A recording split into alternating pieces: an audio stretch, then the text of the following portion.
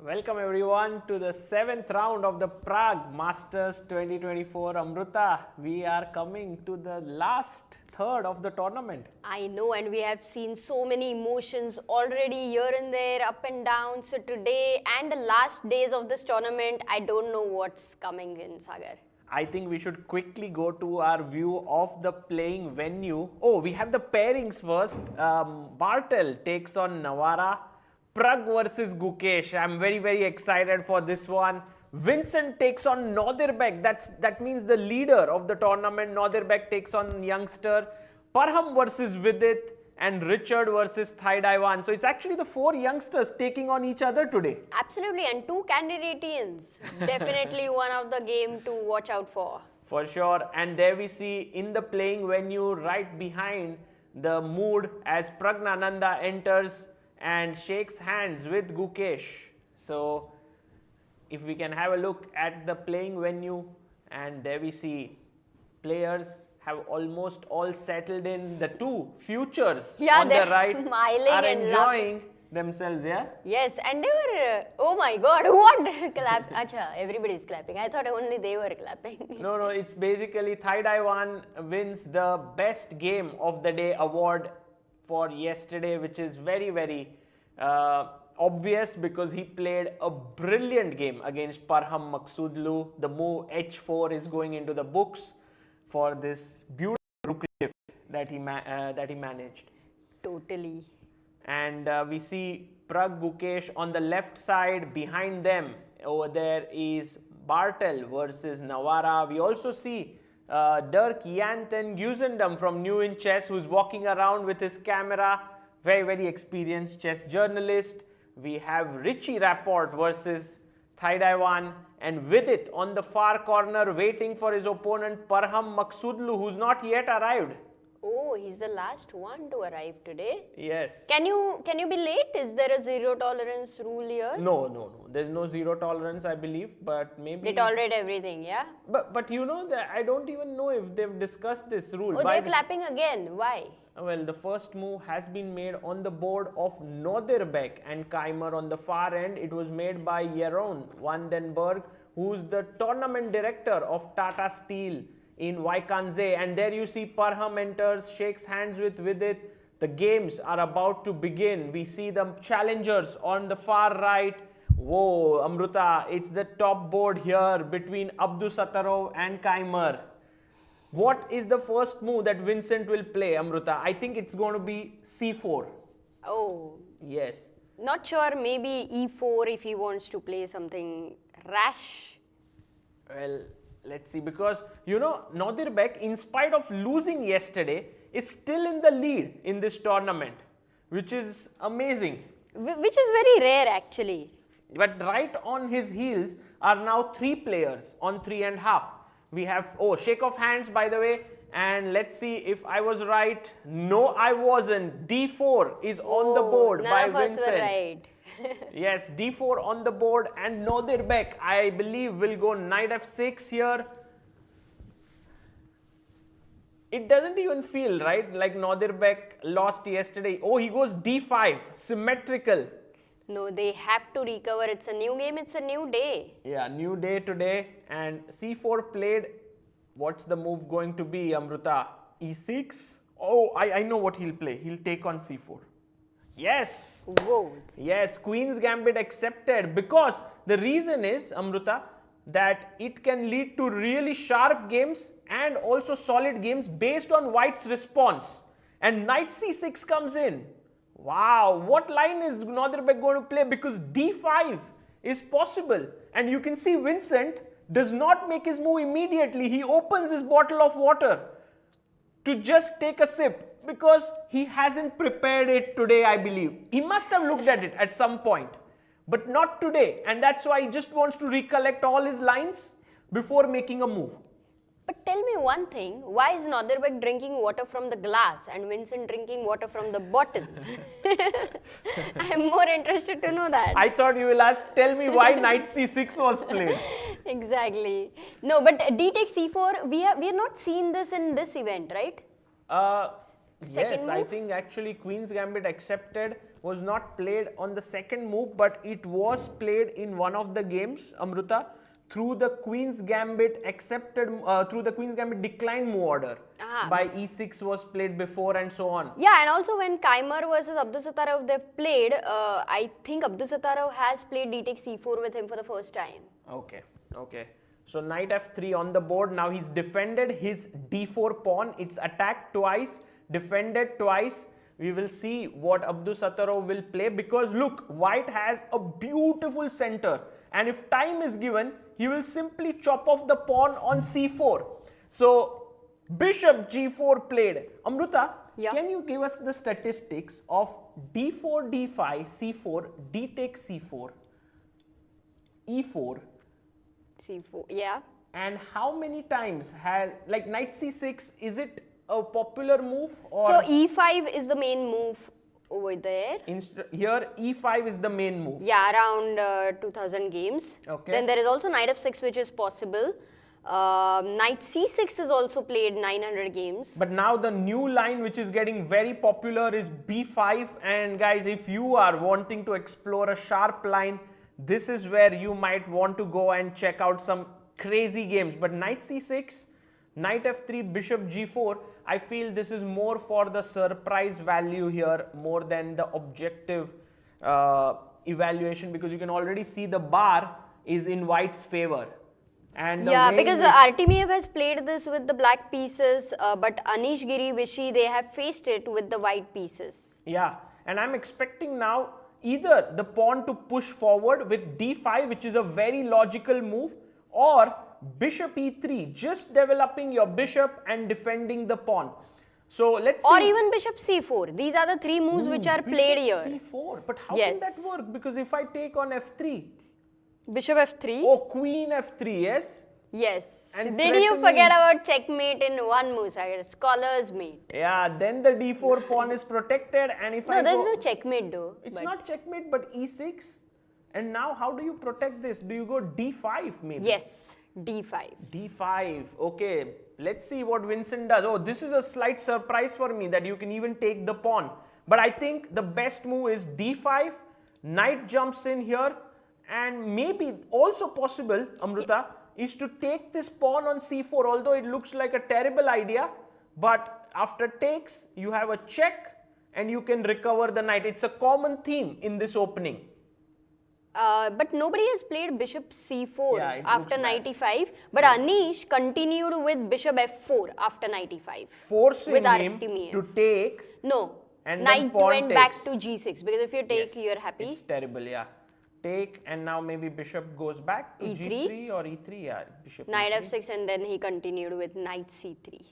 And yes, if you can get this pawn safely, it would be a nice thing for white. But I think black would then maybe hit in the center with e6. e5, yeah. e5.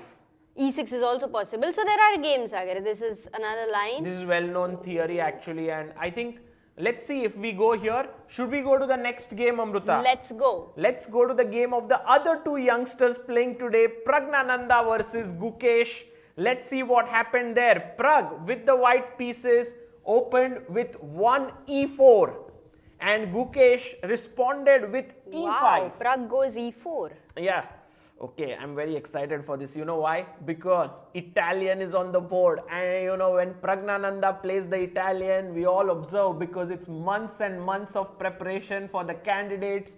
And when Gukesh also responds back, he knows that Pragg will go for the Italian, so he would also come with prep. So this is like a great psychological He's battle. not worried for Pragg's Italian, yeah. Right now, I think Pragg is getting popular for his Italian preparation and the kind of conversions he's making. It's also one way to look at it, that he's very good at it, but the other way is that you know he will play it, so you can prepare something against it. And so that way, Gukesh would have come here with something, knight f6, castles, d6, c3, a6. You can see how this is a very slow, steady game. Rook e1, bishop a7, Pragg goes knight d2, and now Gukesh is thinking. I'm wondering what is he thinking about, because I think he should just castle here, right? Like, see, my thinking in Italian works like this. I'm not a very experienced player, but my thought is the bishop can come to g5. So castling here, let's say instead of bishop a7, if you castle here, then bishop g5 can be slightly irritating. Although now we have seen so many games that I myself I'm not worried to even push my pawns even after castling. Like, I feel that's very much playable, no worries. These sacks don't really work. Vincent Keymer showed it against Praggnanandhaa. But when the opponent puts his knight on d2, now this move is no longer possible. So maybe we just castle. But Gukesh's pause here has been quite long. So I'm not really sure. Yeah, because I think before knight bd2, if you go one move back, yes, a4 and bishop b3 have been the main moves. a4, okay. And bishop b3, yeah. But what he played was knight bd2. Yes, and it can also transpose perhaps. Yeah, Hans Niemann had played this with Praggnanandhaa, by the way. In but in opposite colors. Blitz, yeah. This blitz. Oh, but Amruta, maybe Gukesh is thinking, oh, I understand what he's thinking.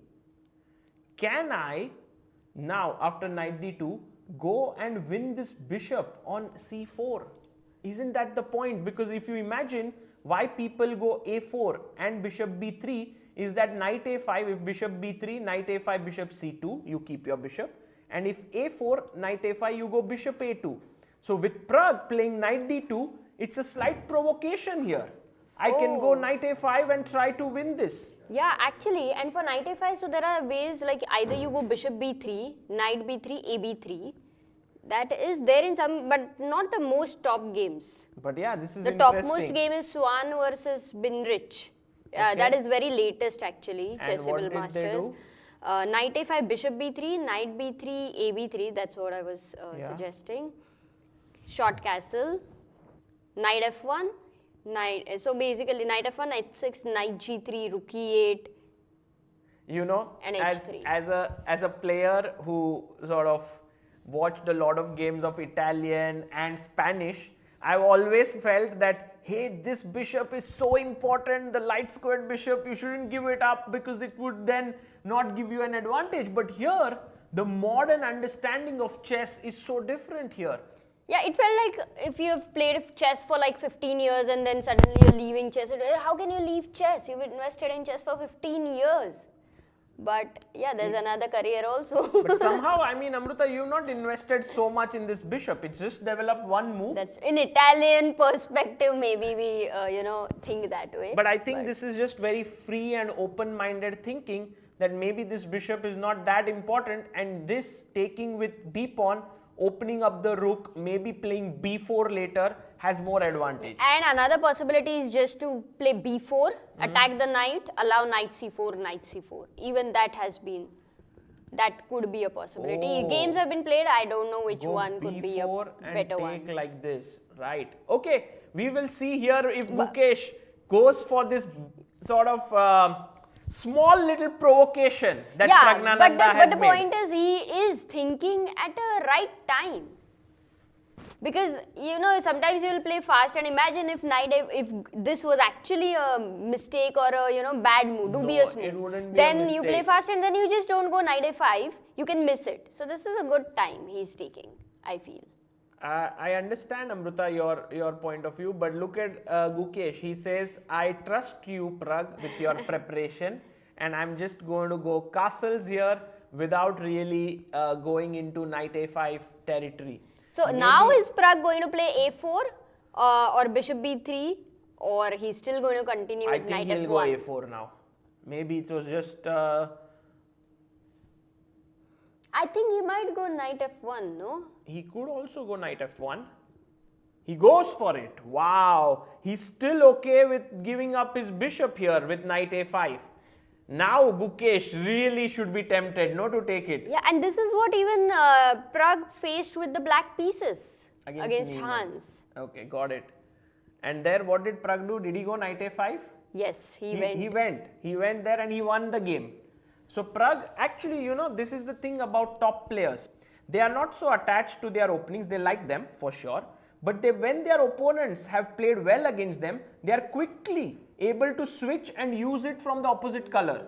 It's also not about the result, like he won with the black pieces, so actually he should not be playing this with the white pieces, right? No, but he must have felt it during the game. Oh, I feel a little bit uncomfortable, or he might have felt this might be a better move, and he has tried it. Let's go to another game. Which one should we go? Let's go to Maksudlu's game. Okay, because yesterday on he lost 3.5 points, half a point behind the leader, and he is facing Vidit Gujrathi. So Parham goes knight f3, d5, g3, knight f6, bishop g2, we have the reti, e6, castles, bishop out. You know, I know how bishop Vidit, g2, what? you know, e6. how Vidit thinks against Parham. Vidit thinks against Parham that this guy will always create a mess on the board. Yeah. I don't need to do anything. I will just do simple development and he will do the rest, and then I will calculate when Parham creates a mess. And he will do the rest, and I won't be able to take rest. He knows that. Vidit knows that. Later on will be the time when you'll have to really calculate, because Parham will put you to test. But this also happened in Vaikanze. Many times aggressive players are somehow against very positional players. It's very hard to beat them even when they attack with their full force. No, that's why Vidit has a huge plus score against players like Maksudlu, Dubov, even Nadirbek for that matter, because he is very good against aggressive players in general. So let's see what happens here. I think the reason why Maksudlu is thinking a bit is because if you put your bishop on b2, black can shut down it with d4, and here there is a slightly offbeat move that white can play. I mean, the normal move is e3 here, which then can be met with knight c6, but there is a slightly offbeat move which is b4, and then what you are doing is you are essentially just attacking the central pawn. If he takes here, you will take this pawn on d4 with a clear advantage. So he has to do something else here, and then b4 is a nice line. I used to play it, Amruta, this move, and that is the reason why black generally goes knight c6 first, and then you take and play d4. And this is again a very theoretical line. You can also here take with the knight, which is more positional in nature, and we will see what Parham chooses at this point, because maybe Vidit is well prepared in all of this. Okay, so this is maybe theory. It's nothing special happening as of now. This is the board position, the live board. We should go to the next one, and this one is Guen, the man of the moment yesterday. Guen Thaidaiwan versus Richard Rapport, and Richard today says, I need to play for a win if I want to win this tournament. Oh, he starts with g3. Yes, g3, little move there, but it doesn't really matter much because he quickly transposes it into reti, knight f3, g6, and c4 on the board. And black now takes the pawn, knight a3, bishop g7, he takes here. I really like how this knight is looking at very nice squares in the center, but black pushes his pawn, grabs some space in the center himself, bishop g2. Very few games actually we have in this kind of a thing. Knight c6 is still played here, but he played c5, right? What is the move? I think knight a3 is not played that often, right? Yeah. I think the move which is played more... No, not knight a3, d takes c4. Actually, for d takes c, somewhere they c4 and 900 games, but bishop g2 is the main. Maybe c, but you know, Amruta, I remember there was a game Magnus Carlsen versus Vishy Anand after d takes c4 here in their first match, first game of the World Championship match. Absolutely right. D takes c4, queen a4 check was given by Magnus. Yes, and I remember watching it on television at home when I was, because it was, the match was broadcasted on TV. No, but were you not in Chennai playing a tournament? Well, I came a little late after 2-3 games. Okay. I was at home, and I remember Vishy getting a very good position here with black pieces, and then repeating and the game ending in a draw. And actually Magnus later said, or I think Vishy said, that was one of the big mistakes he made, because Magnus was not yet into that world championship mode. He was not yet feeling confident, and the fact that Vishy gave him a draw by repetition meant that it was a good result with black pieces, but not good from the world championship perspective. Oh, that's a good point. Yes. Very good point. So some history attached there, but not queen a4, knight a3 by Rapport, and then take here, c5, bishop comes out, knight develops, he plays his pawn to d3. Wait, I lost you. Queen, d takes c4, what did you say? Yeah, knight a3, bishop g7. Okay, I'll find it. Yeah, okay. So bishop g7 and bishop d2 played here by Richard, which is a slightly, how can I say this move? I don't get it to some extent, because you can castle and then determine this position of the bishop later on, because it could go to really any of these squares at the right moment. This one is a bit too much, let's do it this way. But Richard said, I want to decide on the position of the bishop, and maybe he is looking at either bishop c3, which maybe not very likely, but a3 and b4 with rook coming to b1. I think that's what is on his mind, and he just wants a fresh position against Thai Daiwan. Yeah, it's a very fresh position actually. I don't think anyone would have even played bishop d2, because it's just like d3 also not played. Yes, I think it's something which just Rapport said, let's have a fresh game, let's see what's going to happen, we will then decide. No, but in conversion, instead of bishop d2, bishop e3 was played by Mamedero Aronian actually. Yeah. But here he plays bishop d2, and after bishop d2. No, this move is just to get a fresh game. Okay, we'll come here. Let's go to the game of David Navara, who's playing quite a good tournament here. He's already beaten Gukesh. He's also somebody who is defending very well. Yeah. And by the way, today's Bartel and Navara both have beaten Gukesh in this tournament, and Bartel has come with a tie. He's come in a very formal mode today. I thought tie ho gaya, so I was wondering. Yeah, Where is the tiebreaker? He's come with very formal attire. Now he feels very professional after beating Gukesh. Who knows? Yes, David goes for the Sicilian, knight f3, d6, takes. We have the Sicilian Najdorf. Oh, I thought it was classical, but it was Najdorf. Bishop g5, the main line and very theoretical. Knight d7 played. Well, the main move here is queen is e6, played often.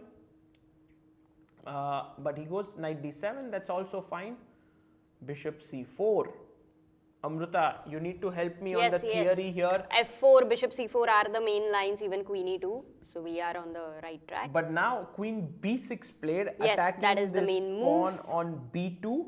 Bishop b3 maybe he played. He drops the bishop back. e6. And queen now d2. What did he play? No, he played a4. Wow. So if I tell you that queen d2 is around 1000 games, castle is played 400 games, bishop takes f6 is played a few games, 250 around, but a4 only around 50 games. Wow. So already Bartel be taking this into sort of some kind of uncharted territory, but what was David's response? Queen a5. Yes, queen a5. He's attacking the g5 because bishop. I think he's also stopping against a5 by white to clamp down the points. But when you have to play queen b6 and queen a5 again. Yeah. Well, in a way, Amruta, you see, white has taken away the option of long castling by pushing his pawn to a4. So I think David thinks it's okay to lose a move. And also now a big threat, as you rightly pointed out, is on the bishop and taking this pawn because of the pin. So queen d2 was played, and now David plays bishop e7. So few games still in bishop e7. We have Tere Sahakian who played with the black pieces. Last year Niels have played this with the white pieces. Okay, so it's played a bit. It's by played top a bit, players. on more like 2500s, more common between 2500. So maybe one of the player is also helped by a 2500 or they're working with.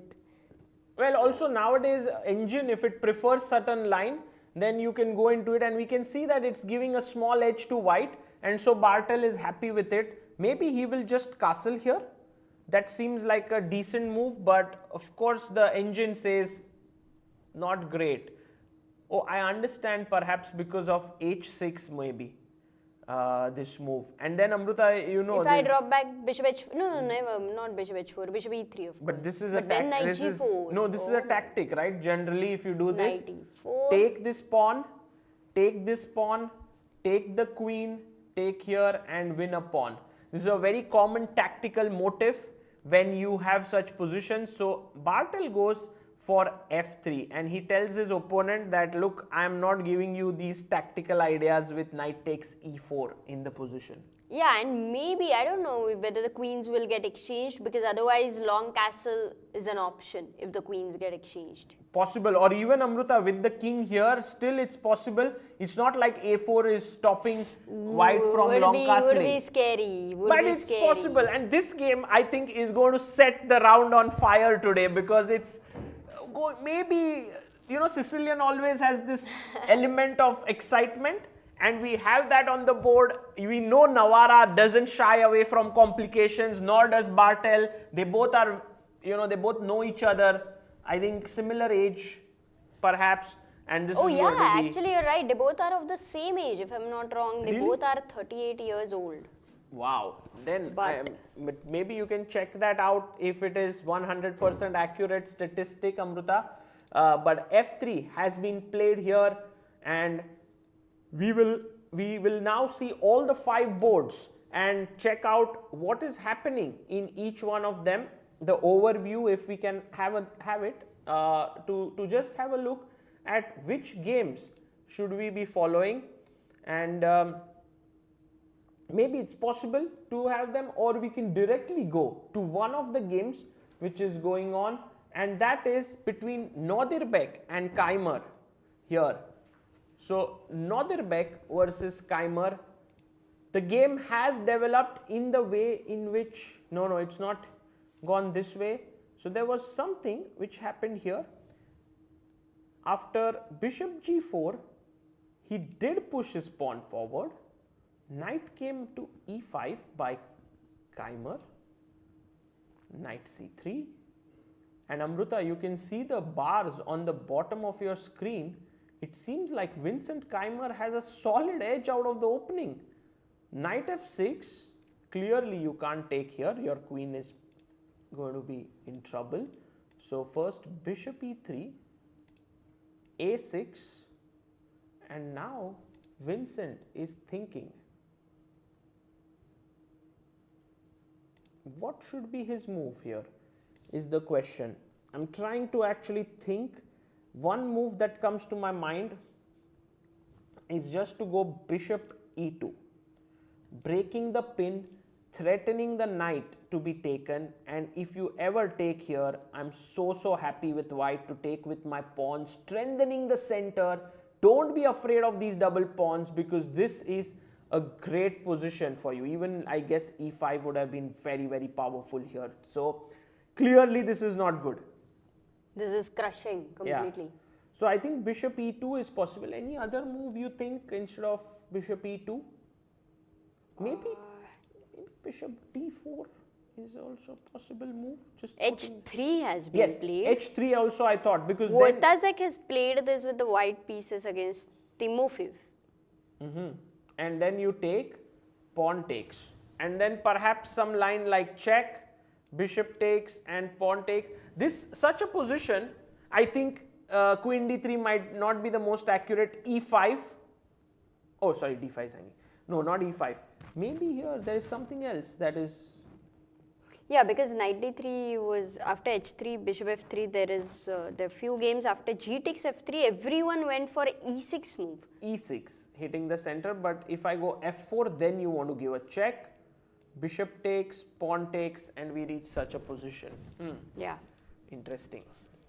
And in that 5 games, the results were 3 white wins and 2 black wins. So but Amruta, don't you think Nodirbek's choice has not been that smart in the opening? Against Vincent, I would say. Because Vincent, now we are seeing he does create, very abruptly he is making some different kind of decisions, like when we don't expect that.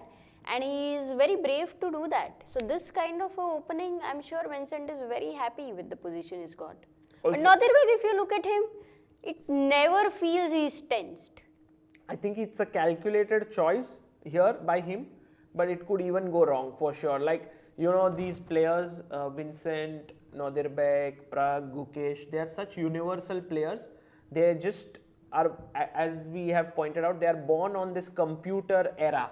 And whenever the engines give a advantage, they just follow that line, and they are not like, oh, I don't like to attack, or oh, this is too positional. It's like, this is best, I will play it. So that's how they think, and right now I'm sure Vincent feels it, that he is slightly better. Maybe bishop e2 will come up. He goes h3. The move, Amruta, which you suggested, is on the board. So maybe Vincent, is he prepared? Like, do you think he also knows this h3, bishop f3, the games he would have seen it? Because I feel he must have. If there are very few games in such a line, you know, for them it is a matter of fraction of second maybe. Could have seen at some point, but maybe he doesn't remember it now. Yeah.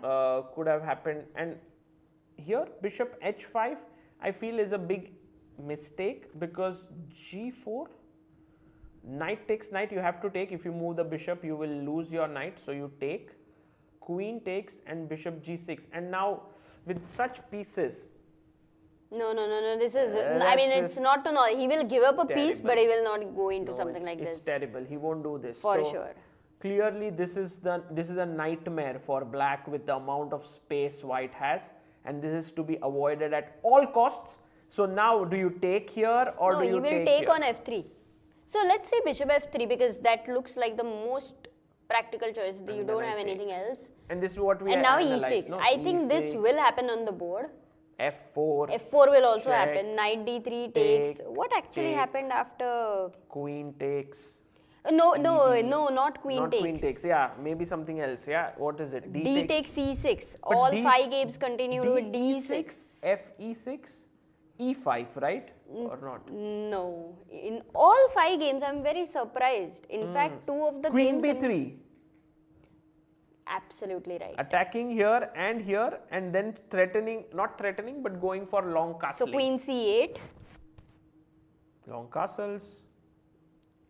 The games Wojtaszek played over here, e5. Makes sense. Knight went to h5. Yeah.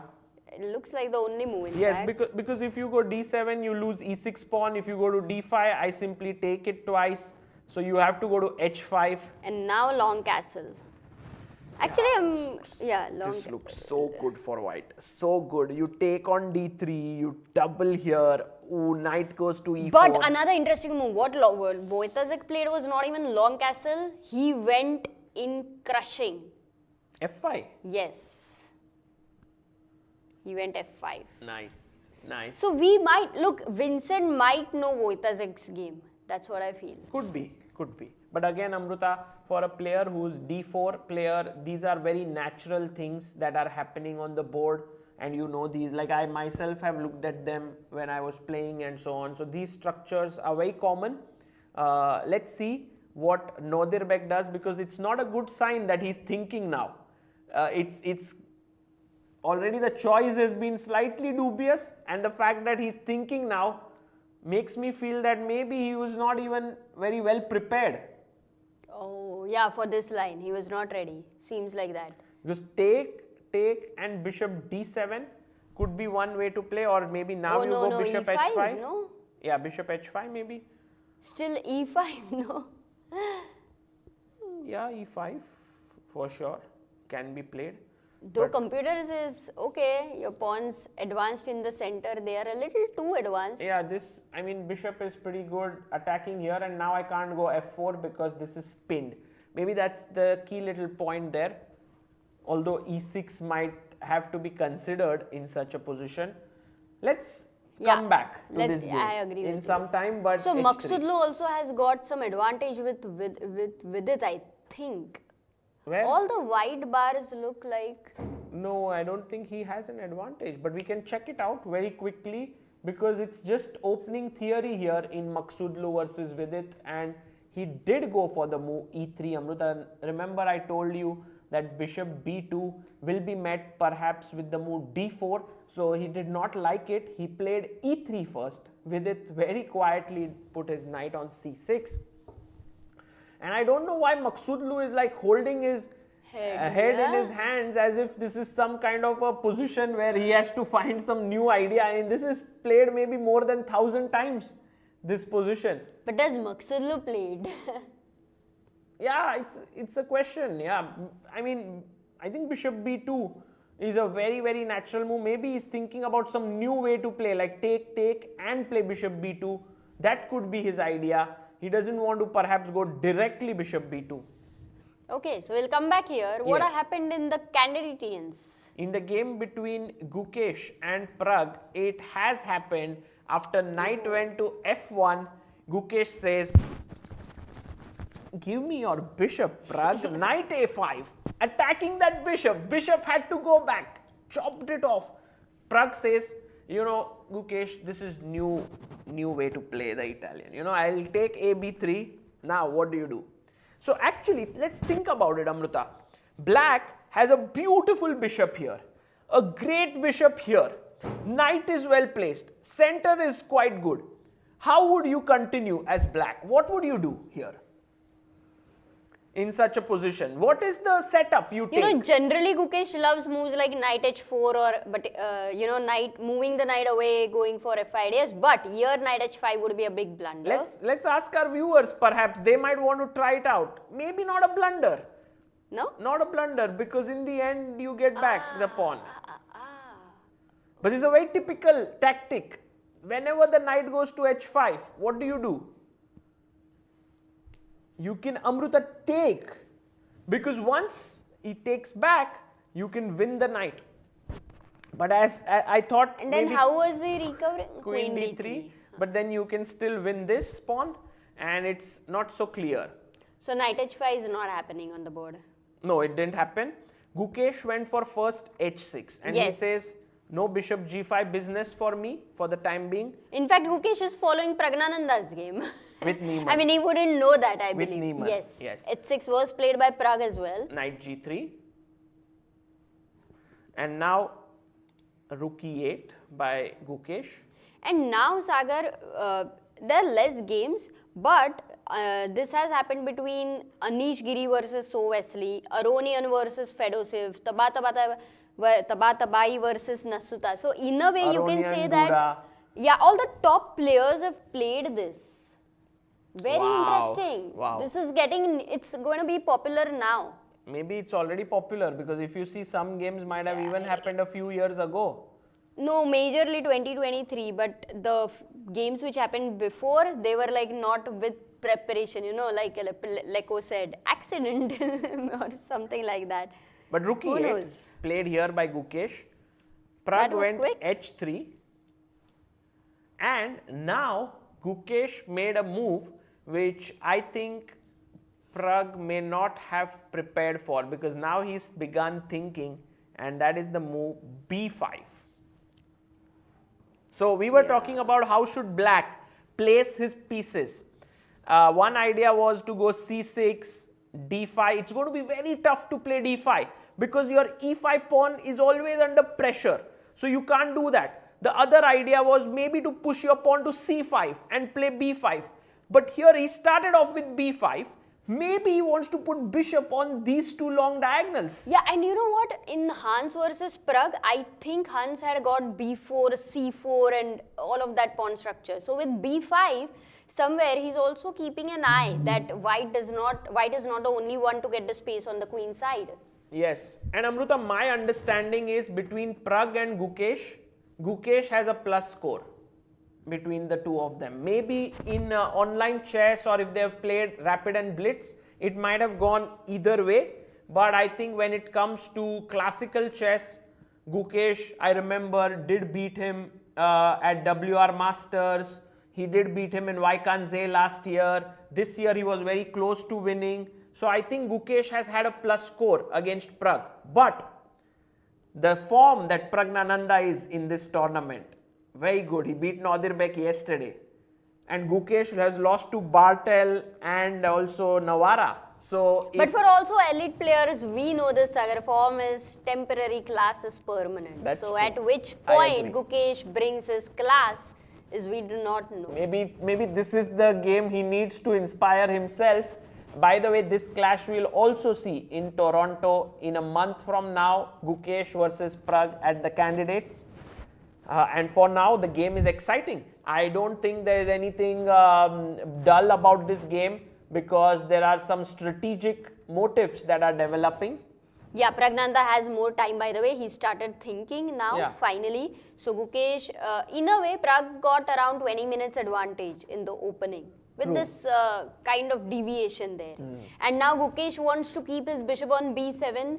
He will develop the queen to d7, which looks more normal. Could be, but Amruta, I'm not sure if sometimes they play queen b8 and queen a7, but here you already have bishop on e7. Yeah, so maybe it's too technical. But I think white shouldn't be going for d4 perhaps. It looks good here. I was just wondering if Pragg can go because his knight is protecting this. So basically black cannot win a pawn. But can I not take on d4? He takes d4? Pawn takes. Because if you take with the c pawn, yes, the doubled pawn, isn't it ugly? It may be, but let's say if you go bishop b7 now to put pressure here, I'm very tempted to actually push the pawn. d5. But e5. Okay, maybe d5. Maybe d5 also looks very tempting. Yes, this might be. So that in the future you exchange the dark square bishops. Let's think about and then put the knight on d4. Yes, d5, bishop e3 could be an idea. There's also a possibility to just go queen d3 and keep this structure intact. You know, I say my central pawns very nice, your bishops looking silly. Could be d5. I'm not very sure right now because it kind of opens up this bishop, also allows me to maybe hit your center with c6. But right on time. e5 also I'm not a big fan of because after you bishop on b7, you lose the pawn on e5, I believe. Yes. Queen d1, rook d1, bishop f3. It doesn't look good. You know, think about it. It's a nice center, but opening up the position for the bishop. Bishops are going to be very happy, right? So, right now we will wait for what Pragg does, but I can surely think that he can go for this d4 break and then say to Gukesh that if you take, I'm going to put my queen here, bishop b7, queen d3, or Amruta, Gukesh might say, hey, I'm not taking and I'm going bishop b7 now, already attacking here. Right. And then Pragg has to decide whether to push the pawn or again go just queen d3. Okay, so d4 is one option with Pragg. I think another so. Maybe might, I don't know if bishop e3 could be another option. Yes. Bishop e3 because when opponent has the bishop pair, trade one of the bishops. Right. And maybe one more option could be b4. b4, yes, I agree. Fixing this weakness on a6 could be a great idea. And if a knight can like maneuver like this, Stenitz would be very happy. Oh, but do you really want to go there? I would say b3, c4, bishop b2, d4, like, you know, slow and steady. For sure, this is just a very famous game of Stenitz where he puts his knight on a5 and then kind of clamps the entire position. But here, it's not that one. It's not that position where you want to do it. But, okay. We will come back to this one. Let's go to the game between Abdusattorov and Keymer have not made any progress. Yeah, with the overview, maybe we can decide. So, maybe time to have an overview. You want to see all the 5 boards, yeah? Let's see if we can get that, all 5 boards and them, so that people can see what is happening in each of the games. I think there we have it. So, first board, we can see Pragg Gukesh. Looks, that's what we discussed right now, looks around even. Navara, Bartel. Ooh. Bartel is white. Bartel, Navara. Bartel, Navara, but Amruta, castle has happened in that game of the Sicilian. So no long castle business happening there. Yeah, with the pawn on a4, it sounds better. Oh, and look at what is happening in Guen, Rapport Guen. It's just that bishop coming there. We'll go to each game. But I think, Amruta, we should go to Navara Bartel, right? Let's go. Sicilian game, which is, we looked at till f3. This game, Bartel versus Navara. And then the knight jumped to c5. Yes, there we have it.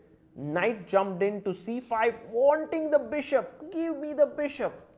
And Bartel says, sorry, I am not Praggnanandhaa. Yeah, it's funny. Yeah? In Italian, Praggnanandhaa doesn't have the light square. It's like on pizza, you don't have margherita. You know, it's a margherita pizza, but you don't have the cheese. Oh, you mean without without the bishop on b3, there is no cheese, huh? No. That's how it will feel. But then maybe it's another type of pizza. Yes, there is this marinara pizza without cheese. Oh my God, I don't know. You have never eaten, yes? No. Yes. When have you eaten? At least not in the 10 years. Eaten, but we should try it someday, Amruta. It might be good for our health. How did you get to know about that? No, it's well known. It's well known. Bishop d7 played, attacking the a4 pawn here. But of course, that pawn is so much fraught with danger to take because the rook is looking there. So Bartel castles. And now Navara is thinking, what next? Because my most natural move here is to castle. Right. But suddenly, the engine says, that is terrible. Oh, Sagar, you should. white to play. But what's the move, Amruta? Do you see it? Do you see the combination entirely? Combination. You see it? No. But when you love the move, it's already, you will go deeper in that, but you know it, that's the move. Okay. No? You think, Amruta, you're reading my mind and you're too cryptic today. I don't understand you so well, but I get it. I understand that you saw the first move. Thing. Okay, maybe if any of you want to try it out, white to play, what would you play here? It's a typical tactic when the two queens are standing off against each other on d2 and a5. It happens in the dragon, it happens in many other openings, but especially in the Sicilian. You want to give it a go, Amruta? Yes, b4. b4? Queen takes? Knight d5. But why not directly? Oh, no, that is blunder because knight d5 and it's... You actually did... You made black take and defend his queen. So actually you brought the queen to a better square. Yes. So let's go directly knight d5. Now if you take this in I got greedy to win the piece. I was like, first I saw knight d5 and I was like, come on, obvious. Then he said, Amruta. Okay, maybe b4, but queen d8, of just course, take on a7. Of course you can't take here, Amruta, because instead of taking, I go first and intermezzo check. And that's why it was important to castle, to bring your king to g1 so that there is no check. King goes back and now I take and I am better as white. But if you decide to go queen d8, as rightly pointed out, to avoid the piece loss, at the very least I can do this and oof. The dark square bishop, the soul of this Sicilian. Yes, black is in a terrible mess there. So Navara can't take, Navara can't castle. Wow. So then basically he goes maybe queen b4 directly. Do you want to go that? Maybe rook c8 I thought. Just putting the rook on a good square, semi-open file. Always useful. Useful. You can even question the bishop here by asking h6. Also useful. But so hey, many useful how moves. is queen b4? It looks scary, you know. Queen b4. What are your threats? You want to win this pawn? Oh no, come on. I'm not even looking at the pawn. Then why you are coming there? Because I don't want a tactic of knight d5. Oh, okay. So you want to castle now.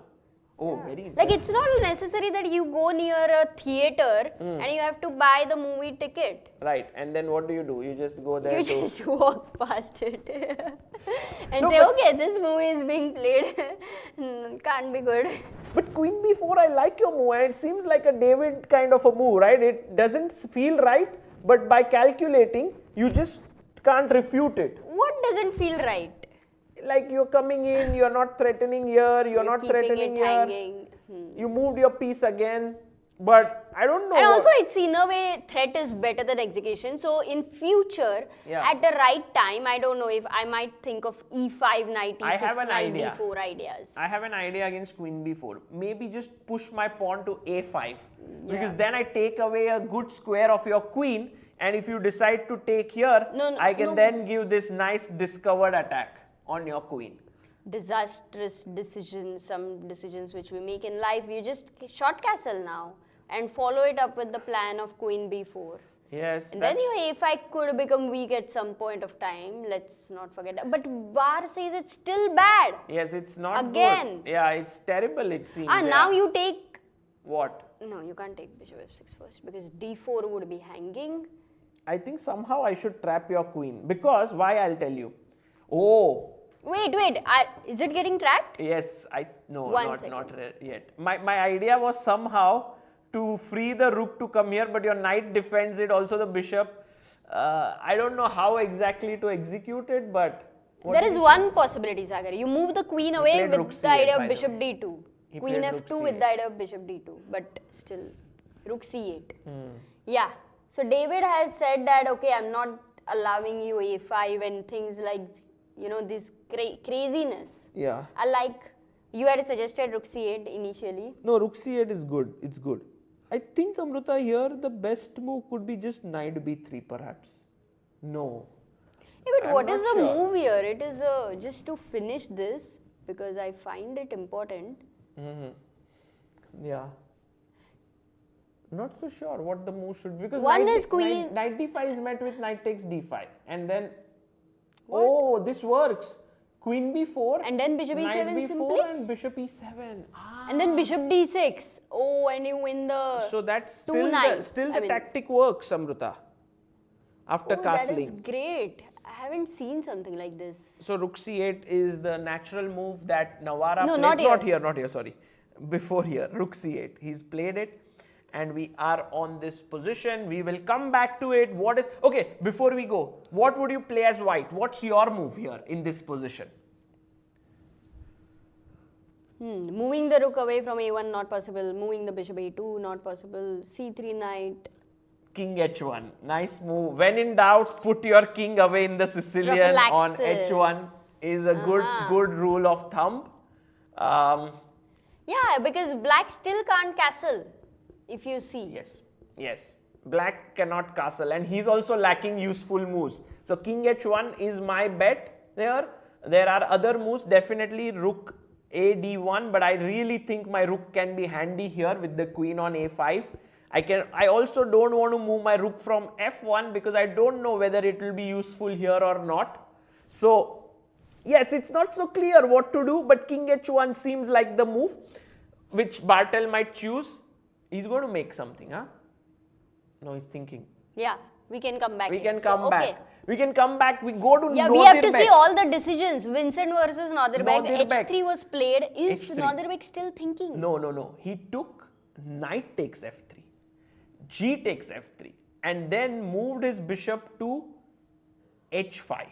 And this is the live board. So Nodirbek tells Vincent, I am going for this position. You can see Maksudlu standing there also feeling, something doesn't feel right.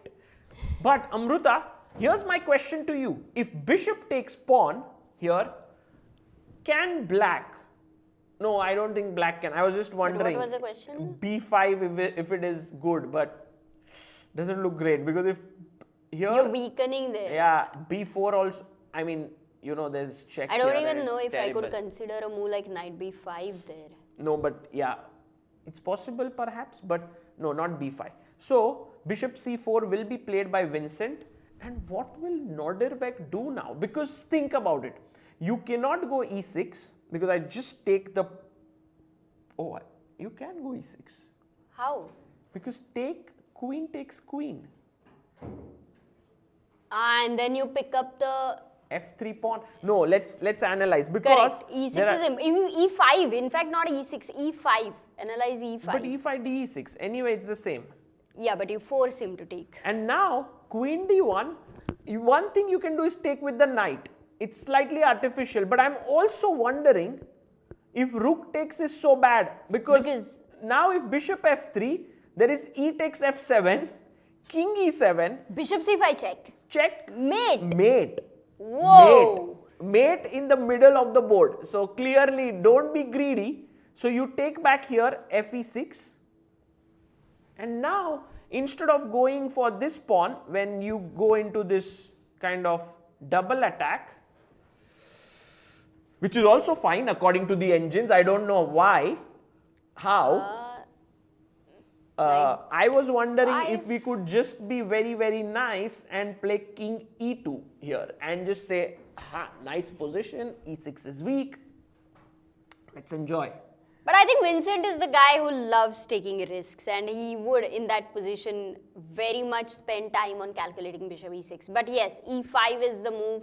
E5 for sure Naderbek will calculate. Is there any better option? Here, the only reason why Vincent is not taking the pawn and is thinking is because he is calculating e5. And Amruta, we looked at it after knight d7. This pawn is attacked. You can't push f4. So you are looking at e6 move. It's very tempting, completely. But no, don't be tempted, Vincent. Just play bishop c4 and have a nice position. You know, it's a nice one. But this bishop but here... E5 is like a cake in front of you, yeah?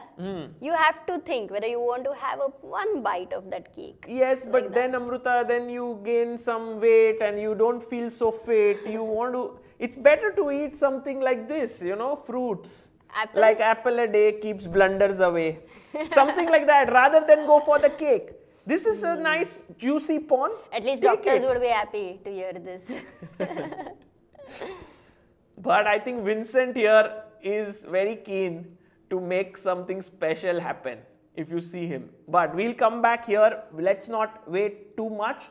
Let's go to the game between Parham Maqsoodlu and Vidit, where we do have some progress made. After knight c6, Parham went bishop b2. And then came the move d4. Vidit says to Parham, hey look, your bishop is now closed. And I think Vidit has played this even in World Cup such structures. He's good at it. No, he knows these things. This is known as the reversed Benoni setup, because if you think about it, Amruta, this... Benoni? Yes, Benoni. I know Zanoni. Who is Zanoni? In Vienna, it's an ice cream chain. It's amazing. It's like you have not had your lunch today. Yeah? You're all the time talking about food. No, you brought the apple in the picture, Sagar. Apple and blunders and all that. By the way, highly recommended Zanoni ice cream in Vienna if you are. They are not sponsoring this event. They are not sponsoring. We liked it when we went there. But also highly recommended in Prague is to eat the chimney. What is it called? Chimney cone or something? No? Not recommended. Tunnel. Well, we have our producer G who's from Prague who says, not chimney. But well, I like it a lot. That's nice. That's amazing. Before we go to India, we should have it once. We've come to Prague after 9 years and we don't know when we'll come last time again. We ate, it was just chocolate sauce and we ate it, right? Now we need to add it with strawberries and some cream and all of that. Yes, I hope you don't want to take a break right now. So. Oh, if you're tempting me. Take a tram. All the trams go to the city center and quickly have but it. But here in the center, look at this center, Sagar. Maqsoodlu says, I'm actually controlling He's all the city bringing his rook like a tram to the city center. This rook goes to e5. This knight goes to e5. The bishop is currently not operational but could go to e5. And so, Vidit may want to go e5 at some point, but he doesn't have enough control over that square. So he quietly controls it with rook e8. Rook e8. I would never think of this move. Why not? With the pawn on e6, bishop on e7. No, because you want to play bishop out here or here and push your pawn forward. Wow. Very calm. This is definitely very calm. Is it common? Yes, to go very rook common. e8? Very common. Rook d3 played.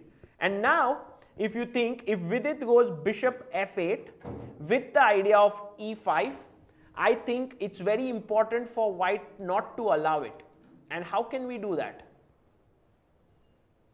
How can we stop e5 in this position for black? Because if black gets e5, imagine Amruta, you play h3, okay, and I get e5. Already your bishop looks pretty bad. Yes, you have an option to trade it with bishop a3, which might be a nice thing to do once you are facing. No, but black is happy. The center pawns are on dark square and dark square bishop is getting exchanged. But are you serious that white has a move which can stop e5? Yes. Wow, I'm not yet finding it. But maybe it's, I don't know if it's good or not. But you know what I would do? And this is my thing. If you go knight e5, which is the move which I wanted to make, takes, rook takes. I have stopped like completely with my piece. Cemento as but it's not cemento. The reason why it's not cemento is because I go bishop d6, hit your rook, and your rook goes back, and I go e5, and suddenly it's very cool position. Okay, but now comes the little thing here, and this is what you should do. Wait. Okay, one try, Sagar. Let me try once. d4, anything related with pin? No. You do the same thing. You do the same thing, but you first insert a3. Okay. But then how you are stopping e5? Yeah, I want to play b4 exactly. e5, b4, I maybe got some space. So generally black will go a5 and stop it. But then I go knight e5, takes, bishop d6, and my rook now goes to this beautiful square which earlier you could just kick it away with a6. So maybe some ideas where you provoke a5, now b7 is under some pressure and e5 is not so easy to play right now. Rook on h1 would not have imagined it's gonna reach b5. Yes. It's just like how, you know, Amruta, you never thought that you would be commentating in this Prague, and also I never thought about it. It happens because sometimes you just start small, you go rook e1, you go rook e5, you go rook e5, it's cool. Oh, nice. Okay, so for a3, I would still say that black should go e5 then. Maybe, but let's see what Parham Maksudlu plays here. Time-wise, Param has 1 hour 2 minutes, Vidit has 1 hour 10 minutes. It's Vidit's move. We will actually come back here. This is the live board position. Rook e8 and d3 have been played. Vidit is thinking quite a bit now. We will go to the game between Richard Rapport and Thai-Dai-Wan, because there we are seeing a very slow positional game developing. Bishop d2 happened, black castled, white played bishop c3, bishop went to e6, he castles, rook c8, and pawn comes up to a3. Suddenly this position, I mean, we don't look at the bar as such because it shows slight advantage to black. Initiative, yeah, quite slight, that is. But, you know, I really like such positions for black. The reason being, you put your pawn on b6, it's a nice chain. Oh, I was thinking of b5 right now. Could be. But I was just thinking of very solid. The knight can jump to d4 at any point because it's a nice little square for it. If I get the chance, I would love queen d7 and bishop h3, trading your strong bishop here on g2. So I like black's position overall. I mean, it's not bad. It's almost very similar to reverse Sicilian, except for the pawn on e7 instead of e5. Kind of. Like the structure. Yeah. Okay, but b6 now maybe it seems like a natural move for me. But as you said, b5, I might be a little apprehensive, but... No, next move b4 I might plan, but e7 is getting weak. So I have to be careful. No. b5 is a little bit more ambitious, b6 is more solid. It's a different approach. It's just the way you are. Yeah, Amruta, you're very direct in all senses, and here also b5 you want to play. It's just a question, yeah. You want to go to the city center walking, or you want to take a tram, that kind of a thing. So b5 is a tram. Yeah. b6 is like I'm going on my foot, yes, slowly and steadily. Possible. I just think it's very solid. Let's see what Thai-Dai-Wan wants to do. Because the only reason why I don't think queen d7 is that great is because the knight can jump and attack the queen. That's the only reason why I'm not very much for it. Otherwise, it would have been a nice square where my rook comes in and so on. Okay, we will see what Thai 1 does. It's a nice position for him here. He can do many different things, but Richard also wants such positions, you know, fresh from the oven, nothing, no theory. Then we go to the game of Navara and Bartel hasn't made his move. Come on, Bartel. As you said, yeah, it's a difficult decision whether to move the rook from a1, not, whether to go king h1, whether to move the f1 rook, because you have so many plans, but every plan needs a specific thing, like that way. I agree. So also, but I also want to have a quick check with the decision where Pragg versus Gukesh. In that game, I believe your move is on the board, Amruta. B4. It's not my move. Played. You know, while showing you openings, I was seeing a lot of games on the side. So there were some kind of such ideas. Yes. If we can have them on the screen, B4 has been played, and now the idea here, as pointed some time ago, is that this pawn has become slightly weak, and Gukesh plays bishop B7. Here, bishop goes to B7. How much time he has? 1 hour 3 minutes, yes. And Pragg is on 1 hour 9 minutes. Not a major time gap from the opening between the two candidates. That's important. Every time you say like it, I feel you know, that kind of a thing. But Amruta, now with bishop B7, D4 is not possible anymore, because then there are 1, 2 and 3 attackers here and only 2 defenders. So clearly D4 is not on Pragg's mind. I think on Pragg's mind is the simple move bishop E3. And when you take, he wants to take back with the pawn and just... With the rook. With the rook. And just claim that this pawn is slightly weak. I will try and put pressure on it somehow, which, I mean, the bishop is very quietly defending it. So he would prefer here, if you now see, this knight on G3 versus the bishop on B7. Yes. And now we kind of come to the sense that why does white give up the bishop on B3? It's not about what's going outside the board. It's what remains on the board that is more important, and what remains, as you rightly pointed out, Amruta, right now, is in such a position, this bishop on B7, which doesn't have too many active possibilities, because D5, very difficult to execute because of the pressure on E5, and the knight is slightly better than that bishop. Wow. Italian is like now changing its course completely. It was always like this. No, you were not giving the light square bishop, really right. Not. Yes. No, modern theory of course keeps evolving. If you make the move in preparation, knight D2 here, and so this is how the modern players prepare. This is the position, and then they have like 5-6 lines going with maybe stockfish or some good engine, and then it shows knight BD2, and they're like, oh, knight BD2. No one has played much before. Oh, knight A5, but I lose my bishop. So in the olden days... How is it working? That's what they'll be curious about to know, and they try it. And in the olden days, these experienced GMs would be like, I would never give up my bishop. But now, it's like, if the engine is okay with it, we can play it. Yeah, exactly. I mean, even if you tell it to Bobby Fischer, you'll be like, come on, there is no question, there is no doubt about it. Don't even tell me what. Because he loved his light squared bishop. He would never part away with it so easily, yeah, because there are some amazing games by him, and he used to play the Rui Lopez, where the bishop did some brilliant work. But you see, I would be amazed if in some lines of Sicilian where dark square bishop is very important, and then the engine says, okay, give it away. Yes, it will happen. I might be heartbroken because I love the dark square bishop so much. It's also some form of detachment, Amruta. Like present day youngsters are detached from all sorts of dogmas. Yeah, like this is what works. I love this knights, or work. I love bishops, or I love it's this. Just whatever what works, we'll do it. So very flexible in that sense.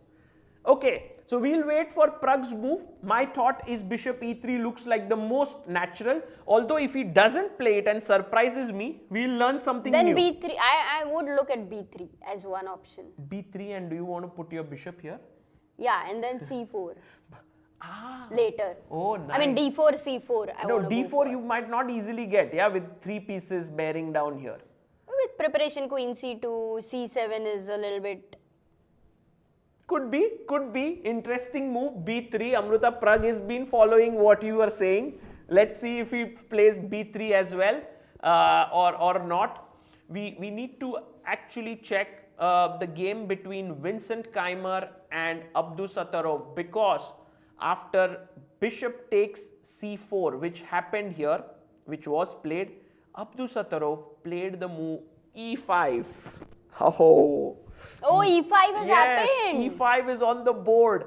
And now, is it time for en passant or not, is the question. Because if we don't do en passant, black is going to go bishop d6, castles, and don't worry about this open g file. It's not so dangerous. Bishop can always sit here. I mean, it could be dangerous, but bishop d6, castle. But if we want to take advantage of it, let's analyze. Take. Yeah, Vincent is going to take on e6. Yeah. Like I bet on it. That's how, yesterday he sacrificed a queen. True. But that was a defensive sort of a setup he wanted. But that it wasn't needed at all in that situation. I agree. So take, and now fe, and fe or bishop f3. These two moves I think he would be considering. Bishop f3 was mate, right? Bishop f3 was a blunder. And mate here with bishop c5. So not that. fe6 is the only move. And now here you had mentioned king e2, right? If I'm not yes, wrong. king e2 is like very solid move, but even bishop e6 is this I don't understand yet as to why it's still okay for white. In fact, it even shows that white is doing very well, because here you are losing an exchange.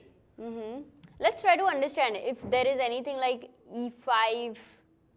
Firstly, what if I go e5?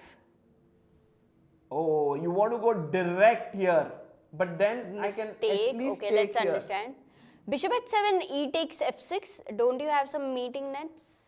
Maybe not, Amruta. Maybe not, because now if I take here, I think black is doing fine.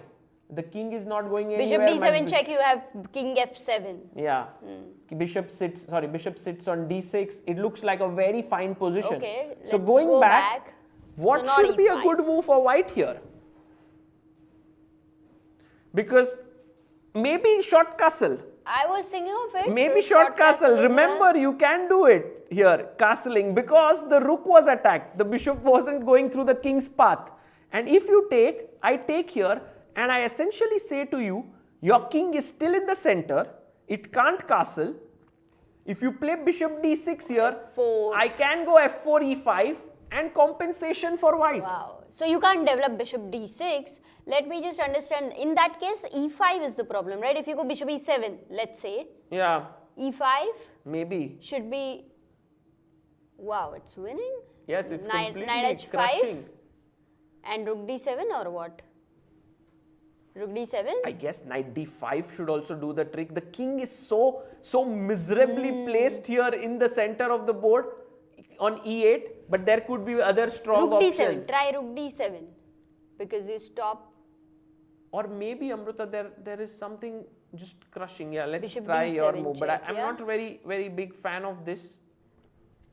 It worked. Yes, rook d7 is the Sagar, nice you move. have to trust me. Yes, yes. No, in Not you always. we trust, Amruta. In you we trust today. You seem to have come in a very good mode today. Praggnanandhaa is playing your moves. Rook d7 is working. That game I would say that opening I learned on the go, but I would like to try that when I play next time. Okay. So rook d7 is nice, but this is a epic that you can give the exchange sacrifice, you can short castle and it should be... And this bishop, Amruta, what a bishop this is.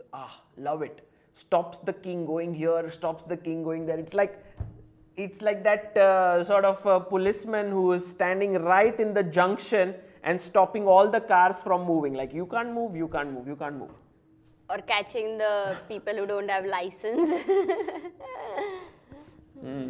Okay, So Vincent clearly calculating all of this, what we are discussing. He is at this moment, can he do en passant? Will he do en passant or not is the question. Then again, he may not want to do en passant and just drop his bishop back to e2. But then as we discussed, black has a very easy way to develop. He could even think about perhaps long castle. Actually, if you see Norderbeck, for the first time I feel that he is not happy with his position. Really? Yeah, he's intensely into it, but What he is worried. sort of gives it away, Amruta? What on his face or his body language for you makes you feel he is under pressure? Some killer instinct you see is not like usual. You see he's a little bit looking at him. He's right now worried. He's not normal like every day. Okay. I trust you. It's the Now safest thing to say, yes, I trust you on that. For Vincent me, has to play d6, and how many times Vincent also looking at Norderbeck? yes, look at Vincent, how he's calculating, he's looking here. What I think, players look at the board, they look at the lines, and when they look away, they're kind of assessing that position. That, 4 moves down the line, this happens, then can black have some counterplay? No. Okay, shift the line. So maybe it's that way, like Vincent, when he looks away, he's just trying to assess if that position works. We'll come back to this and see if Vincent But look plays at Vincent, he's moving the pawn in his hand. And I wonder, Sagar, how come other than Boris Gelfand, nobody, after so many years, still has got that speed to flip the piece? It's amazing what Boris is a legend in that. He can actually flip his queen so fast. While I have seen players do it with the pawns, they are good. Like Vincent is pretty good at flipping pawns. But give him a queen, he won't learn it. We should have a world championship of flipping the pieces. We should learn it from Boris, because Boris Gelfand is a great trainer for chess, we know. But I don't think he's ever taught how to flip pieces. Yeah, no, he will tell how not to flip pieces if he gets a chance. Yeah. Okay, let's go. I think Vidit's game against Maksudlu, if you remember, we were discussing here about this move bishop f8 to play e5. That was what we had in mind, that once you get your pawn on this square, the bishop becomes kind of passive. Vidit does it in a more active way. He attacks the rook directly. Oh yeah, actually looks nice. What's the problem? The only issue I see with it is that after I play, let's say, rook e2. No, knight bd2 I thought, with the idea of a3 and b4. I also like knight bd2, develops a piece, but I was just wondering if e5. a3, and if you go back, then I have b4. But if I take on d2, I think you take back with the knight maybe, no? Then your knight comes later to e4. Or maybe you take with the queen. And then you have the bishop pair, the threat is b4, you can stop it with a5, but I think this is looking good for the white. Double bishop looks good for white, for sure. You need the bishop at some point, the center, no matter, it's not the fixed closed but Amruta, one. You're getting b4 anyway, regardless, and maybe that's what gives it like a very nice edge to white. And next move, b5, putting pressure here, nice, like it. So bishop b4 may be a very slight inaccuracy, can we say that? Not really, I don't think so, because bishop b4, if knight d2, how about we go a5 and then you play a3 and then I go back bishop f8. Could be also a way to play. But then as we discussed, knight e5. White is happy now, knight e5, rook e5, rook b5. Yes. But if Maksudlu doesn't like his rook on b5, then I'm not sure. It's the assessment of whether the rook on b5 is good or not, bishop d7 and some ideas later, whether the rook can get trapped. There can be ghosts you can see. You can't play bishop d7 easily because there is so much pressure here. So we'll come back and see if Maksudlu and Vidit go down this route, but clearly knight d2 seems like the move. But Amruta, when Maksudlu is presented with a normal move to make, he generally prefers to make something which complicates the game. He likes this style. He always prefers something like rook e2 here, and we will see if he also plays it here or not. Okay. What about Bartel? Bartel versus David Navarra. He did not play king h1. I wanted king h1 here to be But tucked I in. like rook e1 because I e1. was looking at it at some point of time. I don't know if black delays short castle, the ideas of knight d5 sacrifice, moving the queen away. Yes. They're all in the line as well. Clearly you can't castle. This is terrible because of this tactic which we've been discussing for quite some time. Again and again and again. And so if you look at it, Amruta, the moves are not too many. Although there are so many pieces on the board, sometimes you don't have that many options. h6? h6, I think he'll do it because that looks like the most natural move to play here. And maybe you come back bishop e3 or even I keep if you go this back bishop e3, then what's the rook doing on e1? It feels like that. Bishop h4 is a bad move. That's what move. the comp says. Maybe we can ask our viewers here, why is this a terrible move? Oh, is that happening? Is that tactic happening? Yeah, you can just shout out. If you want to try it, just you can. Knight e4? Yes, fantastic job. Knight e4, attacking the queen here. So you need And to do disco something. from bishop Pawn e7. takes to and just h4. winning this a free pawn there to be taken. So not Yeah, good. Not good bishop h4 and not, I think Amruta, not good to give this up your dark squared bishop. No, not So here. clearly the only move is bishop e3. But then again David would think to himself, if I do this and later I castle, I have to be worried about a sacrifice coming on h6. Really? I mean- because there are no pieces. Not now, but that would be on his mind. So should he take this responsibility of pushing his pawn More on than h6 that, or not? even g4, g5. Yes. The only problem is your king is on g1, but But why in not? Sicilian, it's always a plan. You can, at you some can. point. Just attack. Let's see now if Navara goes. Hey, for- but one more thing. If you go back to e3, then Yeah. maybe I have revived the idea of queen b4 at some point. You really want this to work, right? At some point. You want to just put your queen in such a precarious situation there where it could get trapped at any point. It's just like pressure, it's I know. just like how a boss will micromanage and, sometimes bring the best out of you. The queen is like putting so much pressure on the white position but actually threatening nothing, right? Because the moment you take here, I go rook b1 and I trap your queen. Yeah, the queen is in the moment. Enjoy. Just being there, just waiting. Yeah, I think queen b4 will come at some point, Amruta. But right now we are waiting for David Navara's next move. And clearly h6 seems like the move he will play. Meanwhile, Gukesh and Praggnanandhaa's game did move forward after bishop b7. We saw knight h2 by Pragg. Whoa, we Not didn't bishop consider e3. this maneuver, but it looks very cool. Why? Knight h2. What is the Because- idea according to you? Do you want to go knight g4? Take, queen takes, bring the bishop and knight to attack, huh? No, I didn't think of anything. You explained it. It's No, nice. no, I'm not explaining. I just think knight h2, that seems like the idea, to bring your knight up. Because knight h4 was never coming. At some point, I don't know if you have time for king h1, f4, but now you have the rook on e1, there is this bishop on a7.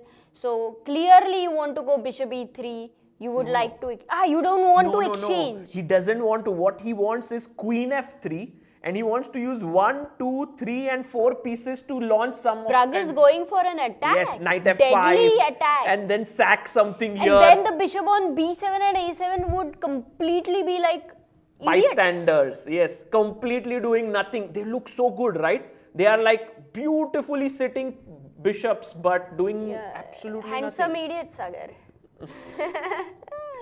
No, but the bishops are not doing much here. So d5, Gukesh says, look Pragg, if you are not going to put the pressure on the center, I'm going to open it up. And I think a very logical move there with d5, because then your bishops open up. But Pragg says, Gukesh, I'm going for the attack still. If you take here, I'll just take back with my pawn. 1, 2, 3, 4, I'm still attacking. And Gukesh says, okay, I go rook e6. And Amruta, one gets the sense that Pragg is slightly getting the initiative here. For sure. I mean, even if the bar says it's almost equal or unclear, same time for both of them, 58 minutes each, amazing time management by both. but there is pressure, clear pressure on Gukesh. Yes. You can feel it. I feel that. What would be the move that would come to your mind here as white? Now I think we don't no longer want to go bishop e3. No follow-up with the plan which you had mentioned earlier, knight g4, because now with the rook on e6 it changes. I feel, yes, the problem is the bishop is looking here, and if the rook comes here, I might lose the pawn. So let's say knight g4. But if after knight g4, can you not take with the queen? Yes, you have to. Because if you take here, this might be not a blunder, but it's definitely some pressure that... Wow, but one second, why is knight the bar... f5. Knight f5, g6, knight h6 check. Or not even knight h6. We can think what should be the move here. Because this one already looks like terrible. You know, I have like bishop h6, gf5, g5. Yes, I think so. This could be one potential idea. No, but g5. Let's go knight h6, check, king g7, and now what? Because now if I move my queen, you are going to chop this pawn and win this. So I need to be careful.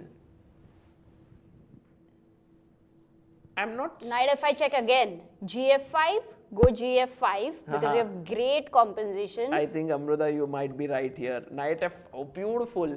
Check here, give up your knight, and maybe we take with the g or e pawn. That's a good question. question. E pawn makes sense. No, you open up your rook. Hanji. Yes, G. And then g5, wow, rook e5. This is amazing. This is devastating for black. So looks like some kind of your idea knight g4 might not be that silly. Yeah, you can play knight g4 here. Also another idea I was thinking is, why don't we simply plonk our knight in the center like on f5, because then you can never kick it away with g6. h6 is hanging. This also he just goes knight f5 as you said it. He played it. So but what is the play? Gukesh, look, the bar says this is still fine. Yeah. It's unclear if black keeps finding the accurate moves. Maybe queen f8, a Karpov-like move. Queen f8. But d5 would be hanging. First take on e4. No, d5 is not hanging. It's defended twice. So queen f8 I don't like, but you have no threat by the way right now. You are not threatening to take here. Or are you? Oh, you are. You are threatening G6. Bishop h6, g h6, queen g3 check, queen g7. Isn't that a big threat? Okay. Bishop h6, g h6, queen g3. Yeah. Of course. Oh my god, it's finished, no? I don't know if it's a mate, but that does look like a deadly threat. No, even queen g3 directly, it's over. Even directly this is a deadly idea. So Pragg has come in with his knight and now threatening. What should black do?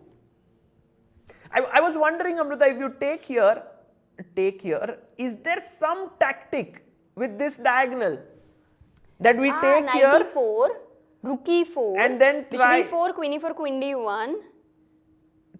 Well, that's just one check, right? Because then I just block with my knight, and then your rook is hanging. Not much happening. Doesn't look right. I mean, looked exciting. Looked exciting. But then the excitement was gone. No, and Gukesh's main thing here is to keep finding counterplay. If he can't find counterplay, Pragg has this nice attack brewing with queen g3 is a direct threat. Okay, how do we right now deal with it? King h7. Oh, actually, Amruta, it's not a threat. I see it, perhaps it is, because I was thinking we have knight e8 move to defend it with the rook defending here. Knight h6 still, right? Yes. So maybe what if I just move my king away? King h7. h7, yeah? Yeah. Could be a defensive idea. So if I go queen g3, then you may want to drop your knight back. Maybe knight h5. Knight h5 could also be possible. Wow, computer doesn't like because it. Queen g4, yeah, just here attacking the knight, and if you move the knight, it's a mate. So maybe here knight e8, and this could be the way in which black defends. Because rook g6 is also incoming then. Yeah, and then at the end of the day, you say, hey, I have the bishop pair still. This is one thing, yeah. At some point, suddenly they become smart. Yeah, you keep on telling them the idiots become but no, they could become very dangerous. So yeah, this is something where we will learn from Gukesh on how to defend as black here, or we will learn from Pragg on how to attack. But from both, yeah. How to attack, how to find counter play, how to defend. But every single move, it's like Minecraft now. They have to be very careful what step they are taking. Have you played Minecraft ever? Yeah. When? Childhood. Really? But I never got attached with the game like many people get addicted. You played Minecraft when you were young? What's so shocking? No, I think you played some other Minecraft. I know. You played Minesweeper. That where it would explode the numbers. So? That is Minesweep, not Minecraft. What is Minecraft? Minecraft is one of the most popular sort of streaming games online that all these streamers play. Which I never saw you playing, so I was surprised. Do you play Minecraft somewhere where I'm not aware of? Yeah. Somewhere hiding from you when you fall off to sleep. I'm like, okay. Yeah, so Minesweeper. Yeah, now I understand that game Yes, where you have to the number denotes how many flags are around, and then there's some bomb No, you just walk at there is a block. You just don't go on a block where it explodes. Yeah, exactly. That's the one. So yeah, maybe it's the Minesweeper kind of a position where Gukesh has to be very careful because there are some explosions around his king that could happen. Meanwhile, we should definitely go to the game of Guen because he has played the move which I thought might happen later, but he played it instantly. He played knight d4 immediately here. And Richard played rook c1. Rook has come to c1. Okay. Okay, nice. And now at some point maybe knight d5 is incoming. Knight? You want to go knight d5? Even now, why not now? It's actually a good move, Amruta, because you want to chop this bishop off. I would highly recommend this move, yeah? Unless there's something missing. Yeah, it's a good move. Also, whenever you have a knight here on d4, a very, very common move is to play bishop g4, putting more pressure here. The only problem, of course, is that white can now jump with e5, attacking this and defending here.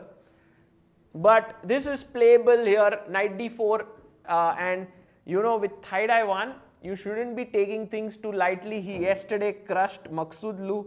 He's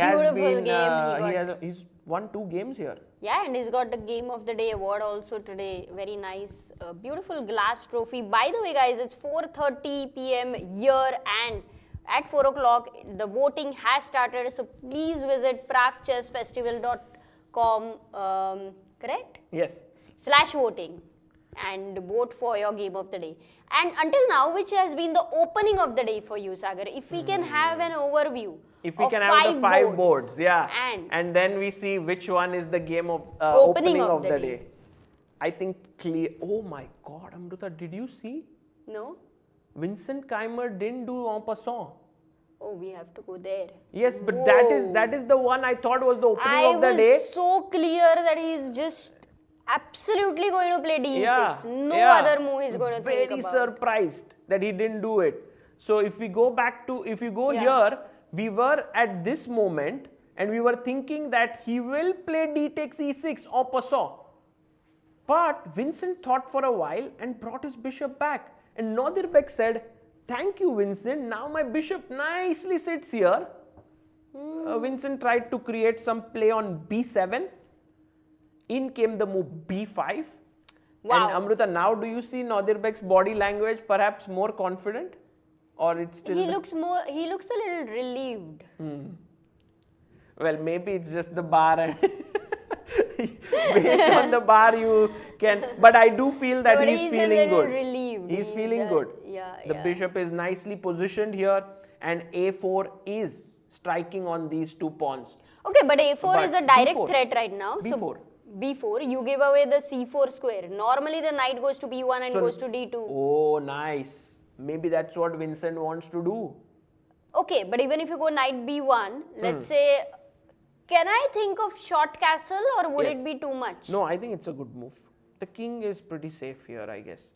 Now do you go knight d2 first? And you want the c4 square. I also think you can play a5. to just sort of sideline this pawn on Yeah, d4. that's So maybe the Vincent confusion. is going very positional here, right? You know, I would have loved if I could take my king to e2 instead of the bishop and then bring the rook to g file and rook g1, rook g5. Not that time. It's like very tough, it's just like a fairy tale, like a fantasy there. Mm-hmm. You don't like the bishop on e2. Okay, so a4, we are waiting for Nodirbek's move. I wonder what he's thinking about, because b4 seems like the only move, right? You don't want to take ba4. That would be not so great. Yeah, The yeah, but weakness. you're right. If d6, this would have been the opening of the day. But without d6, I think I'm not sure. In a way, strategically, I would say what Pragg's Yes, opening. Pragg versus Gukesh. It's slow, but I think that is getting towards a middle game, which is completely going to be crazy. Pragg versus Gukesh is one such opening which might look dull on the surface, but a lot of things happening below, there. So knight f5. And by the way, let's check the game of Maqsoodlu versus Vidit, because bishop b4, he went knight I just d2. look at Vidit in the video. Is he thinking? Is he tired? Is he sleeping? Is he, do you see anything like yesterday both these players lost, yeah, Maqsoodlu and Vidit. Today for both of them, what kind of psychology would they be? Would they be feeling bad about yesterday? Would they be thinking about today? I think Maqsoodlu's loss was much easier to overcome yesterday because he got outplayed. Yeah, while it is. Vidit was dominating for 32 moves, and on the 33rd move he blundered and resigned on the next move. So it was Yeah, and much for difficult. him, similar also happened with Pragg, that he had defended very well. Yes. And then finally he blundered. Of course, there was a lot of pressure in the whole game by Pragg, so it's not about just that one move blunder. But yet he had defended beautifully, and then he blundered. So two difficult losses for Vidit. Now He's the would he be- only player in the Masters who hasn't won a game with it. Everyone else has won a game. But do you think right now he would be wanting to, after such a thing, sometimes you feel like, okay, let's go a little safe, or sometimes you still go for something rash, like Maqsoodlu did in Chennai Open, where he was having, Vaikenzi, in fact, where he was having a very tough tournament, yet it never affected his game. Well, if you're facing Maqsoodlu, he will never go safe. So here, Vidit doesn't even have a choice, I believe. It will be a complex game.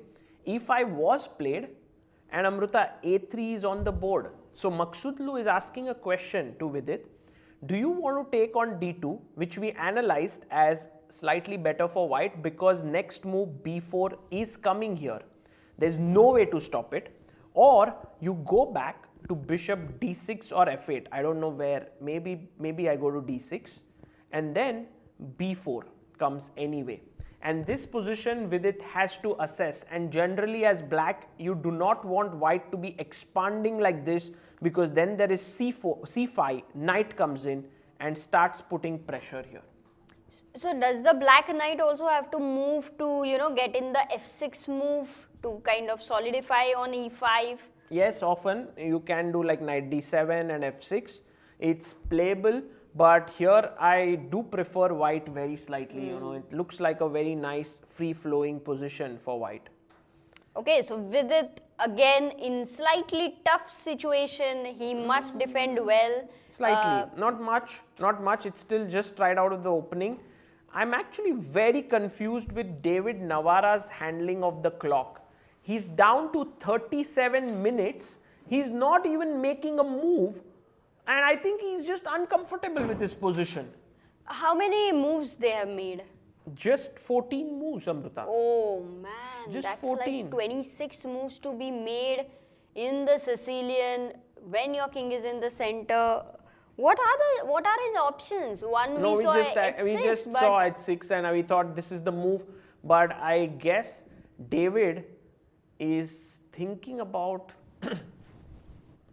something deeper, Amruta. Maybe B5 somewhere? No, B5 can't work. No, B5 is a work. blunder. No, Yeah, it's B5 terrible. and, It's terrible. It bishop opens up E6. the rook to the queen. So, can't do it.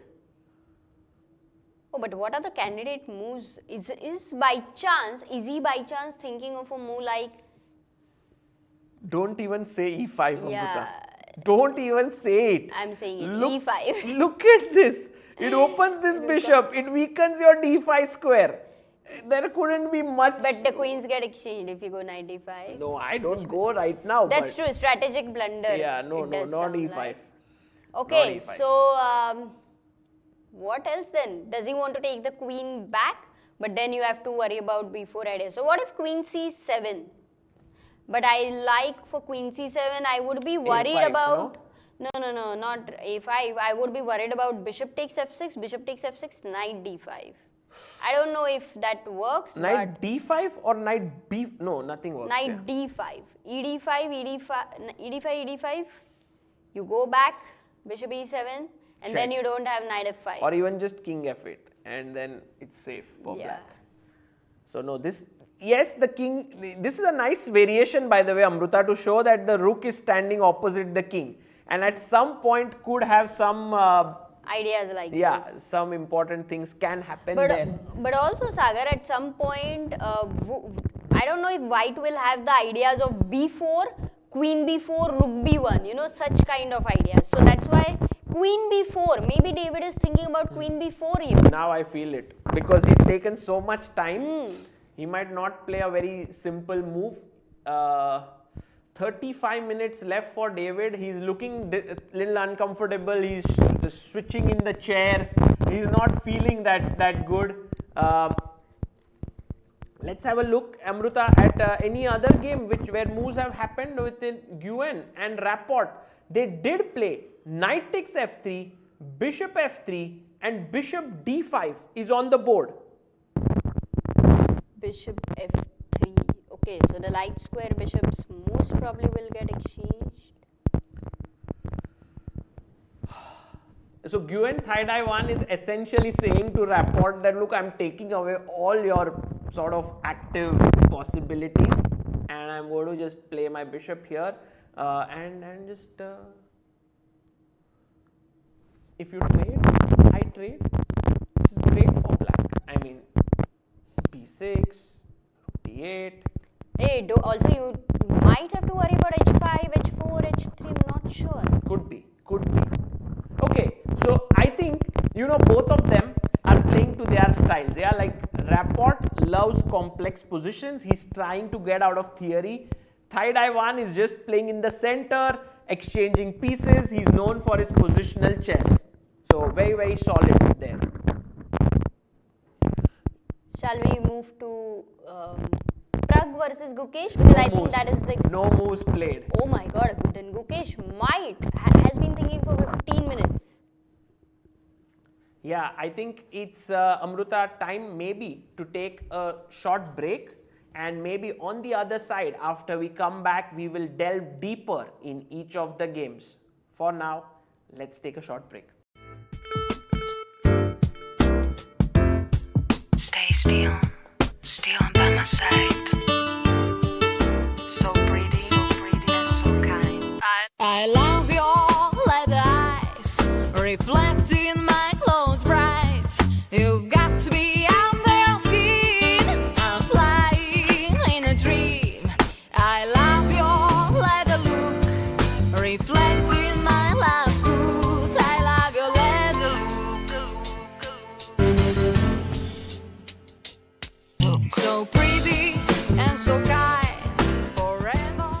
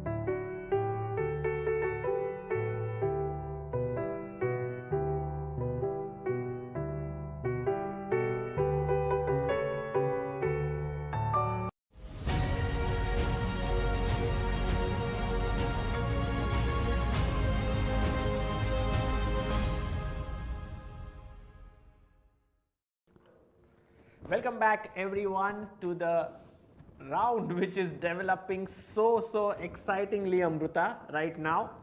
The game which we were looking at where Praggnanandhaa plonked his knight on f5 and was looking at the g7 square. Gukesh responded with king to h7. And my first question is Yeah. is there any sacrifice coming in?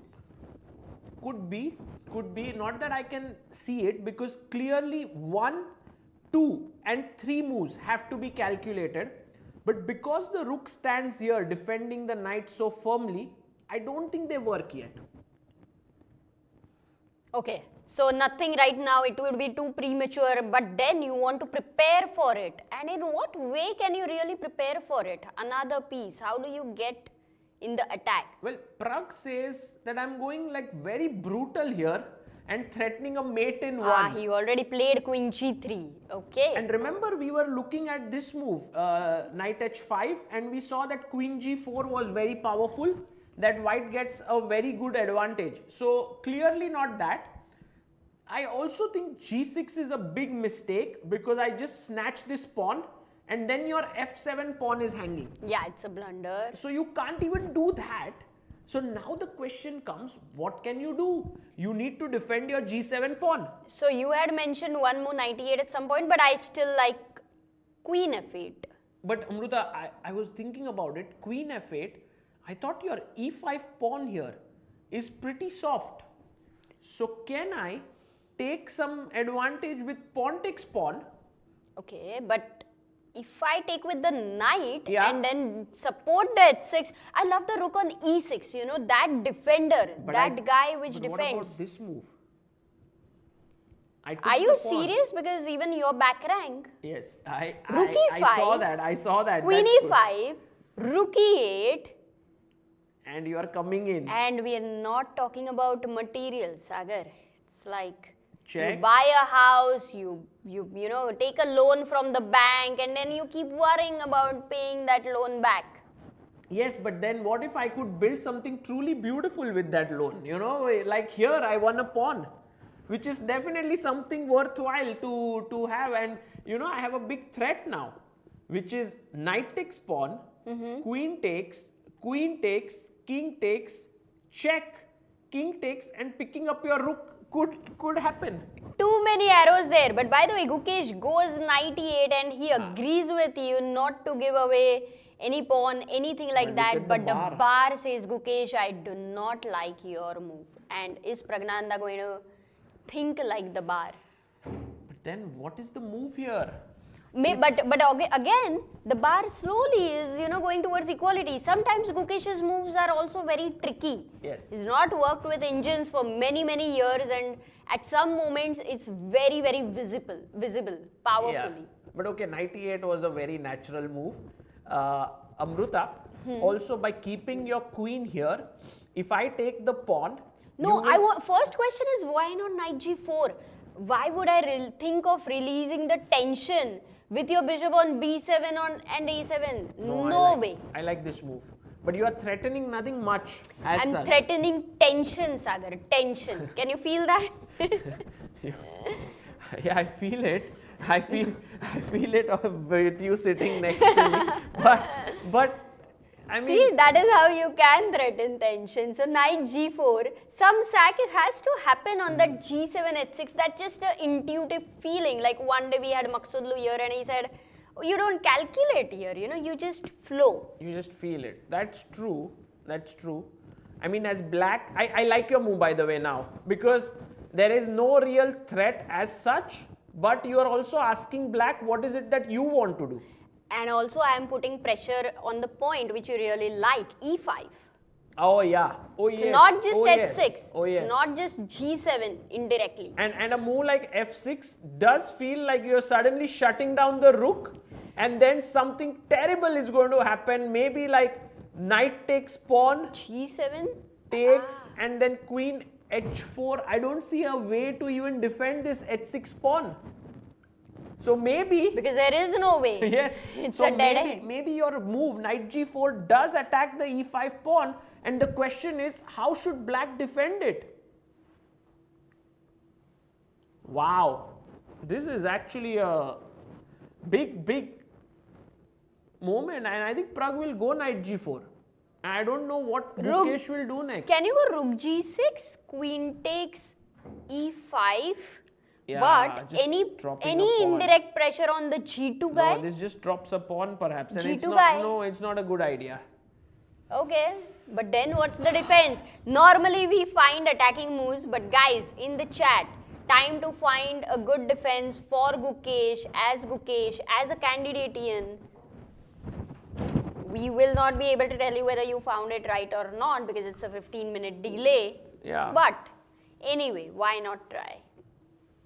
No, Amruta, think that black needs to do something like not be too fixated to his e5 pawn and just feel like let's give it up so that pieces and bishops can open up. That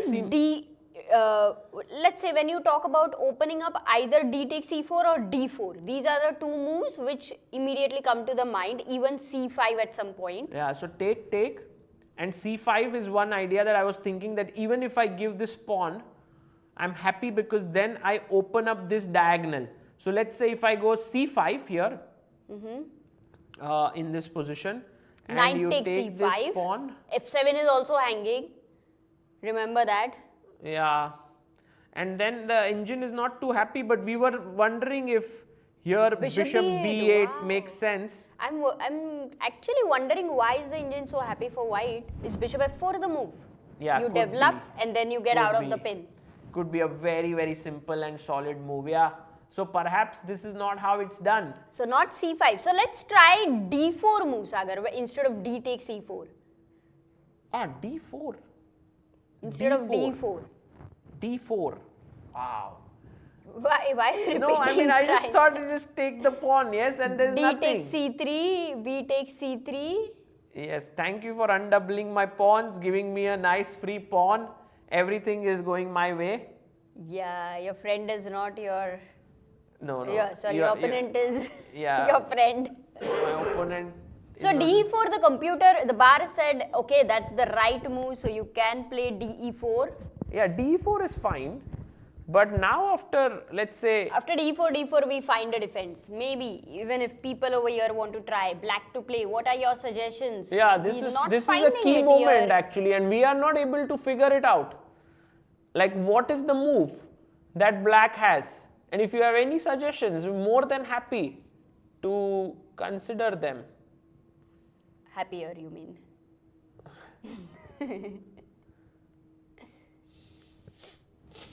I see one move.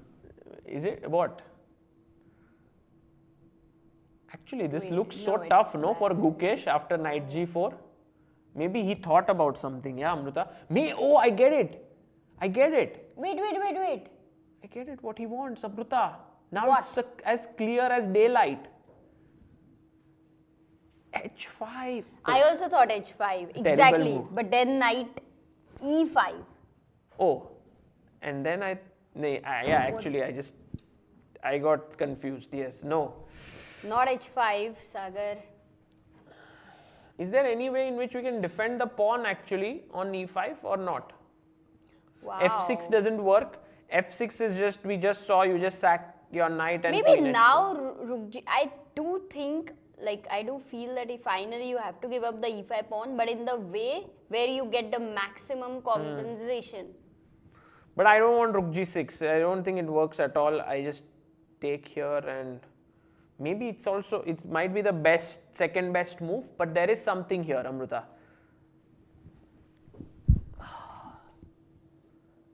g6 maybe. Knight at 6 doesn't seem like a great idea. G6, how? No, Knight at yeah, 6. exactly. Doesn't You look just like, consider to discard it it. doesn't look like a good move. I can't move this knight because then there is pressure here. I just take on h6. Wow, we are also thinking with the chat, and maybe the chat has already found, but we would not know that. Okay, knight g4. Played it. He Gukesh, played it. what do you have? Before Gukesh, we need to show us find the way. Sagar because Gukesh Show us is the path. You know, we don't know. We are lost here. Maybe he knows it, or he also doesn't know. No, but then how? We don't know how long he thought for the last He move. thought quite a lot, because if you see, his time is still lower than Pragg. 5-6 minutes. So that means for knight e8, knight g4 was the most natural move which he considered. And I'm keen to see whether he'll make his move in the Amruta, next 1 or 2 let's minutes. quickly go to another board. We'll come But back. we have not even been able to find here. We'll come back and we'll let Gukesh do the finding. Let there be some Okay. suspense building up. Let's look at Bartel Navara, because you will not believe what has happened here. Navara said, Sagar, Amruta, I was not thinking for such a long time for nothing. He took knight a4. He snatched the pawn, which we felt which was so dangerous. My God. The discovered attack, the rook on a1, the queen on a5. Okay, first question. No worries. First question was if bishop b3 made any sense, because then it's really like you're putting so much pressure. And you're winning a piece, no? Bishop a4, rook a4. Because bishop a4, you don't have rook c3, bishop d7 a4, check. Bishop a4, yeah, here. Rook a4, yeah? But maybe there and is for bishop, b5 here, just to protect this way. So that was his idea. So Bartel said, okay, fine, I will take here. But then queen d2, So he took back, bishop d2, Took bishop back. a4, and Wait. this is the reason why he was calculating. bishop b6 here, Take. bishop c2, you want to play? No, bishop c8 is hanging. So Yeah, fe6, so take, knight e6. take. Oops, yeah, that would be a blunder. So rook a4. Now the question is, can we go e5 so as to then the c2 pawn is hanging once the knight moves? But he went king f7. Yeah, So I was my point is, looking at king d7. why not e5? Actually, David could have done this move as well. I think a long-term advantage of the light square maybe he didn't want to give. Yeah, possible. And also I think he knight was afraid, f5, Amruta, that rook here c2, bishop this c3. kind of, yeah, exactly. It kind of blocks in the rook. So he went king f7, c3 and knight d7. And we have this position on the board, and I must say David Navara has used his time well for thinking like for Totally. 40-45 minutes, because the ensuing position does look like pretty okay for Yeah, black. David has solved all his problems. Not This all, is- perhaps, because Why you not? know, Amruta, this pawn structure, you can say black has 3 pawn islands, white has 2. So at least there are some more weaknesses, Yeah, but generally you have exchanged 2 minor pieces in Sicilian always. So the attack, you're not worried about that similar attack. Your king is slightly better placed maybe. So pawn structure is the only thing which at some point could even dissolve. But this is the best he could get No, in I that think- position. I think he and he used was this, very yeah. alert Very to good, find knight a4. Very alert by David. But clearly bishop b3 was to be preferred by Bartel instead of going for knight a4, where this led to equal position. Going to Thai-Dai-1 versus Rapport, we will see that after Amruta, bishop f3, bishop d5, in came the move bishop takes knight, and he took back with the pawn. I'm a little curious, why not with the bishop? What was the reason? What was so bad about it? e4, e5. Maybe e4, bishop c4 and you lose the b2. No, e4 is not great. Exactly, this is hanging. So, Okay, why did he not play bishop f6 is a good question. No, there is a reason for sure. Let's try to understand. Maybe it's not about the move, but maybe it is also about the, beautiful open files which he's getting after ef6. Rook on e8, one rook on d8, then Maybe. f5 will happen. You see, after f5, after black's f5, white's e2 pawn, if it is pushed, the d3 pawn becomes a weakness. If e2 pawn is not pushed, then that is a backward pawn, e2 guy. okay, I get it, but I'm a little bit surprised still. But I get your point that maybe he preferred ef6 Yeah. over bishop f6, not that he thought there was some threat. But now queen takes a7 is slightly threatened, but he drops back and attacks e2. Okay, so again a very Yeah, this one is a slow but move. nice position with some imbalances. The knight here for white, bishop here for black, slightly better pawn structure for white. We'll see how this pans out. Then we move on to the game of Vidit versus Maqsoodlu, and I must tell you, Amruta, after a3, Vidit did go back, he didn't take the knight, Maqsoodlu did push his pawn, bishop came out attacking this pawn on d3, Vidit said, Maqsoodlu said, I'm attacking a bishop, bishop went back, and now knight to c4, and you have pressure on the e5 point with 1, 2 and 3 pieces, although the 3 pieces are also defending it, but Amruta, b5 is on the cards to attack your knight on c6. Vidit has to be careful, but the position is nicely imbalanced where, you know, there are chances with the central space with Vidit in hand and white, Maqsoodlu having beautiful knights and a clear target to focus on, the e5 pawn. Yeah, queen c2 was not liked by the engines. I don't know why, because the clear plan here for white is knight d2, then knight e4, and then looking at this d6 square. Oh, that's that's such a cool maneuver. It's a normal plan. Because no, but the problem is sometimes you are attached with that knight attacking and keeping an eye on e5 that you don't want to consider a move like knight d2. Now so that point is well defended, so we can't do much. But instead of queen c2, there was a better move for white. I don't know what it is. Could very well be just a little move h3. Could be. I don't know. So he played queen c2 and now queen with d7. Queen d7. With the idea of bishop h3 perhaps, Maqsoodlu goes rook a d1. And but suddenly the bar in last 2 moves giving away the initiative to black. Yeah. And I think Vidit can sense it because look, he has ideas like bishop h5. Also his knight now has a nice central place to go to on d5. It looks like black's position is fine. You know, like there's no problem for black now. Also, if Vidit is able to move the bishop and get, as you said, knight d5 and maybe f5, I'm not sure if that is common or that weakens or generally where you keep. But could be with e4 on I like bishop h3 ideas. Okay, so this is the situation. By the way, Amruta, what did Gukesh play? Has taken on e4. Okay, here is the move. Can we now once again try? Like imagine we have tried so many moves. Yeah, and Gukesh needs to find the best move because we tried. I'll tell you what we have tried. We have tried c5. We tried f6. Did we try after d takes c4? Not every move, right? Every move, yeah. After d takes c4, we tried. We tried rook g6. Here we didn't try rook g6, but rook g6, queen e5. It's the same problem, but I don't know if it makes any difference with rook g6. Do you think that I should not worry about this g7 pawn and just move my knight? Works. Did you find it yourself? Yes. Yeah, no engine. No, I found it because why I thought. Proud of you. No, wait. Because if I take not knight at 6, there is an intermezzo rook g6, which is what we were missing. Oh, so there's no queen g7 idea. Yeah. Wow. Yeah, and now if you play knight takes e5. Knight takes g7 also I want to analyze though. But okay, knight takes e5. Yeah, now a little careful because there is a mate in 1. So you take this knight guy. f5. Pawn e5. takes.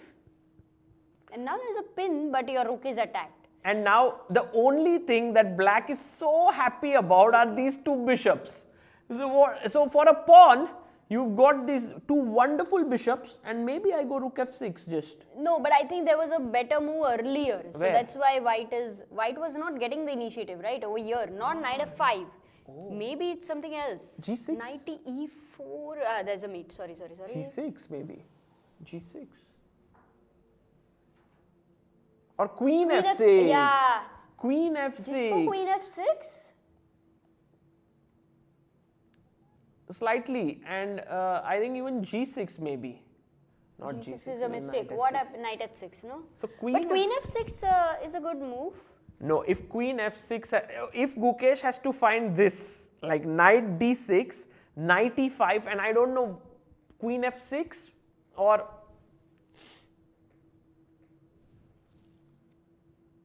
so exciting. Queen F8. Do we check the engine? Do we ask we don't. I think Queen F8 has no point because you're pawn down. But it's the best move. And the point, Amruta, now we understand, and from all this analysis, we have understood is that you have to be okay with losing the e5 pawn just so that you can get these two bishops and maybe rook flowing in and to coordinate. Oh, you are so right. Look at the maneuver. Take a moment, go back to the position where the knight was on f6. Here. And look at how you shifted this. I mean, Gukesh shifted this stuff. He went knight e8. Yeah. Then knight d6. So this knight was shifted to d6. The queen went to f8. And then the other rook comes to e8. Yeah, now, my question to you, because here I had suggested a move queen f8, okay, before king h7, or even after king h7. Yeah, we analyzed it a bit. Queen f8 and rook e8. If you would have gone that directly, was there a problem? It was also possible. We analyzed how take. No, we didn't analyze queen f8. Rook e5, queen e5, rook e8, queen g3. But that was after queen g3. Check and knight f1. Got we saw it. So that was still like he was losing a pawn, but maybe not in the best way. This is very interesting. But I don't know if Gukesh would be able to find it. Well, he is thinking, and he is down to 26 minutes. 20 more moves to make 44. Finds it! Wow! What Gukesh. a defense! Fantastic. I mean, such defensive ideas. This is tremendous. You know, just can't believe that yesterday, what Gukesh allowed or some of the moves he made were completely shocking. But today, he's finding a defense which would be very difficult. Even if you give this position black to play in a book, you're thinking, find the best thing. You're not able to find it. It was not easy, but he has found it. But that being said, I don't think Praggnanandhaa's questions have been completed yet. He will pose another question to Gukesh. It could begin with knight takes pawn, but maybe Praggnanandhaa thinks taking that pawn does not make sense and he does something else. No, generally Pragg will take the material if he doesn't find anything very clear for black. Okay, we'll come back to this game. Is there a better move though? Before we leave, apart from 95, is there a better move with which Pragg can go for? Well, all other moves seem like black should be able to then be very happy, right? Like for example, knight, can you check once if there is any discovered attack? Knight g7, king g7. And whatever you go, I just run away maybe with my king. Okay. Doesn't look that scary. I wanted to pay attention to the game between Nodirbek and Keymer. What happened over because we left it at this moment with a4 and here Nodirbek, instead of pushing the pawn, which we thought does give away the c4 square to this knight, knight b1, knight d2, knight c4, so he took and then check, knight went back, rook g1. Wow, he's kept his king in the center, yeah? He castled. But the center can get opened with c6 at some point. Queen c2, a5 by Nodirbek, just ensuring that this pawn is no longer weak on a6. And now knight jumped into b5 and Vincent played the simple move, Nodirbek played the simple move queen e7. So my understanding here is that black is angling for this break f5 because if he gets it successfully, he is going after the king on e1 and this bishop being very, very irritatingly placed on h5. f5 is just the kind of move you want to play. I am very surprised with the evaluation bar. I would not assess it as, even slight initiative for white with that king in the center. Absolutely not. In no way. And I love black's position with so many ideas. But Vincent has gone into it very consciously. So I'm sure his assessment of this position is way different than mine. Yes, but also that being said, like this pawn on c7 is a weakness. But you can never really win it because the moment you take it, my rook comes in and pins you terribly. What did he play? what? Knight What? E7. Oh, he This- wants to go knight C6. What an amazing idea. This kind of answers your question, Amruta, as to why Vincent's position is slightly preferable or what? Knight A7. I like the fact that when his knight is there, here in this case, as Leco says, cimento. Cimento knight. This would be a cimento knight, but you also have to be careful where you cimento stuff. Because here knight, let's imagine I go F5. But you also stop rook B8 ideas. I don't care, Amruta, I'm going after your king. You go knight C6, I am going queen H4. Ooh, and that's a mistake. Bishop G5, lose your queen. No, queen H3. Oh, bishop G5. No. Bishop G5, queen H3. Yes, maybe not queen H4, but maybe queen F6 then. No, but why not queen H4? Wait. It's possible, I mean, but I don't want to maybe go into that Yeah, position. but, I could also go queen F7. Okay, and we will keep see that pressure later, here. but I have a curiosity Okay, for let's finish your curiosity. Queen H4, bishop G5, queen H3, and maybe because the queen is so terribly placed here, I could also say long castle, not so silly. Wow. Or bishop F1, queen H2, not trapping. Wow, long castle? Yeah, could be. So that way you connect the two rooks. Unbelievable. Oh, this idea exists. I would have No, but completely forgotten only with because the of king the on queen. E1 that you can. Only because of this queen. Otherwise, I would never ever dare to even put my king here with such an open file. But that being said, the knight is just controlling many important squares there. Oh, F5 on the board. Nodirbek just Wow. thought like us. He's like, yes, Vincent, beautiful knight, looks good. You will come on C6, sit here. But what about your king? We are going for it. And so now, the game between these four youngsters, Pragg Gukesh, Vincent Nodirbek, such amazing chess. You know, it's wealth of ideas there. Wealth of ideas is the right way to put They it. just want to fight. They just want to fight all the time. And that's why. But also, we can add Maqsoodlu into that category because he creates a mess always. And this board has only two pawns. No? Oh, sorry. Yes, 2 pawns which have been traded. All the other pieces are still on the board as long, I mean, we are on move 18 now. And one game which I think will sort of fizzle out into a draw today is Navara versus Bartel. Unless, of course, someone is really going to grind this for hours and hours. No, I really like how Navara has played this and not given any chances there. Okay, let's go to so this was the 4th game and 5th game?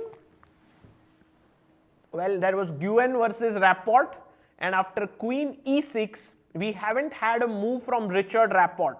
And maybe the reason is, if we take this pawn on A7, which is possible, and I think Rapport is calculating, Queen takes E2 is what I was wondering. Take. Now D3 is weak. Let's say you chop this, I chop this. And then in the end, who's come out better out of No, this? I like White's position because it looks like he's the one who can create a passer. And his the knight is light's- beautiful. Yeah, knight is beautiful. And then we White just- queen is controlling important light square weaknesses over there. So it looks fine. Could be, yes, could be. And always black can create counterplay with H5, H4 in such positions. And Rapport will try to avoid going into simplifications where he doesn't feel he is the one having the initiative. So But then if you play rook E1 here, F5, natural. But A7 is hanging. Maybe yeah, A6 A6 now with the idea of B5. the idea of B5, yes. Okay, it's going to be a slow game. How many moves they've made? Just to check the time 16 factor. moves, 16 very only. slow. So 24 moves to be made. Rapport has 23 minutes, 39 seconds. I think this will get into time pressure in between move 35 to 40. We may have a result. And by the way, Gukesh has played his move. This has not happened, guys. The move that has happened is this one. So after knight d6, Pragg said, give me your pawn. Pragg took it. See? Pragg took it. And now... Which means he's assessing this better for him. He's Yes. not seen anything very clear for Can I black. ask a question to our viewers here? Absolutely. What happens if I get greedy and snatch this pawn here? He smiled. The he got smile it. on your face tells us that you've seen the mate. Queen takes g7 is mate in 1. So clearly that hasn't been played. He took the knight. But Amruta, remember we were analyzing Queen f8, which is a very deep positional pawn sacrifice. And with that of Rook a8, Yes. where I really loved the harmony, which is Rook a8, sorry, the harmony which Black has managed to create out of something which looked like almost tremendous pressure on him. Yes. But He didn't play Gukesh Queen didn't f8. do it. Oh, but Gukesh after said, 98, 96, such a beautiful continuation. If you go knight f5, then he's already in some trouble. because now his rook has to go to an inferior square and already Pragg seems to have a substantial edge here. Yeah, because now he's a pawn up. Pawn up, but look at these two bishops. They look pretty on the long diagonal, although they are They're not just hit- waiting like calmly, yeah. It's like they're waiting in a coffee shop, Yes. waiting. Oh, Okay, some Not friends are coffee gonna. shop, Amruta. They are like snipers standing on top of a building, taking aim at something important that will happen way in the, towards the king side. But on the other hand, f5 pawn is now loose. How do we protect it as white, or do we need to protect it? Because we can kind of let it go and put our bishop here. Yeah, So that if developing you move. take, And Rook a d1.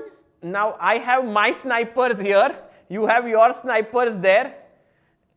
Oh, it looks like a war. Queen f6. And clearly the rooks are stronger snipers than the bishops. No, not over here in this situation. Maybe. Queen f6. Yeah, hitting the bishop. Oh, but f2 is weak.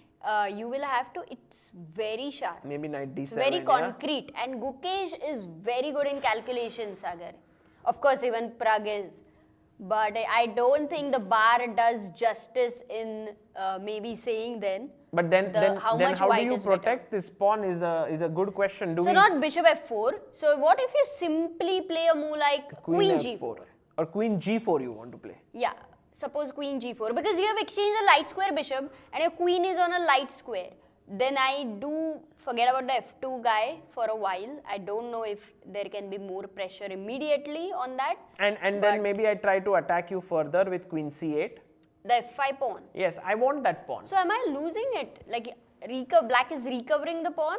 Maybe, yes. That's what Gukesh wants to think, and maybe Praggnanandha's here important thing is to figure out what is the way in which he can keep his advantage. So bishop f4 is not the move.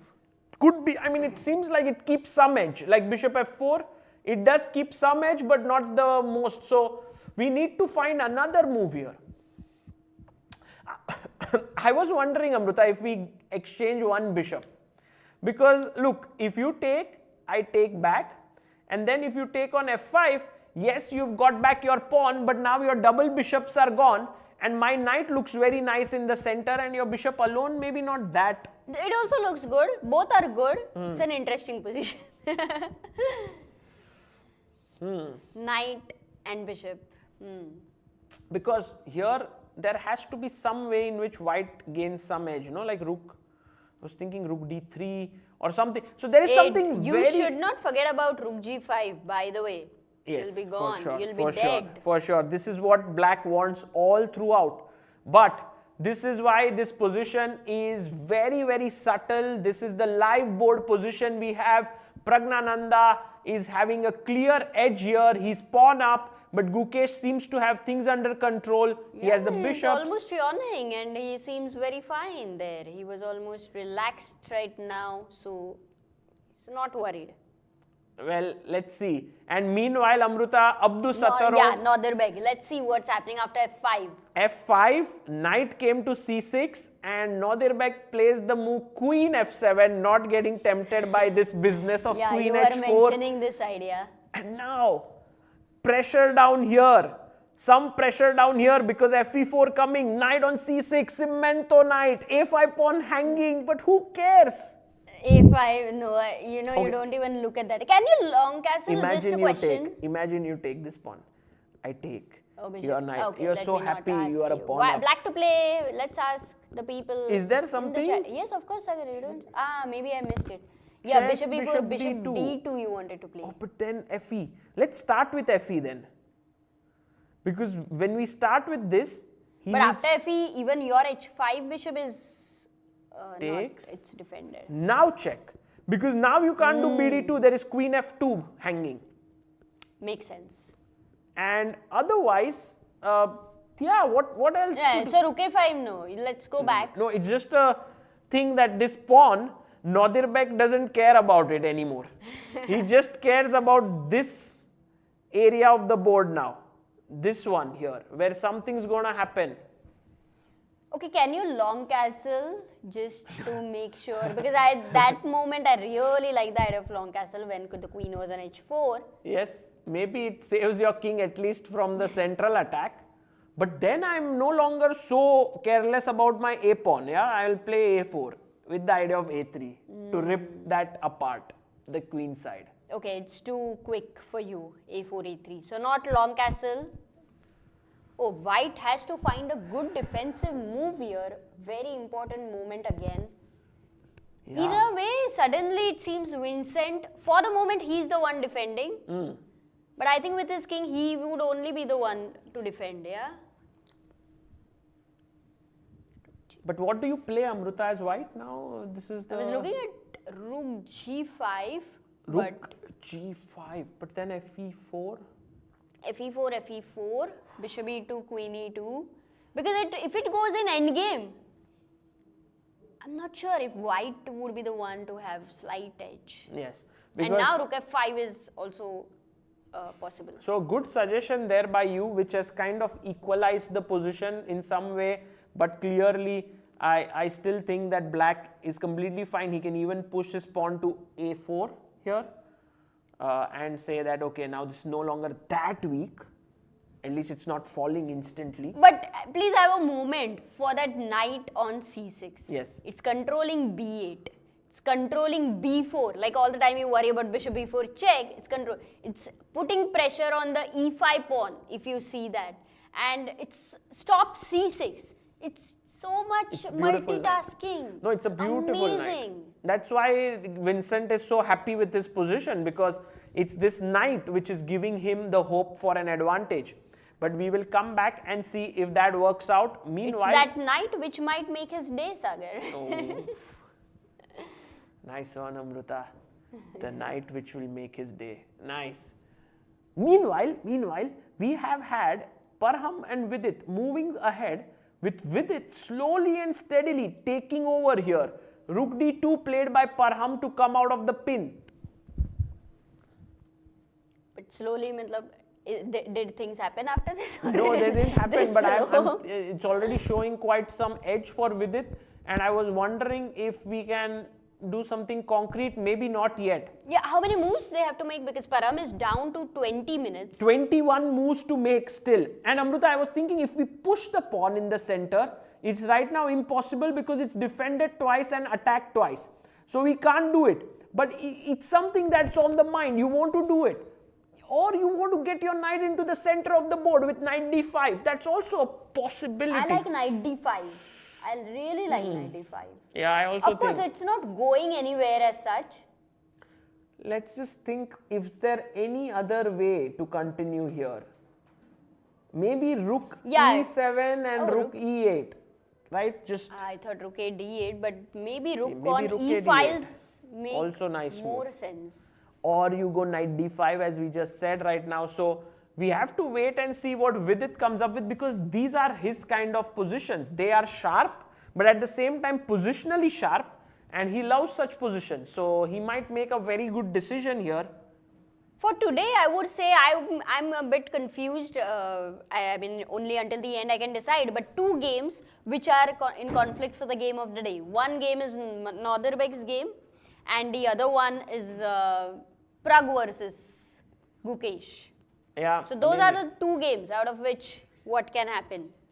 Right, right. We will be looking at those games, but let's have this on full screen and maybe let's look at the area of the tournament venue while we take a very short break and we bring in a guest to analyze with us. Don't go away. We are just back in a minute from now. Let's be back.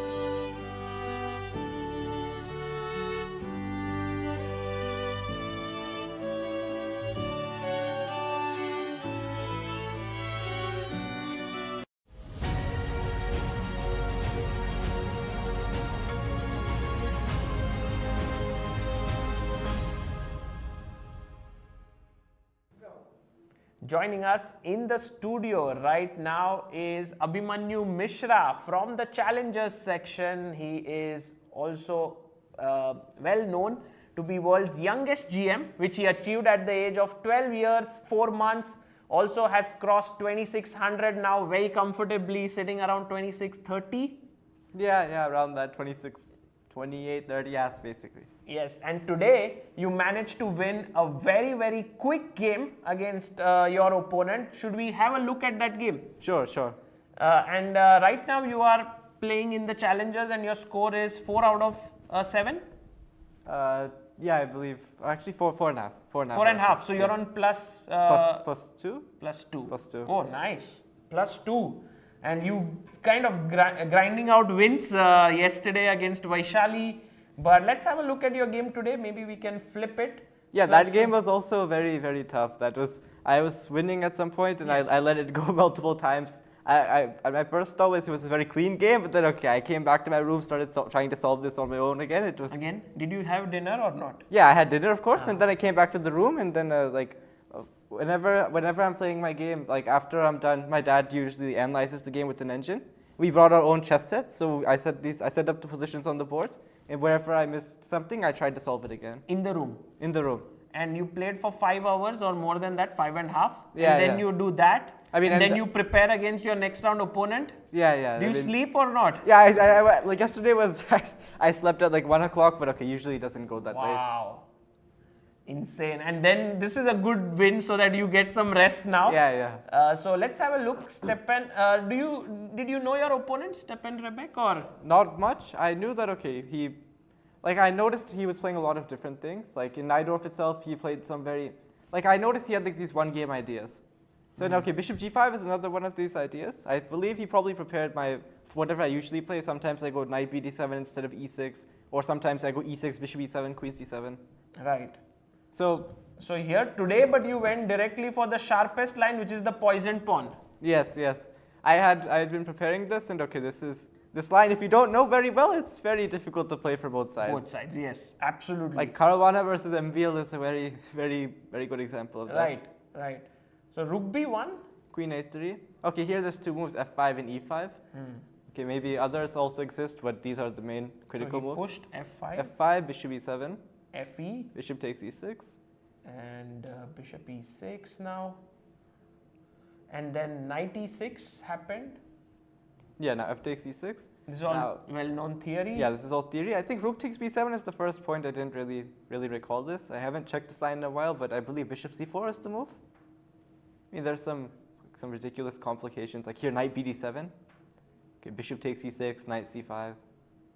And okay, there's like another. It's very, very sharp. And you must have like at least another 20 moves of prep here. Of course. Yes. So. Yeah, actually, you slept at 1 a.m. That now sounds good. Otherwise. No, but that time he wasn't preparing. He was working still on his previous game. Yeah. So this was Rook B7. You were unaware. That's already a little bit tense situation, right? That you are in a position right out of the opening in this sharp line and you don't know the move. But technically that's good in some sense, because you know that if you haven't checked this move, then it must be in the sharp position. The margin for error is usually less. So you know that okay, you might have something here with black. So you knew that because this is not in the top engine suggestions, this has to be it must be inaccuracy. Must be inaccuracy. But I mean, some people like you can do this in other lines too, where you purposely play the 4th move. So the opponent thinks that you've messed up, but it's something that they haven't checked. But it usually doesn't work in sharp positions. In sharp positions, you have already checked 5 moves, and this might be the 6th one. It might not be the best. So Bishop C4, you went and attacked the rook. Now okay, like Rook C7. I was calculating Rook takes E7 also, but King takes E7. I don't think White has enough compensation. Well, it does look a little scary, right? With your king, with your queen being a little far away. Well, yeah, but okay, this line can get a lot scarier. Castle, and now I thought, okay, maybe you can go Knight CD7. Now, okay, I'm threatening Queen C5 check. You get your queen back. And otherwise, I'm threatening also Rook C8. I can just. You don't have a direct breakthrough. As long as you're not mating me, I'm good here. I remember the words of Garry Kasparov, who said that if you are afraid to keep your king in the center, don't play the Sicilian. Or at least don't play the Najdorf, yeah? So that's how he put it, and I completely get it. You are not at all afraid. Yeah, now this position is actually very interesting, this rook c7, bishop d8. Of course, here I was spending a lot of time to make sure I wasn't missing anything, because one mistake can lead from like minus 1.5 to plus 3 just for science. So bishop d8, I thought okay, bishop e5 is of course. But what about taking this pawn? Yeah, rook takes g7 I thought is the critical move. Let's say knight f takes e4. Like I'm not sure which knight is better, but okay, let's say knight f takes e4, knight takes e4, knight takes e4. Now if you go queen f4, I have queen c3 check when I take the rook. Because he's threatening here, so. But yeah, I mean queen c3 check also. Yeah, you take I mean this will be gone, but I think queen d4 is probably the best move. I was trying to calculate this like knight takes g5. But now the trick is like, okay, white can go castle. Now, okay, I'm not entirely but what sure. about queen c5 now to trade queen the c5 queens? takes bishop e2. Bishop e2. Oh, nice. Okay, I'm not entirely sure how correct And are the these bar lines. is jumping Yeah, up it's and jumping. down, so Maybe I don't know if the calculations are accurate, but. Yeah, like I thought, okay, bishop e2 is one idea. He can also go h4. I mean, this does not look. This didn't. Like I'll buy a piece for now, but it's not. Actually, bishop b3. Bishop b3. This is even better. Oh, bishop b3, bishop a4. Now I get it. You want to checkmate. Just mate, yeah. Wow. So okay, this queen c5 doesn't work. Like, okay, maybe you have to. Like okay, knight takes g5 is also not entirely forced, but after castle. Okay, first of all, castle. I think you can go rook f8. First of all, this is completely brave that you playing this position with that king in the center. It's amazing. But I think he has to. Yeah, his opponent was like, he took on b7 and. Yeah. But yeah, you calculated all these lines. Yeah, but okay, I mean, maybe there's something better. Like instead of knight takes g5, I always have this option of giving a check before. Like knight takes e4, but queen t. Here is knight e4, takes. Ah, okay. This is how we reached here. Got it. And now, okay, queen d4, I can also give a check, but. Like maybe bishop a5, okay, king e2, knight c3, king. Okay, this is very. Now you start trying to mate him. Yeah. Something where. But king, yeah, okay, bar is like jumping. It just it went from. It's not the best this idea. is not going to work because knight c3, okay, his king will start. But running. Your move knight g5 seems like the best, or not? No. Practically, yeah. Practically, perhaps. Decent. But okay, you need to. Okay, there might be some other trick. Yeah, it's not so simple to figure out what is the move here. Maybe queen d4 check. If you go bishop takes g5. Or how about queen a5 check?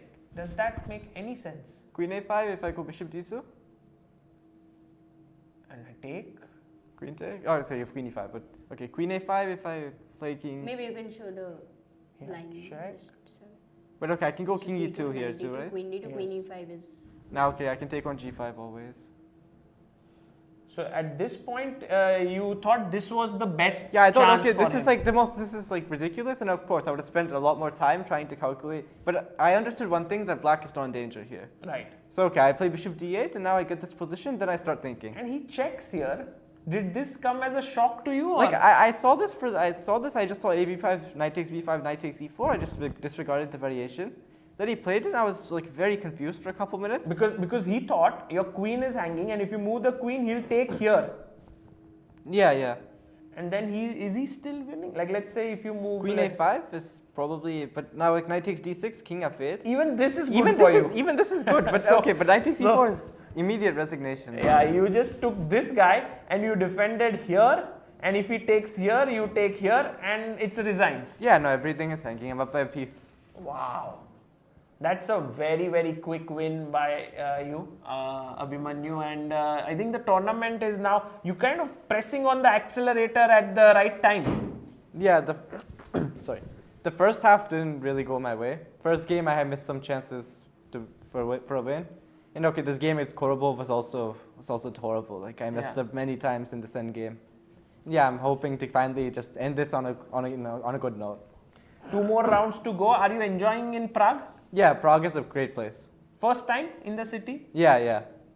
Nice. And if you win the challenges, you get into the Masters directly. It's not going to be easy because I think Ed is leading right now with 4.5, and he drew, so he's on 5. So you're just half a point behind the leader. Yes. So that will be interesting. Can we get your thoughts on the master games before we let you go? Sure, sure. Okay, so we'll start with the Gukesh versus Pragg encounter here. Maybe last few moves. Yeah, we were looking at till rook takes f5. Sorry, here. Amruta, we saw bishop e3. Oh, bishop It e3 happened? It happened, yeah. Takes, he took with the queen. We were looking at rook takes. And now the material is even. But Abhimanyu, why does the bar think white is better here? I think it's because of the pawn structure and also this bishop on b7. It looks like it's attacking for now, but after like what Pragg did in the game, played f3, this bishop becomes pretty dead for a while. So rook d1. Like rook d1, queen f6, he played f3. Now actually now this is nice because rook e8 you have knight g4. Nice trick there. Knight g4 taking. Oh, sorry, knight d7 because here is queen b6. Knight g4, queen b6, queen takes b6, rook takes e1. Queen b6. Queen takes b6, rook takes e1. Okay, you're still much better, but knight d7 is much cleaner. He's able to escape. So you start with knight d7 to take away this square as well. Yeah. Nice. Okay, so based on this, okay, rook e8 fails. And I think, okay, the other issue for black is his pawn structure. If this knight goes to say knight d7, knight c5 in the next couple moves, a6 becomes quite weak, c7 is also weak. I have rook d7 at some point. Would you say like Pragg has like a close to winning edge here, or would you be a little more conservative? I think it's a pretty good advantage, but still you need to work to convert this. Like with h5, he's still trying to make some kind of threats on the king side. But yeah, king h2 is it's a pretty good move. Do you follow these games of the Masters every day, or you don't have much time? I check them a little bit, but yeah, I use these games for training as well. Like the positions are taken out from there? Like the positions taking out from them, I try to solve them on my own. Like so does your father take out the positions? Or he takes out the positions. But is it during the tournament? Like let's say the Masters games are happening. So would it be tonight or would it be when you go back home? Well, it's whenever I'm done preparing. If I have time, I'll be solving some positions like this. Wow. So you're always solving problems, yeah? Yeah. I mean, it's Sagar, what's your life problem right now? No, but this is amazing, Abhimanyu, that the amount of time you are all the time calculating is quite high in a day. Like maybe it's more than 10 hours or so, maybe. Yeah, like 8-10 hours. 8-10 hours. That's very impressive, because generally I think players after the game tend to get tired. They want to take rest and so on, but you keep going, and that's phenomenal. King h2. Okay, so here we end this with saying that Pragg has a substantial edge, and Gukesh will have to fight hard to get the half point. Definitely. Nawara versus Bartel. This is the position we thought this game would end in a draw. That's our feeling. But do you think that any side has some chances? I think if you play this properly, it should be a draw. But if someone is pressing, as of now, it appears to be black. Okay, maybe you have this knight on c4 and you have something. But realistically, if white even goes bishop takes f6, king takes f6, knight a5. I just trade off this knight. Okay, I don't really think anyone can try to win this double rook ending. Like, it'll just be pretty much draw. Wow. Okay. Brilliant. So, Gukesh versus Richard Rapport. Oh my god, My Gukesh is goodness. already winning? Look at What this. happened in the last 2-3 moves, Sagar, where we left? So, we left it at queen e6. And then if we can have Gukesh versus Rapport on the screen, rook f e1. Yeah, there we have Gukesh a6 threatening b5. Queen went back. b5 did happen. All looks okay. Okay, I mean, 92. this should be. Yeah. I mean, white should make a draw somehow. f5, natural, rook c2. f5. Could he have taken the pawn on c5 here? Maybe Rapport got a bit over ambitious. Okay, rook No, but c2, rook c2 c4. looks fine. Like rook c2, c4. I mean, rook e c1 is too much for sure. Oh, this is the final move It's which a we have on blunder, the yeah? board is a mistake. Why? Because actually, okay, if the most critical move here, like, is c takes b3 after rook e c1.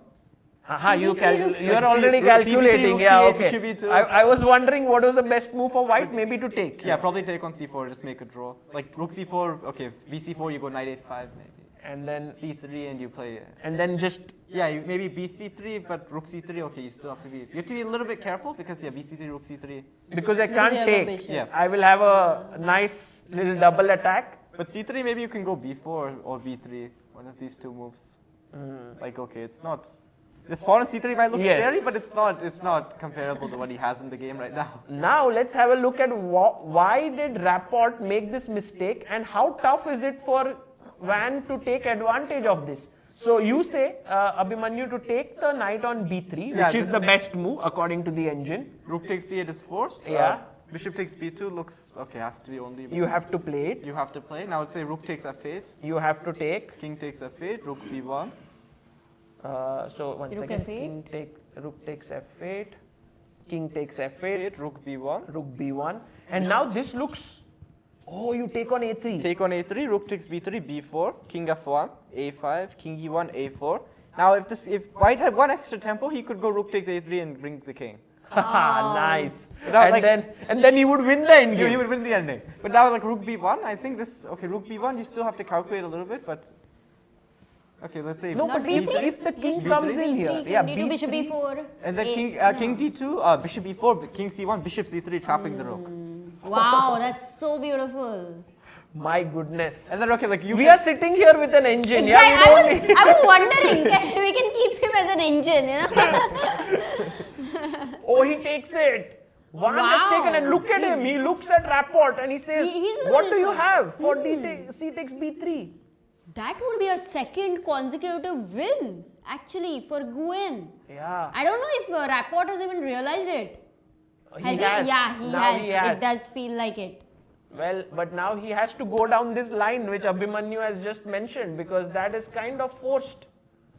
He takes on c8, bishop b2. One move has completely changed the course of this game. We just did not imagine it. But yeah, I mean, this happens sometimes. Okay, it's like one tempo, he missed this. Missed the train. Yes, and do you think that white has any chance now or I think it's gone, yeah? Like it's just no way or any tricky defense?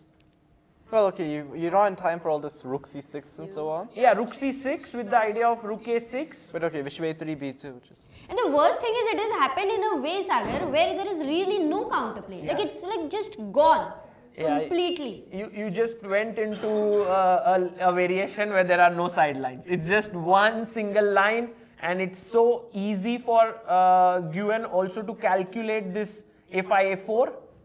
Maybe instead of b4 there's something better, yeah? But okay, instead. It's not very human perhaps. I think But actually- b4 is the most human But way. what do you play instead of b4? If you play like bishop c5, b4, a5, bishop d6, but this is Maybe. bishop d6, king f1, b4, king e1, a5, king d2, a4, rook b1. Okay, b3, king c3, but this is no, but this is okay. This cannot be working. No, right? this is First not of all- working. First of all, he has rook b1, rook e1. Okay, b4 is probably. I mean, is there another move? Yes. Because this is quite accurate engine, yeah. When you play b4, it goes up like, or maybe not. Maybe it just calculated a bit more and the valuation went down. So maybe b4 is the move. Yeah, before is no, King it's F1. winning. No, we saw this finally. a5, king e1, a4. Working out well. Sorry. I like the King bishop D1. c3 end move. Does he have another King move? d1 maybe. Yeah, king d1 is probably a best. But then bishop b4. bishop b4. Oh, Maybe it's you a have to be mistake. careful. Rook A1, Rook rook a1, A1. rook a1, a3. Yeah, what's the problem? You have to be better. You don't really have. Wow.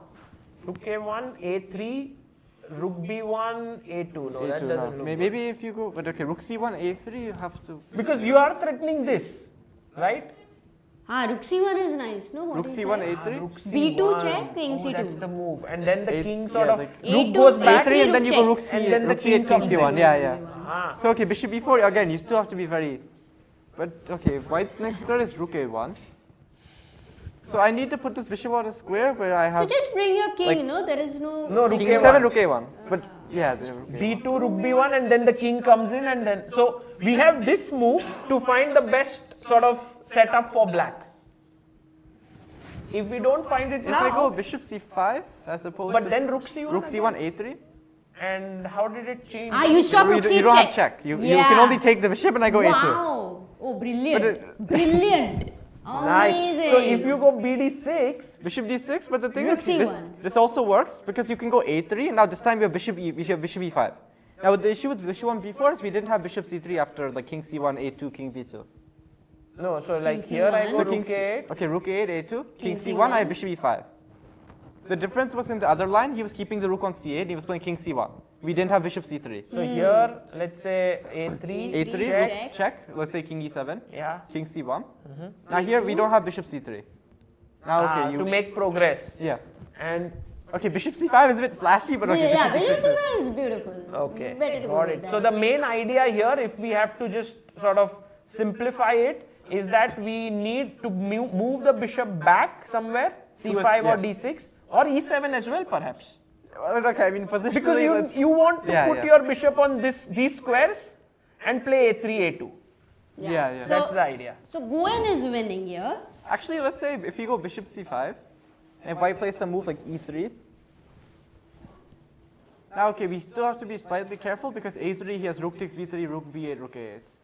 Yes. So a3 can't be played, but So now let's you say just bring. we have to play say king King e7 E7. versus g7. Let's say Yeah, king and then e7. king d6. Now, sort of. yeah, if d4, okay, you can play a3 already. But sorry, no, you can just play this. a3, move yeah. bishop. Yeah, No, but a3 works. a3, dc5, a2, king c1 takes. No, king c1. Do I have Ping to pong play endgame, takes, you're getting a king winning e6? one. No, you have to be careful though. This doesn't work. a2, king c1. Wow. King c1, and now he's turning rook a1, so you have to take king b2, king b3, king c3. So you just play bishop d6 or bishop b4. But you have to just move this bishop. But the idea then is that black's position is just kind of winning in here itself. as it is. No, but you don't go bishop c5. You can go then bishop just go to d6 d6. and then Bishop it's d6. You save a tempo. Yeah, Yeah, it's true, a little simple. true. But bishop c5. Okay, looks so winning. Guen Let's is, go to the is last winning. Vidit Vidit versus Maqsoodlu. This game was going slow at some point, but then Vidit went queen f5, putting pressure here on f3. The knight moved, queen h5, h3, bishop went back, and rook e2. This is a very slow. typical Parham Yeah. game, yes? Yeah, no, this is just like It's chaos. so messy.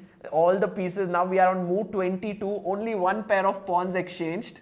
18 moves to be made, 13 minutes for Parhams. Vidit has 16 minutes. Anything can happen in the What last. do you think, Abhimanyu? Here, This is wildly unclear. Maybe in the last couple moves, this queen f5, queen h5 plan wasn't not the good, best. yes? But okay, because I felt like black had a pretty good Benoni. Like it's reverse colors, but. But what would you plan here? Would you go rook e7, rook e8? That was one thing we were thinking.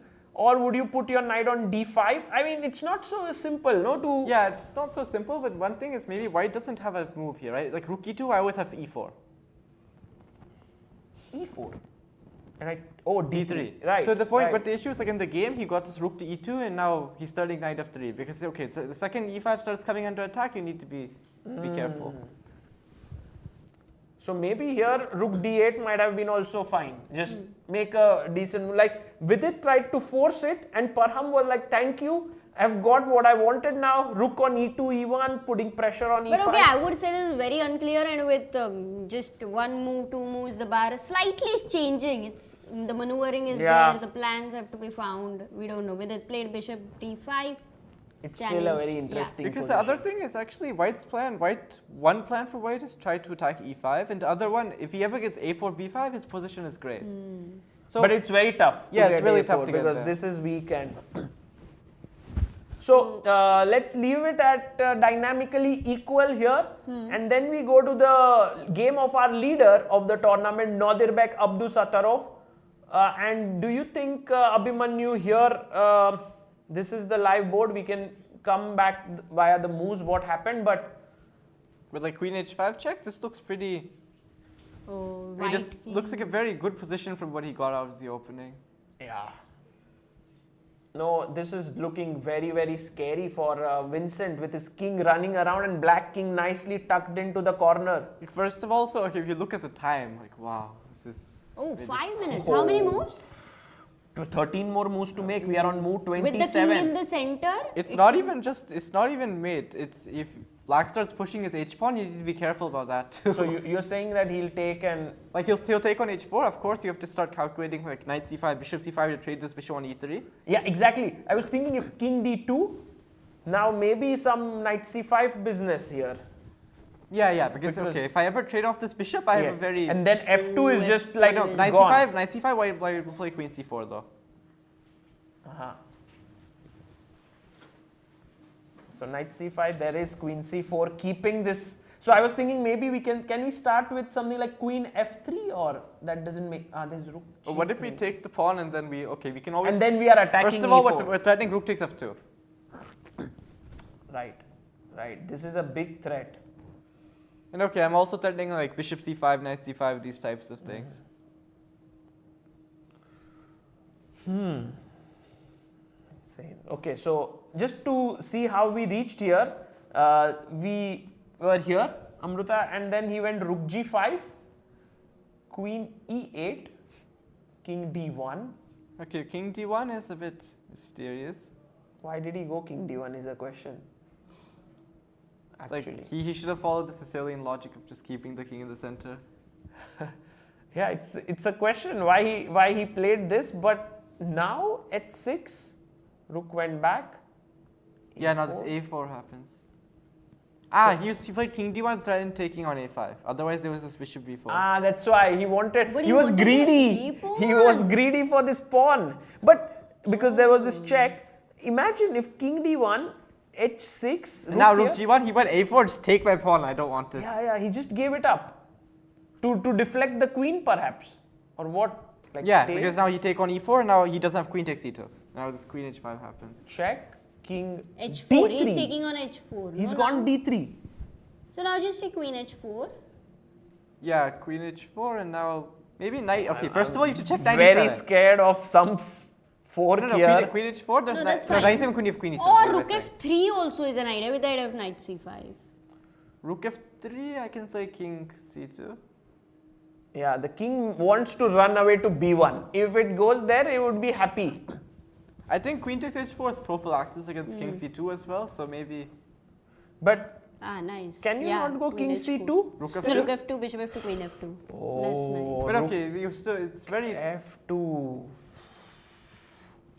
G1 is hanging. But what's the move white has here? Queen c4 Queen C- maybe? Yeah, Stopping. queen c4. No, this is such a tough position for It is. Keymer. But you still have to calculate like queen c4, rook takes f2 still, but it's. Oh, he's... Yeah, this is not great.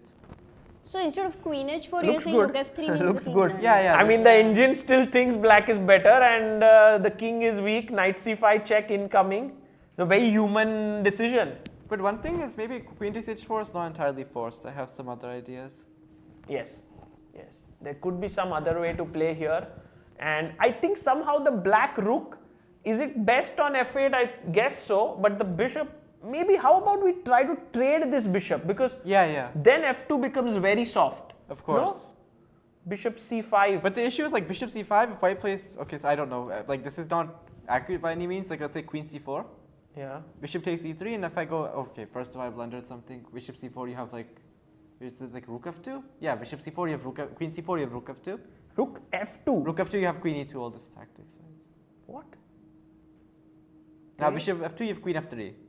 Check. Oh my god. And otherwise there's queen e2. Oh, this but, intermezzo is nice. Anyway, you collect queen. but okay, f2. Wow. like queen c4 was just some demonstration that okay, if bishop takes e3, f takes e3, the structure is maybe. Hey, but Yes, it's possible that this, but something is wrong with bishop c5 per se. Like Yeah. here, white is doing quite okay. Maybe Okay, knight b8 is too much. Or yeah, is it too much? Knight b8? Knight b8? oh, what a move, man. No, but Knight I mean, B8. if this backfires, you just lose. But Okay, it's okay. maybe That's not so the bad. most accurate, but what a move. Even to consider deflect. it, I think it's amazing. Yeah. Oh, but okay, there's a better version of this. If I go knight d4, but the issue is you have knight b6, right? I have to be careful. Knight d4. Knight d4, you have knight b6. I want to somehow put this. You want to But you take have knight and b6, checkmate yeah. here. But I believe you have knight b6, right? Knight b6 and now queen c6. You try something, but okay, that's too much. Okay, maybe there is some very deep Knight move. e7 then, bishop e7, queen d7 you have. Otherwise, Yeah, knight this knight e6. e7 is probably This is queen h4 prevents knight e7. This is another point of it. But we'll come back here. We'll see what happens. But Abhimanyu, it was amazing having you here. We went through all the games. You analyze so well. You calculate so well. Thank you. And your hours and hours of effort clearly show when you analyze. I wish you good luck for the last 2 rounds. Thank you. It was an honor to be here. Thank you. And we'll be back very shortly with the games which are quickly approaching time trouble now. My name is Karel Janicek, and I am a mathematician and a social innovator. When I was a kid, I played chess competitively and loved strategic card games. I may have been a mathematician since birth, at least as far as I can remember. For more than 12 years, I have been investing my energy to help society in various areas such as education, the science, art, sports, the fight against corruption, increasing public participation, as well as improving democratic processes. We are now at the crossroads of history, and my aim is to help our society to successfully face the critical challenges of our civilization. In 2013, I invented a revolutionary voting system D21 to bring consensus to our decisions. With the D21 system, we will have the opportunity to elect better politicians and prevent the polarization of society. D21 is the key to saving democracy, and its implementation for political elections is absolutely crucial. Another innovative product we developed together with scientists from the Science 21 Foundation is the revolutionary mathematics game Mateso. I believe that Mateso will enable children from all over the world to learn mathematics in a fun way and help them develop critical thinking, a crucial skill in today's turbulent times of omnipresent information and misinformation. That is why we came up with the innovative board game Mateso, which brings mathematics closer to all age groups in a fun way. By playing Mateso, preschool children subconsciously gain knowledge of key information about the structure of the number system without having to know any number or perform a single calculation. Namely, the game includes a multiplication table, prime numbers, factorials, Fibonacci numbers, and the concept of zero. By playing this game, a so-called backbone algorithmic system is created in a very entertaining way. It is a natural consequence of certainty in all basic mathematical operations. With Mateso, starting primary school mathematics would no longer be scary. It will change into a fun subject. For school-age children and teenagers, this game has a similar effect. However, the activation rate of the backbone algorithmic system is inversely proportional to the age and the level of dislike of mathematics that individuals acquired during the classical educational process. For adults, this game is not only a way to teach their children the necessary basics in mathematics, but also an opportunity to find their own acquired blockages in this field and gradually get rid of them. Mathematics is all around us, and it is beautiful.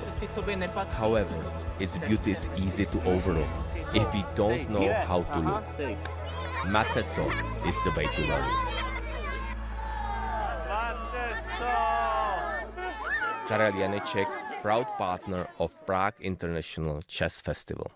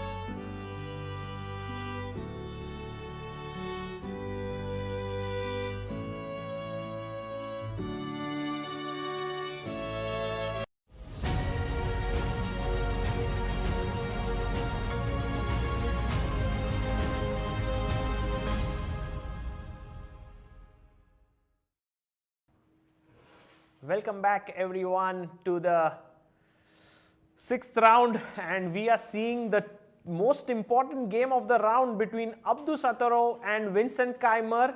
And Amruta, look at Abdusattorov. Now I don't see any emotion of stress. It's full confidence, no nervousness. See, you can see that, right? Yeah, he's out there for the kill now. And let's look at the board. So we looked at till king d3 here. Now Nodirbek went queen f3. This was a move we were thinking about. In fact, Abhimanyu was here. He was suggesting maybe queen h4 also as a possibility.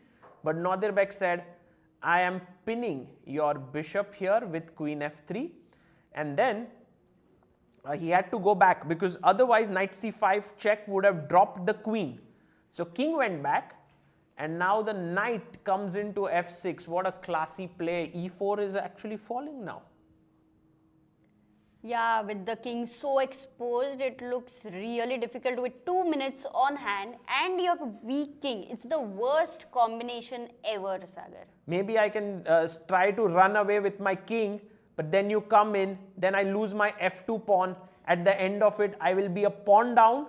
This bishop is amazing because it controls all this thing, and remaining white pawns will all be weak. And the funny thing is, with that exposed king, somehow black is not even caring to checkmate him. It's not even about that. It's just about pawns falling. Yeah.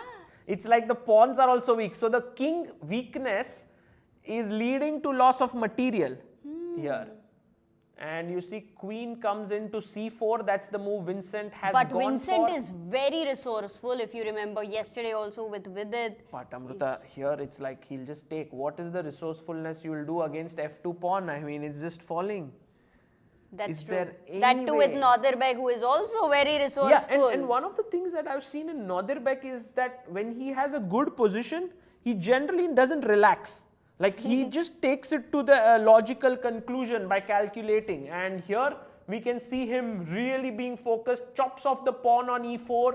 And now Vincent in big trouble with 2 minutes left. They have to make 10 more moves to reach move 40. Okay, Amruta, should we go and check quickly the game of Gukesh and Pragg? Absolutely. Let's have the Candidateans there. Okay, so king h2 happened here. We left it here. Bishop c6, and now Pragg takes a very surprising decision, because Abhimanyu mentioned to us that this knight is slightly more superior to the bishop. It could sit here, but Pragg just took it. Wow. Queen takes, and then moved in with his queen, saying He's that... so confident of his major piece endgame. Yes, because there are two highways on the board, which are these two files, and both the highways are controlled by white pieces. Oh my god, rook coming on the 7th rank, there could be a windmill-like thing over there.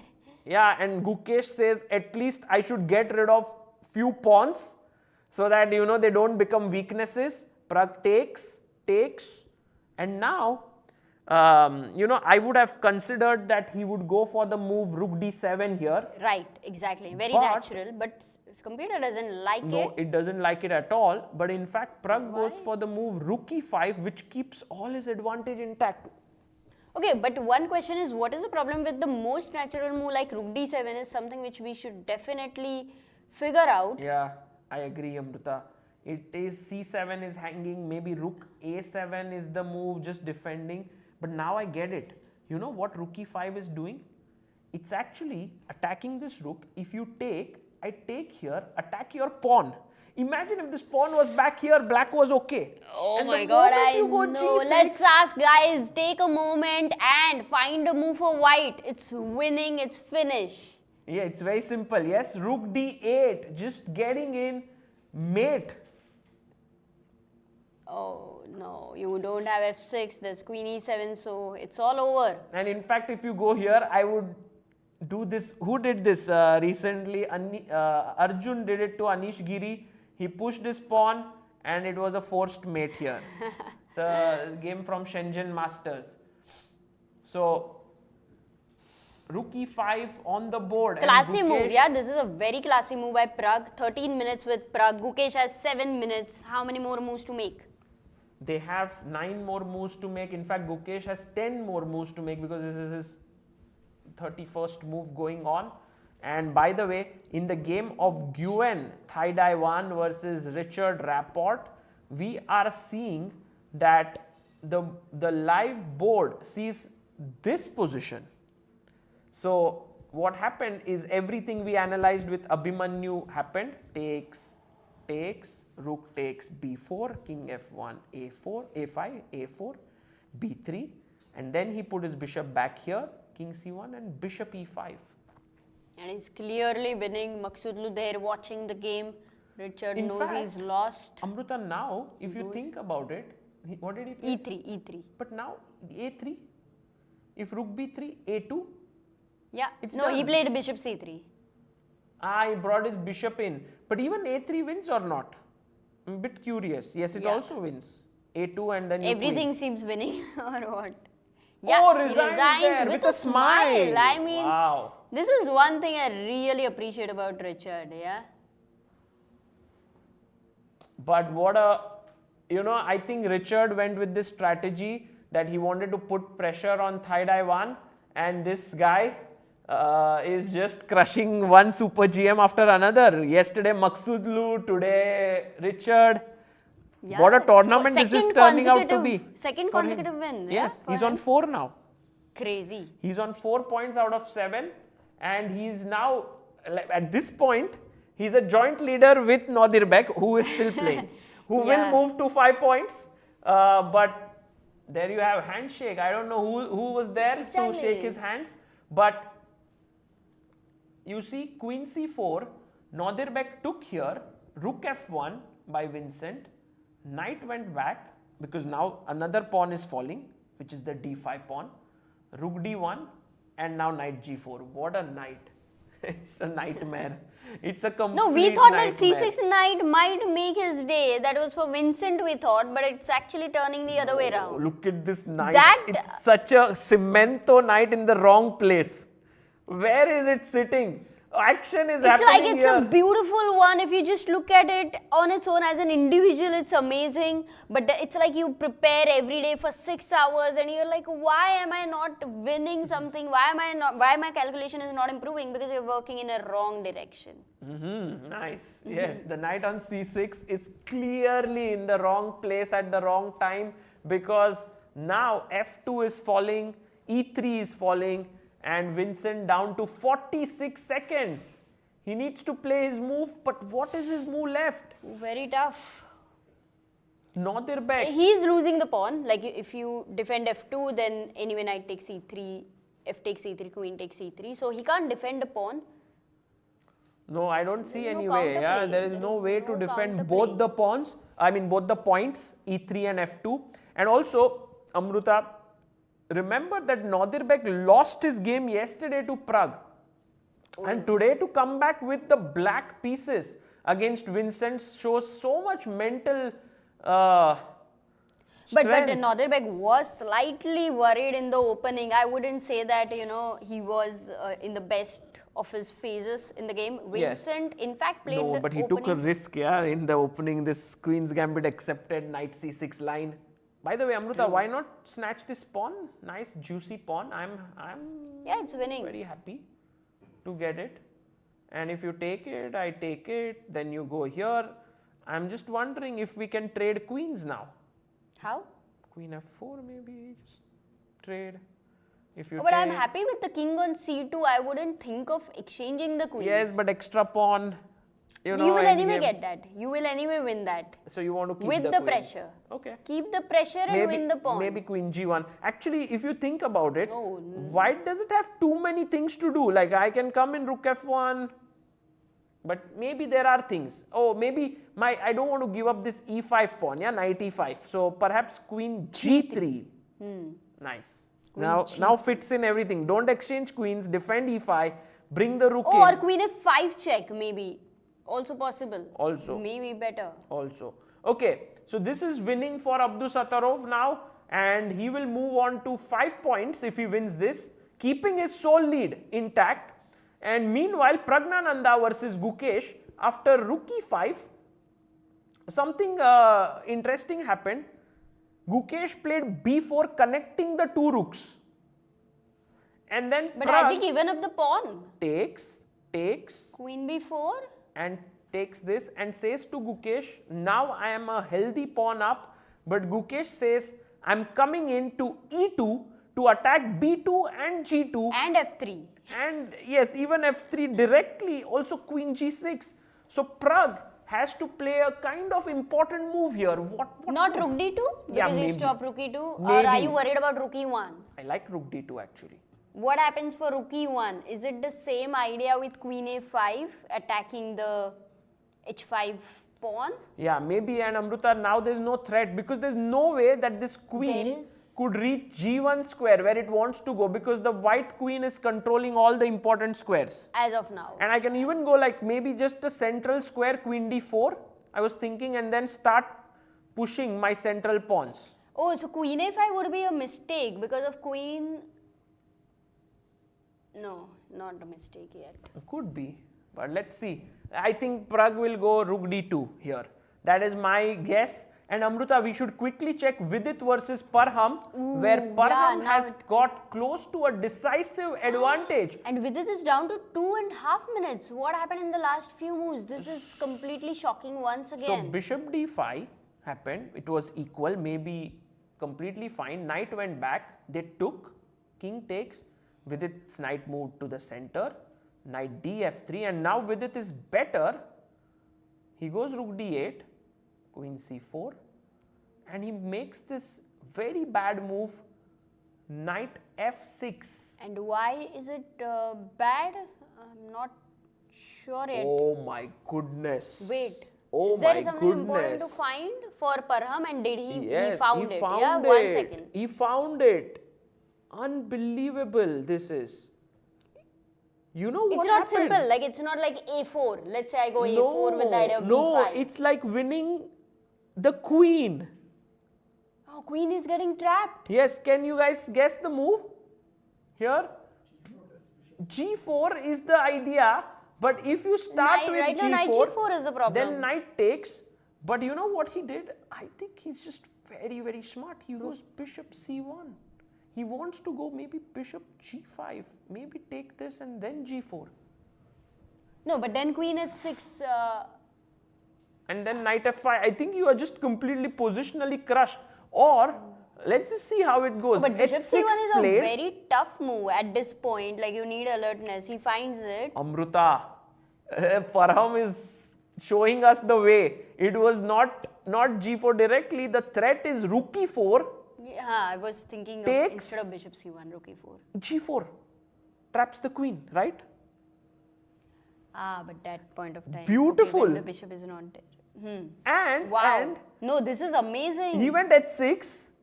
Rook e4 came in. But this is absolutely, you can miss this in the game with 2-3 minutes. And Parham finding it on the board is insane. but now if you take rook e4, then Vidit may go f6. Oh, he takes it. I was thinking he No, f6 oh, illegal. can't play. What? Can't play. It's a pin Wake pawn. up. G4 forced queen trap. Unbelievable. First of all, hats off to Parham. Yeah. No, And Parham, second of all, I can't I even am say so Vidit scared of blundered because Parham, this is always. kind of impossible to find. He is all the time there with some tricks there. And And Amruta, it's like, the weather forecast is like everything is fine. Suddenly a storm comes. How are you going to get to know? how will you prepare? Yes, how will you carry an umbrella? But with Parham, you have to have a perpetual umbrella with you. Here, rook e4, g4. He could have gone g4. That's also a good move. But Parham says, why should I even, give that chance? Because I see this pawn is pinned. And I think it's time for Vidit to resign this game because there's no way that g4 can be stopped. I really want Look this at f pawn Vidit. to He is move. just completely in disbelief right now. He is almost... Yeah. Oh my god, it's such a hard moment because it's not just this moment, but for him everything comes together. Yesterday he lost. In fact, even before the rest day he lost. It would be a This is third a third consecutive win, loss. which generally is a very rare thing which happens on elite level. We just recently saw Anish at Giri doing in Masters Shenzhen. And happening. now Vidit here. I mean, they both are good friends of each other, but both of them going through an extremely tough two tournaments that they are playing. Maybe they should have a call with each other so that they're fresh in the next rounds. Possibly, but it's too Oh, late. look at him. It is...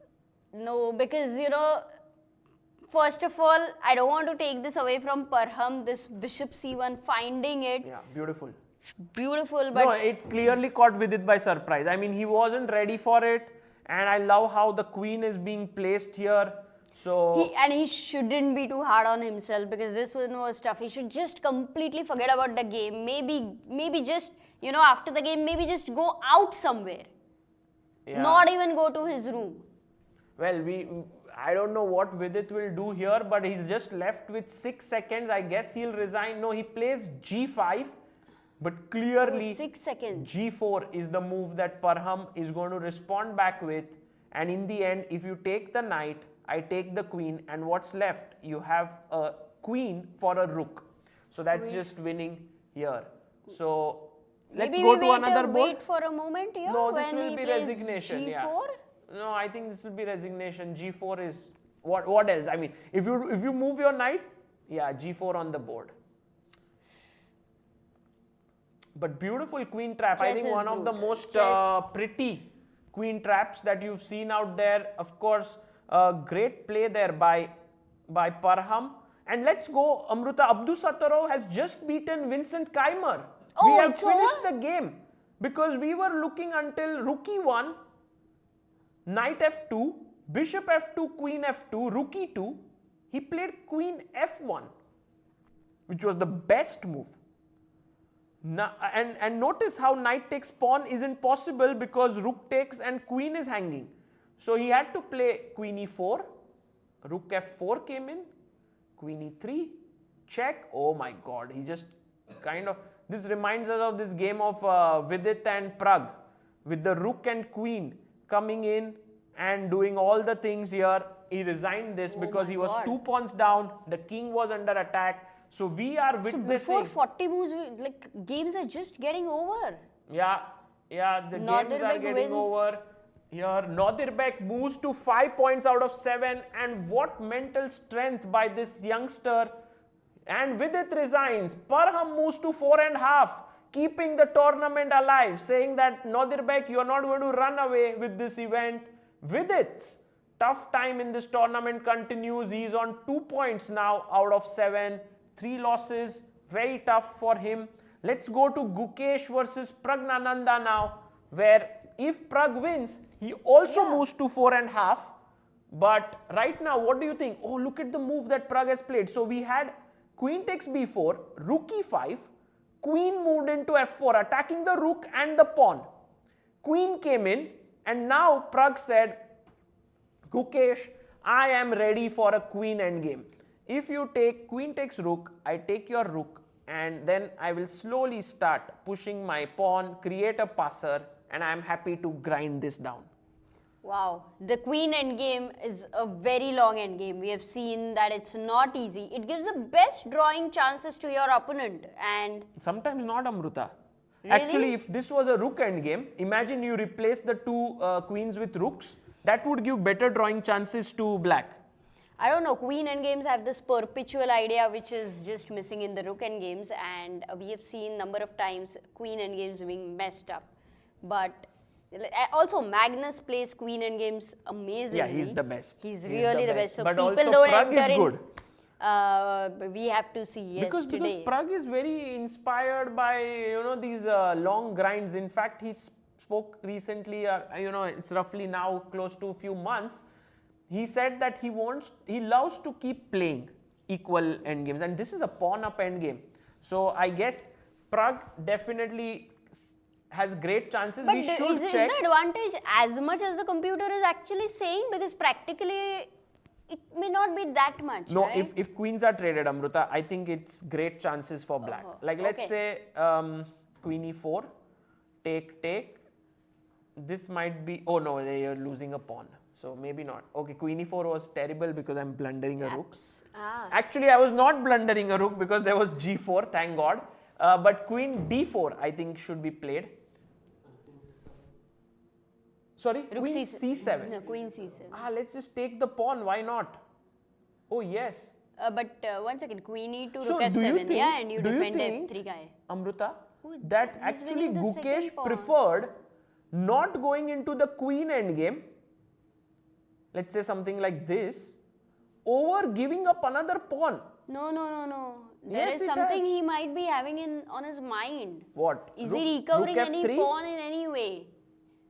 Not rook f3, of course not. No, 1 maybe, second. why not? I was looking at rook check. g5. Is there a perpetual? At least the bar says no. I mean, king, King g3. you have to go up, that's the only way. And now check. Look, the king is ready for a marathon, Sagar. Yeah, king just goes. Once the king is in the open, there's no way to mate him. So, Or if you give go a little perpetual. bit back, rook g5 instead of rook f3. Yeah, over here, just check rook g5, rook f7, queen e2, that would be lost. So, you can't take on f7, right? Nice. So, that would be lost. So, don't take on f7, but you go back rook d2 now. And you've then, saved, yeah? And then grind, I mean, win this. This is easy. With two connected pawns, you But do why is nothing. Pragg not taking? And Amruta, I want to quickly Oh. check the game of Navara versus Bartel. They are here and No, it's a little slow. I think that is a key moment there, I Sagar. understand, we should but go we there. just, what is happening here? Who to play? White, Bartel to play. Yeah, maybe it's equal still, yes, 5 pawns each. But they both are fighting. We'll come back here because at this moment we have only 2 games left going on, which is, and Pragg goes and snatches the pawn here. And he goes queen e2 instantly. Queen e2. Yeah, so the idea is rook f3 and also rook g5, both in hand. If rook f7, that would be a blunder. Rook g5. In and fact, we I was transpose. calculating rook f7, but We that is a transpose. blunder. Yeah, but now he stopped rook d2. Okay, so that's what Gukesh is trying to find his counterplay. And what is the defense? You can go queen g3. But this is b2 will fall. So if you go here, I'll take this pawn. Ah, that's a good drawing chance. So this is very tricky. How does white defend? Maybe there is some Rook move which G5. Gukesh has missed here, which keeps Praggnanandhaa's advantage intact. Let's find it. Queen d8 stops Oh, rook I g5, know, but then I know queen what b. it is, Amruta. Queen b7. Attacking, defending this pawn, also defending it this way. No, if you go have rook- made a mistake here also, Sagar. You've made a mistake. Oh, but by the way, we have a guest joining in here. The leader of the tournament will join us, so we take a very quick break. No, we don't and take a break. We continue. He will join in, no? Yes, but let's have the screen so that we can take a very, very quick break and have him here.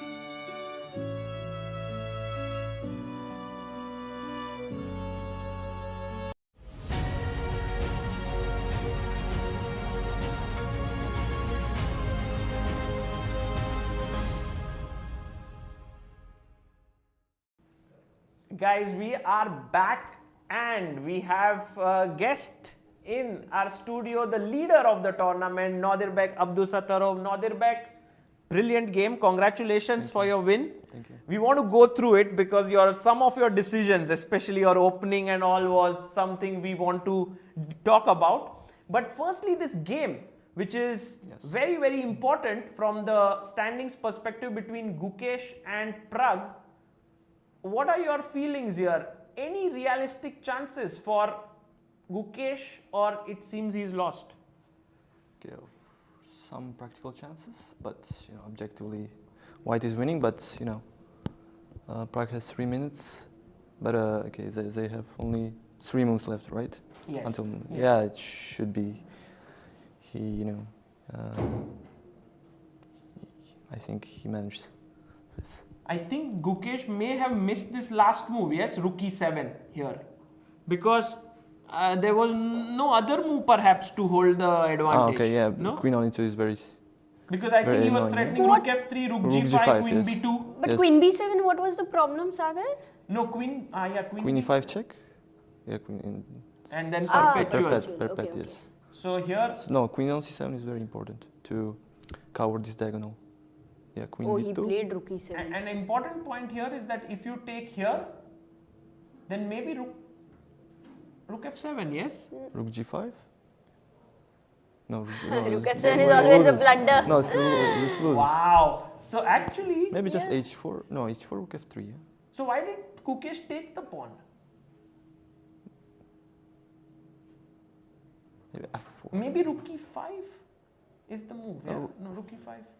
Yeah, maybe. 5 is a move, yes. Because rook e5 and then rook f3, there's rook h5. Rook h5. And if you yeah. take here, this queen endgame might be just hopeless. Yeah, should be winning, yes. Yeah, a lot of action actually. Yeah, he played queen d2 and Queen d2, and Pragg is still thinking. okay. And did you see how Parham won? Oh no, I looked after, I finished my game. He just. Okay, he was can like, you see there? And okay. white to play. Suddenly, like the bar went up, and this is just insane, yeah, this moment. No, we could Queen keep is- Pragg queen and is Gukesh shaky. camera. That would be great. Yes. We can have Pragg and Gukesh's camera there so that we know what moves they are making and we can have this board. Yeah. Bishop c1. Yes. Yes. I mean, It was just a very big. yes, rook e4 and g4. Yeah, coming. Yes. Wow. Wow, yeah. Very quick. Wow. And this pin is just terrible because you can never escape with the queen. Yes. Yeah, queen is stuck on h5. And so that was Parham's win. And Guwen just blundered here. Oh yeah, this game was. I mean, sorry, Rapport blundered against Guwen. Pragg played, by the way, Sagar. Can we Yeah. just have a look at that? So he played here. H4. h4. Okay. But isn't H4 pawn becoming weak in any way? Like Rook F4 now? Is it a blunder? No. Rook f4 is a move. Yes. Maybe rook e4, but then rook f3, right? Rook f3. Okay. It's actually a very Okay. still a complicated Yes, position, complicated. right? Yes. Okay, especially with 1 minute.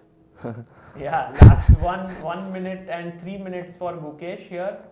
But practically, what would be the best way for black to here play with 3 minutes, you think, Norderbeck?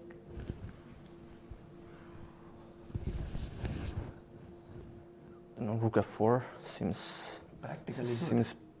logical. Yeah. Queen f2 also comes to mind, Queen F2. Queen f2. but I think it's not that. Okay. Maybe it's the best move, yeah? Yeah. Also, like queen f2, king h3, rook f3 is a draw already. So you can't play king h3, yeah, rook f3. Take queen g3, queen h1. Oh, yeah, beautiful. this Yes. is Beautiful. nice. Yes. Beautiful. Wow. So quick. No, you can play king h3, so maybe you play queen g3, but then take on b2, yeah? That's full pawn up, but And some But, technical yeah, of work, course. yeah? There's a serious technical work for Sure. Pragg to do. And so I think, Amruta, the essence of this position is that even if we cross 40th move, Pragg will remain a pawn up and have to convert. I Yes. don't think it's ending so soon. Okay. So, yes, this was a big surprise in the game of Guwen versus Rapport, yes, where he played rook c1, big blunder, and then yeah. this was He probably didn't calculate it, yeah? Yeah. I mean, yeah, it's really unfortunate actually. very. Yeah, after rook f1 you just lost, yeah, after cb. And what are your thoughts on this position? Do you think? Ooh, So white's gonna win this pawn on a5, yes. but okay, black will of course have a chance, yeah?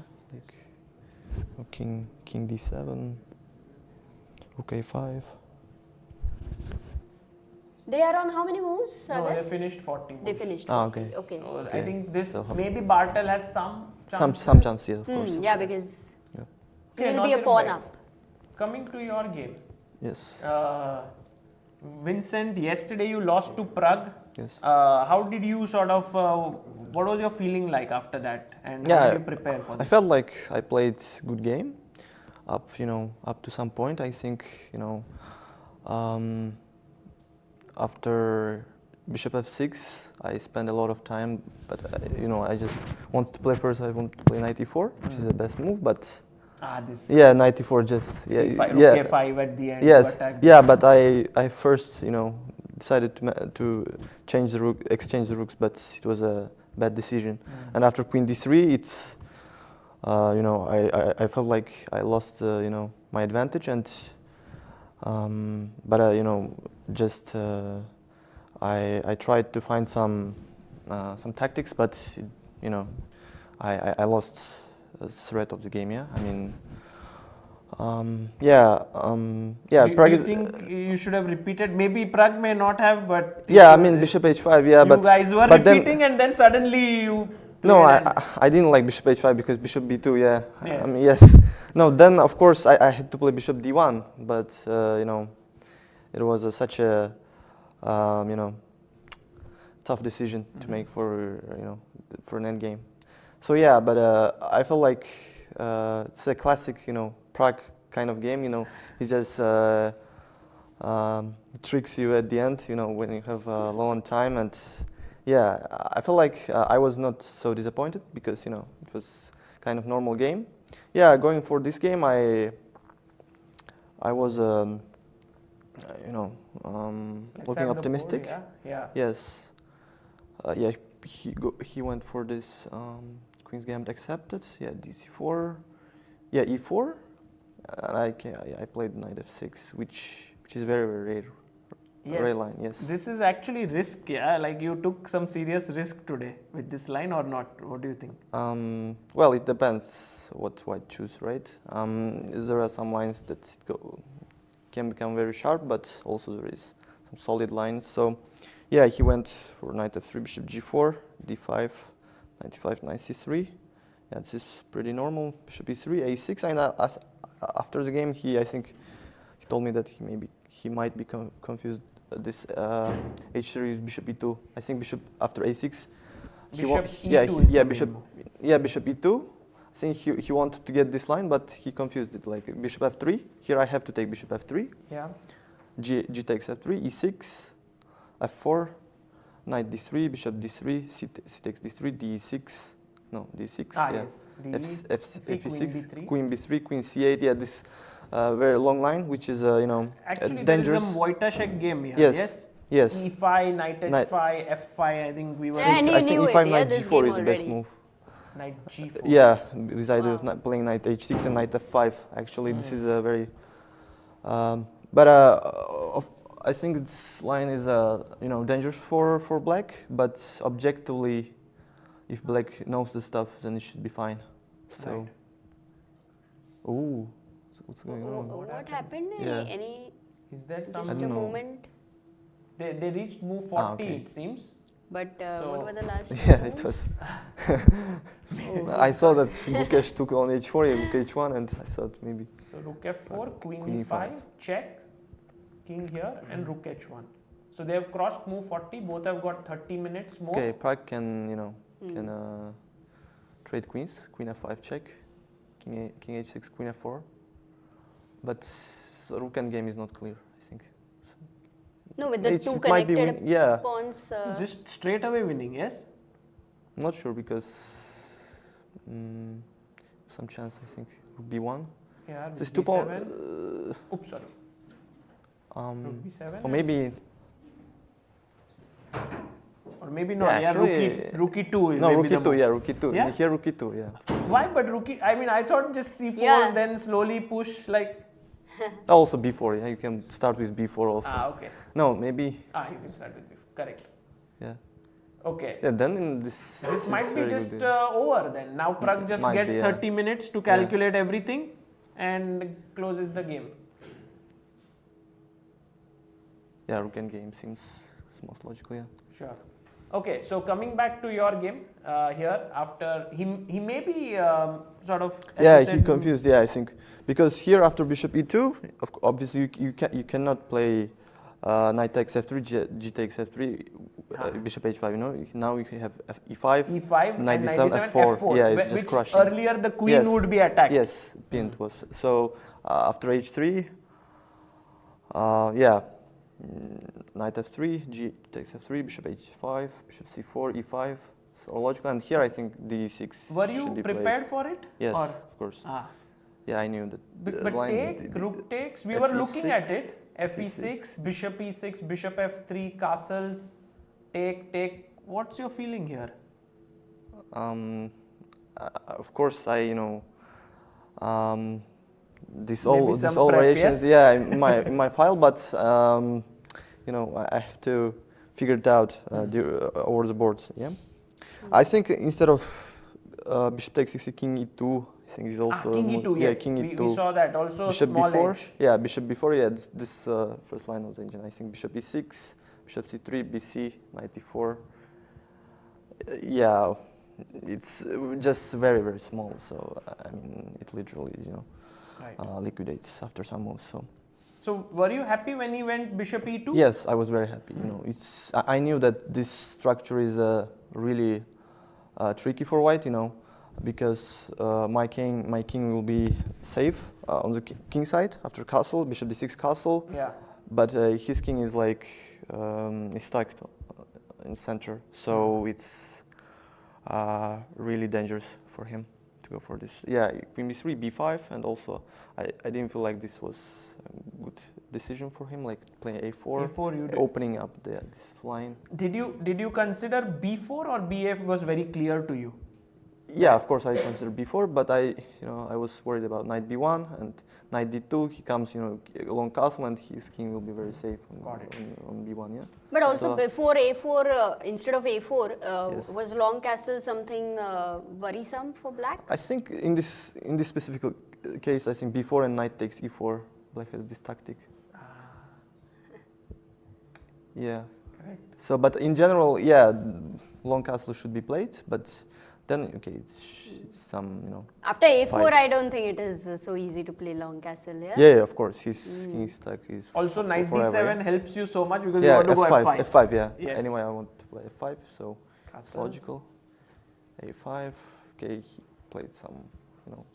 Did you some expect moves. knight a7, knight b5, knight a7, knight c6? Yeah, of course, I saw this plan, but I wasn't so impressed with this knight on c6 because as it happened in the game later, this knight was just stuck on c6 and had no moves Absolutely. for rest of the game. So I think, yeah, it's interesting, but also it does nothing on c6. I think. I mean, the knight is beautiful, but just Yes. in the wrong Yes, square. Yeah, yes. somewhere. Yeah, initially it felt like it stopped c6 and everything, Yes. and it's really good, but then it But did I think nothing. this combination of putting on knight to c6 works well with if white managed to exchange some pieces and get long castle, that black will Then no b8 square. no b8 square for rooks. So, but in this case, I think it's just stuck on c6. I think. So this phase of the game, like next few moves, Yes. we were a bit confused. Like what's Yes. going on? What was? Yeah, we were both. I think I also was not sure what's going on Everybody here was. because I felt like I should be fine. Black should be fine, but I saw the bishop h6 here as principal. I don't know. It felt logical. Bishop h6, bishop g6. He takes f5, queen takes f5, and just play this endgame. Queen takes f5, rook f5. It should be equal. So I was bishop d2. Bishop I think. d2 Yeah, maybe, bishop yeah. d2 maybe. More accurate. More accurate, yes. Yeah, obviously black is fine, but I think I thought white should go for this, objectively. Instead, he went for h4, which I think does nothing. Yeah. Yeah. Just I play king h8, rook g5 and queen e8. I think is a very good move here because maybe objectively not, but I think practically What queen was e8. the thought behind it? Just Well, I didn't want to change the structure. I didn't want to commit with fe or f4, so I keep the tension, and if white castles long, then maybe I can play f4 and close this bishop d2, h6, and start pushing on queenside a4, a3, yeah? Okay. Eventually. So now it's a bit strange for him, I think, to find a move here because this doesn't. you don't. look good, Yeah. Take this. Yeah, this structure is is bad for white, but objectively maybe he had to go for this. But I like black actually. You like Yes. black, right? King d1, I think we didn't understand first, but then we realized that he actually wants to win this pawn, maybe, Yes. Stop this bishop b4 check ideas. Yeah. Also, maybe he wants just play rook a4, protect the e4 pawn, and just slowly brings the king like king c1, king b1, playing positionally. Yeah. But here I think a4 is very very accurate move. h6 first, yeah. Rook g1, a4. Yes. That's very strong. This is A4. such. I think you want to just deflect the queen from the defense of the bishop. Yes, of course. And I also want to not to give him option of rook a4. I think it's very important. Beautiful for him to move protect, actually, yes. a4. Yes. So it's a very prophylactic move and deflection. Yeah, and I exchange the rooks and just start to come with my queen. And here I was, after king d3, I was just briefly calculating rook f2. I don't know. Yes, we had Abhimanyu here in the. We did calculate some rook but f2 I wasn't lines. sure. I wasn't sure. Take It should check. be good for black, but I wasn't sure. King c4, queen f2, queen d1, queen b2. Here is some move for white, I think. Here. Look at the king, king yes. d3. I'm not sure. Yeah, no, not king d3 maybe. But yeah, here. It felt tempting, Yeah, no? yeah, of course, it felt good for black, but I wasn't 100% sure if this is so clean, because it's also very, you're committing yourself, for exchange sacrifice. So. But So the queen way f3 you is very played, good. I think it was clean. Yes, Like there is queen no f3, I risk. think no counterplay for white. Also, it's very highlightable that knight on c6 has no moves. Exactly. Yes, so Exactly. it's very important. We were very tempted to go bishop c5 to remove this bishop because yes, it's also an option. it's such a important piece if you can remove it. But I Yeah, guess we're looking at bishop c5. Yeah, bishop c5 or knight ideas. c5. Yeah, it's Yes, all, knight c5. Both are options. Yeah. But king c2, now knight f. You just collect everything. collect the pawns. Yeah. Yeah, at this point should be winning. Also, he was low on time.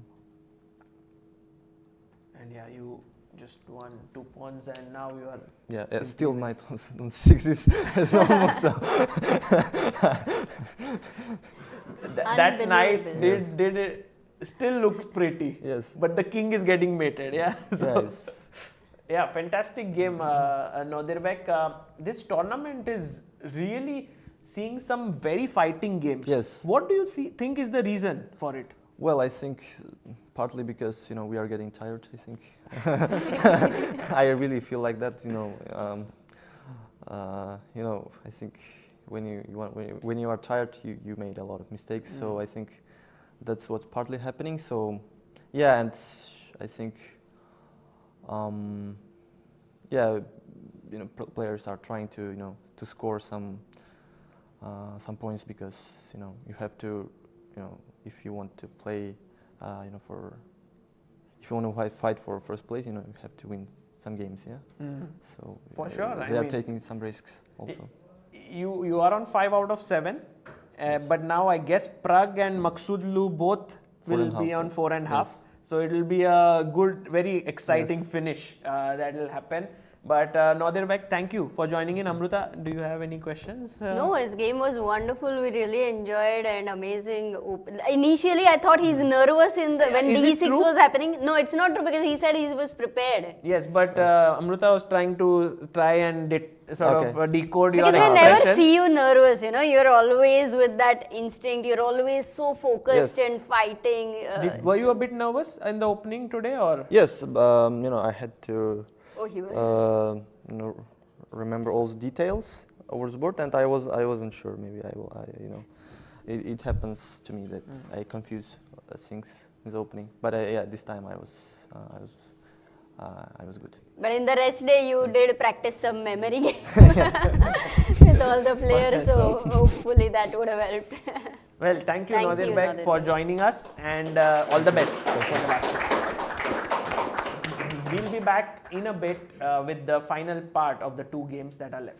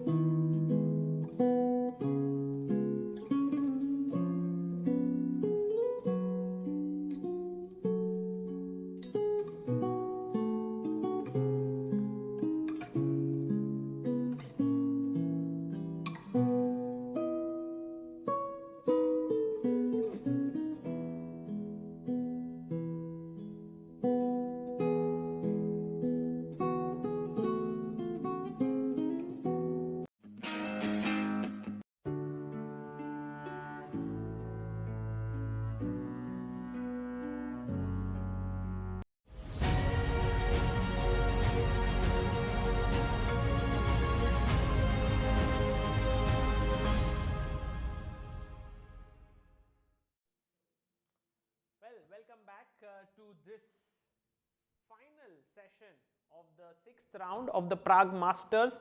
We have Gukesh on the screen, completely focused, trying to work it out if he can hold this endgame against Praggnanandhaa. So what happened was, on move number 38, he played his rook to f4, which was perhaps the most interesting move here.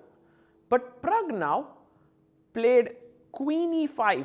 Very interesting choice, because we were looking at certain decisions like king g3 with Nodirbek being here, and you know, he did speak about this position, but then queen e5 by Pragg is such a cool idea, because now he's attacking here, and after rook h4, king g3, rook goes to h1, and in comes check, check, and queen trade, g5, king goes back,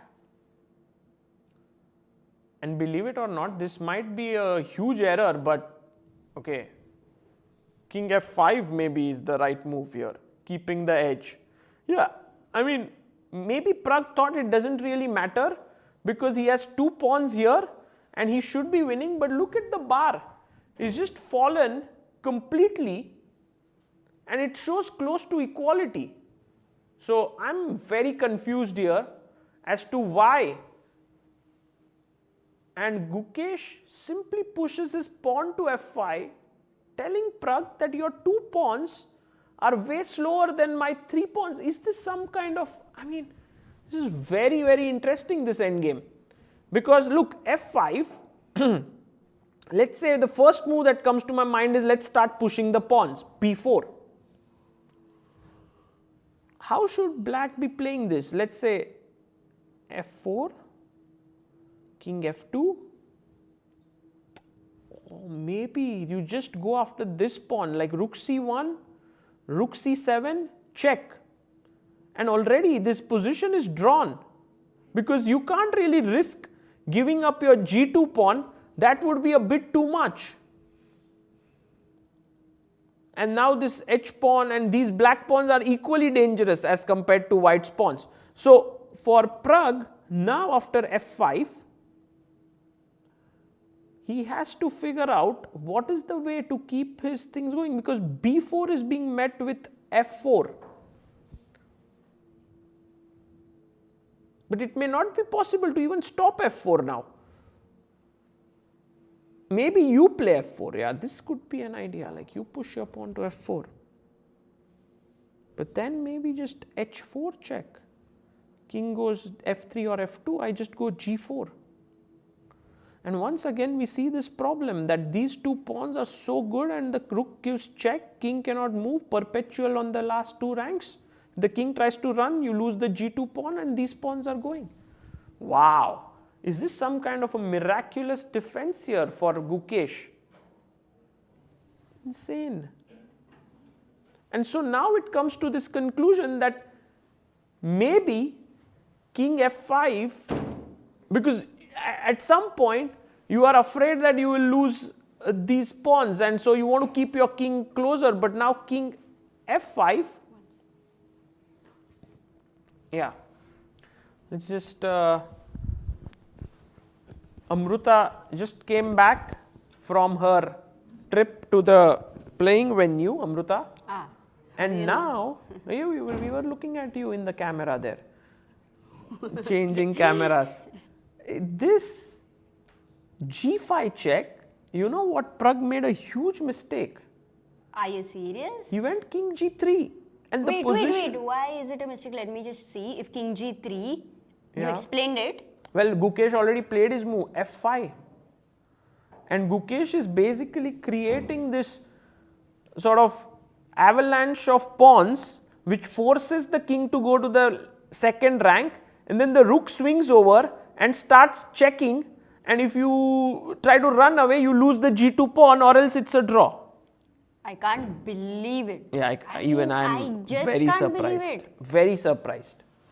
Once again, one question is, so instead of f5, you would have gone a move like simple h4, king g3, h4 check. Well, I guess the main issue Now you was go- not king f2 but king g. No, king g4 is a mistake. This was my idea. Rook h2. Ah, and then or No, rook not g1 even that. maybe. Rook g1 maybe. Wow, wait a second. What's the winning move? King g6 with the idea Five, of mate. f5. Rook e5 is forced, and then rook h2. Yeah. What difference Rook does it e5, make? rook The king h2. doesn't get out there.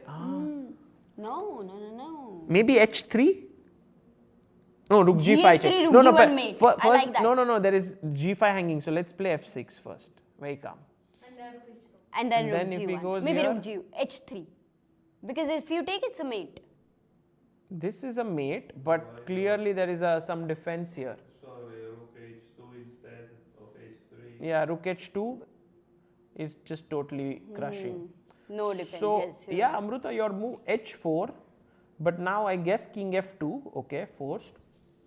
And now then- rook b1. yeah, rook b1. b7. Rook e2. Yeah. Rook e2. Because rook b7 helps me. You yeah, cannot then push your the rook b has pawn and- all the space on the last two Yeah, ranks, yeah. while rook e2. So, if we think by that logic, Amruta, f5, now my rook can still come in here. So, if let's say I shouldn't push b4, maybe that's what creates this mess. Like if I play b4, f4, king f2, rook here, now I can't defend this pawn this way. So, I have to move my rook away, after which there will be perpetual checks. Oh, you can't go king e1, rook g2 is lost, and king f1. So, maybe I can start with rook e2 here, which might, or maybe first a check, just being very precise perhaps, and then here. But it still says equal, like f4, king here. g4, yeah. Or maybe something like h4, h3. He does wait. give that check.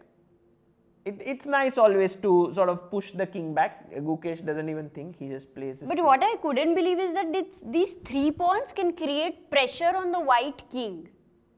This I couldn't believe. So this Now is king amazing. f2, he played king f2. Yeah, exactly. I also can't believe, Amruta, what is happening here. Crazy But- counterplay, yeah, Gukesh found. If I go rook b1, you go rook e2, and now what play? But you know what Gukesh is saying? That if I can't play, what is your move? Because you also can't push your c4. pawns. Why I can't? I can play c4. You. C4, I'll attack your pawn. Then you go b3, I'll attack your pawn. Ah, that's what you Eventually, want. you will have to use your rook. Yeah. No, I found it. Rook c2 and then I go then I start pushing the c so pawn. if I go king f6, you go rook c2. King e5. Let's continue. But then, Amruta, I have one idea. Instead of going here, I'll play a prophylactic move, rook c1. Looks bad here. Looks No. bad. I don't know I why. wanted to stop Look, it your is very pawns. tricky. I would want- say the endgame is tricky Oh, as me- much as I did not expect. Maybe it's, at some point can white just give up a pawn No, and put the I rook thought back of and try to F4 push. actually. Yeah, How is the f4 move may be a F4? good idea. f4, g4 and then try to come this way, yes? But it's not so simple because I always have king here. So, I think we overestimated the endgame for white, clearly. no, but there was a chance for Gukesh, for Pragg. What should he have played, I by the way, think where he king made the f5 mistake? Here. This was a good chance. And tell me something, why would he reject a move like king f5, which, let's say, looks very good? In general only, that's the Because- first move to because then he consider. What did he not loses like? G2 pawn perhaps, I don't know. This is something we need to understand for sure. Rook g1, did he not like rook g1? But rook g1, I was wondering Rook if you f7. lose this pawn. Rook g2. Rook g2. Ah, this is something he must not have liked with the h pawn incoming. Okay. And rook then, f2, then I have to go ideas. back rook e2, and then I defend both these pawns. My king is active, could also join in here. It was not so tough, no? Okay, This to one win. last thing. Instead of rook g1 here, maybe rook h2. Okay. Because if you go g4, there is h4. Same, if you go rook So f7, G4 there is also rook this is g2. hanging, so yeah. And now if you go rook e2, Yeah. there is h4. Okay. So you come back king g4 and then king g6. Maybe this is something he did not like. But you have no threat as you want to King play G4, H3. King G6. Yeah, there's mate F5. Sorry, no, but right now I don't go back. What's your threat? H3 is not a threat?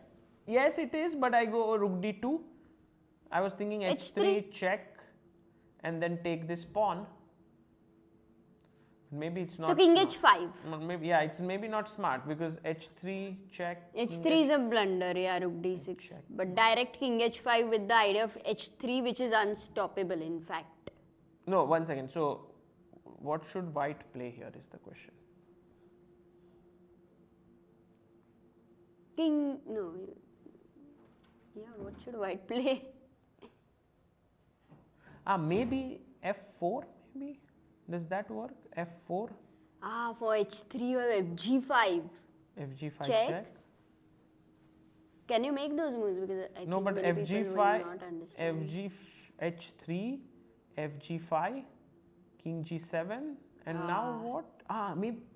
Okay, they are making some moves, by the way. But Okay, we this were is very analyzing interesting. this king going up. But which we was- at least get a gist of it that what Pragg may not have liked. Like it was not No, like we'll go King back. F5 and just simple win. It was tricky. Yeah, maybe we'll go back, but now F4 is on the board and the Pragg's pawns are not moving as such so quickly, while Gukesh may even want to go G4 next. G4, G3 in the same position, G3 is a mate. Checkmate. Exactly. If you go like this, it's a beautiful checkmate.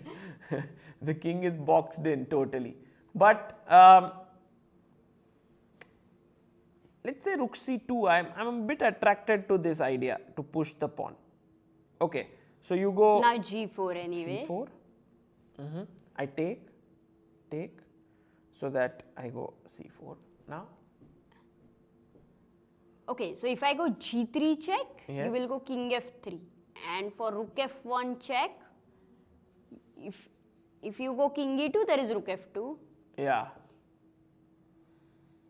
If you go King, anywhere Rook F2 actually. What do you do? Yeah, because if I go here, this might be lost for me because take and F3. F3 and over. It just goes. So maybe I have to go King G4. But Rook F2 anyway.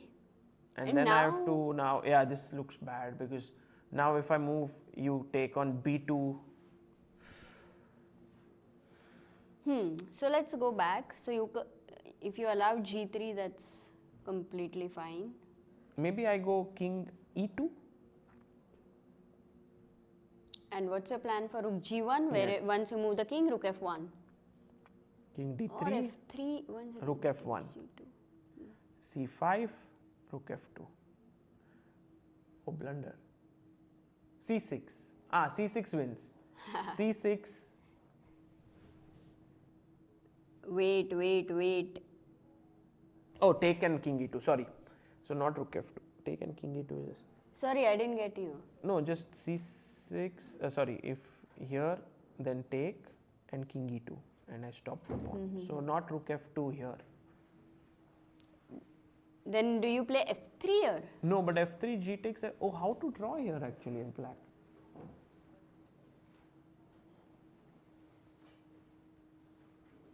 Maybe I have to give you a check. Rook D1, King E4, let's say. Because don't believe it. instead of this, I should have given a check perhaps more accurate. No, King E4. You are helping got me. it. You are helping so me. Rook F1 is correct. No, I think at some point it is C5, about but F3, what? GF3. At some point it's about F3, GF3. And then? And now maybe it will make a difference. Wait. Rook F3 check. Let's Okay. just take the pawn. King E4 maybe. Then Rook F2. No, yeah, now Rook F2. Because your king cannot stop my pawn. Oh, is this a draw? Like if I go up, you give a check, you go here, I come, sorry, not this. And then I have to But then move the rook. And then you B2 take you lose on B2. B2 and then you move. Oh, no, rook endgame is lost. Wait, Rook don't G3. take B2 first. G2. G2. You have to stop. But this is also lost. Rook G3 check and B4. Yeah. Man. Rook F4 check again, yeah? And then Rook G4. Okay. Rook F4. King D5. You don't have time for rook g4 because c6, g2, rook. You have time. Yeah, rook maybe g4. rook g4. c6, g2, rook c1, g1. Yeah, that's a draw. Takes. Take. This is c7.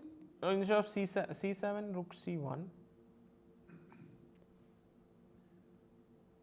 And then, I mean, I bring my king in and then there are checks. So But why? I thought white is b pawn is rolling, no? C6, rook C1 and rook G1. Block the pawn and then run move. Sorry, instead of? Go back. Yeah. Few more. You mean here? Yeah, don't push the pawn. Go. Just one, check. Yeah, and rook C1 now. Rook The c1 idea block G2. G1 and run B4, B4. and then try to push, but somehow this rook controls here. C6.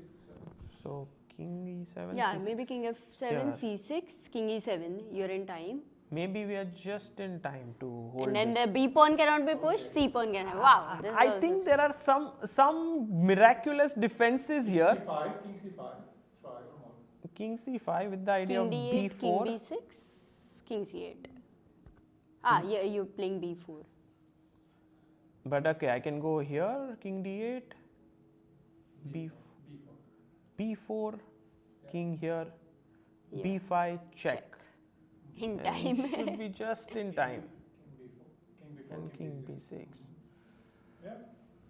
So yeah, that was a very good suggestion and a good defensive attempt here. I mean, winning attempt for white. But clearly, Amruta, this endgame is way trickier than what the bar suggests. Equal. It's like Pragg is going to try his with these two pawns, and Gukesh has to try with this kingside pawns. And at some point, Pragg's rook has to come to stop one black pawn, and then Gukesh has to stop those two pawns. You know, it's tricky there. And in this tournament, Sagar, I think when the bar says equal, Yeah. I think in this particular tournament it's about unclear. Bar says I don't understand. No, this is These definitely youngsters, what unclear. they're thinking, I don't understand. So equal is out of question. For sure, this endgame, but Gukesh must be so happy right now because, you know, the entire game he had been defending. And finally, he's got Yeah, like for a Pragg, clear plan. Exactly. For Pragg, it's not at all a happy thing. Sure. Talking about rook endgames, we have another rook endgame that is going on, which David. is between David Navara and Mateusz Bartel. And this one is slightly more, like even tricky because David has the B pawn rushing down, while Bartel has the E pawn here. It feels like E pawn could be, like the H7 is also weak. Just when you stare at the position, it seems white should have some more tricks than black, but I don't know. I feel that black should have more chances because of the outside passer. No, but imagine if white is able to grab the H7, G6 pawns, give the rook away for the B pawn. Something like that I meant. Okay, so you go rook d7 maybe here, Yeah. attacking this and this. What do you do?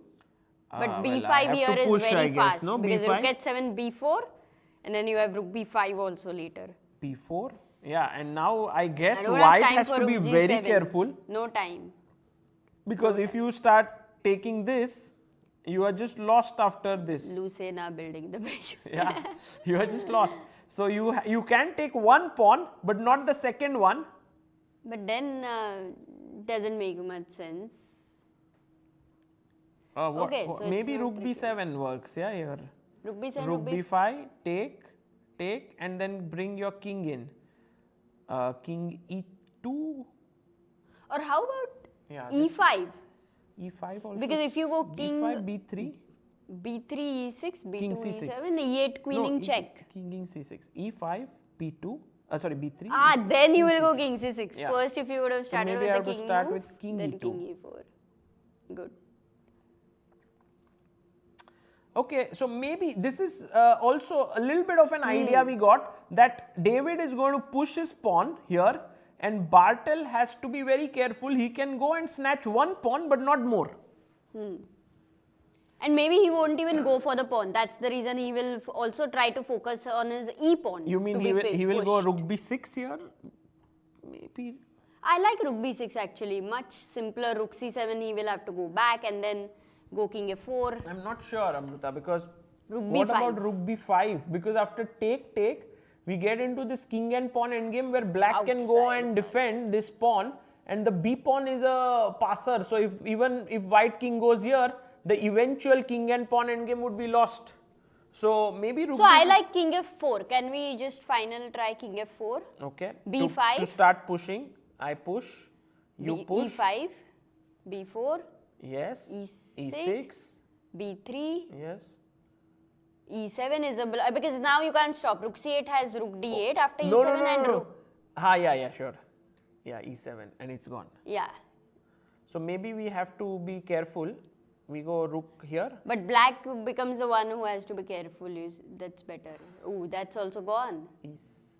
Maybe king e5, yeah, and then the king moves in. So here there is some defensive attempt. Rook f5 check first.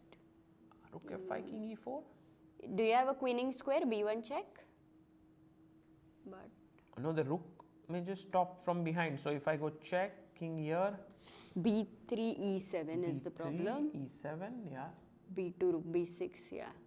So here is another defensive move that we Rook f1, no? Yeah, Rook rook f1. f1. You can Wow. push e7. There is Maybe not. what? We were Because so of king confident. e5 maybe. No. Oh my god. Okay. One thing is clear. Both rook end One games thing are is difficult. clear, we and are- we don't understand. Yeah, we are. I think rook endgames are the most complicated. Maybe rook f8 also loses. So there's some insane defense here against e7. e7 is a massive threat. King c3. No, c6 or c5. King c5. Yeah, just push and you win. Wow, man, what to do here? Yeah, this is a very tough moment. Okay, now if you go b3, e7, b2, e8 queen. No, but that we Did we saw. try B3? b3, e7, b2, rook b6. Rook b5. b5. Yeah.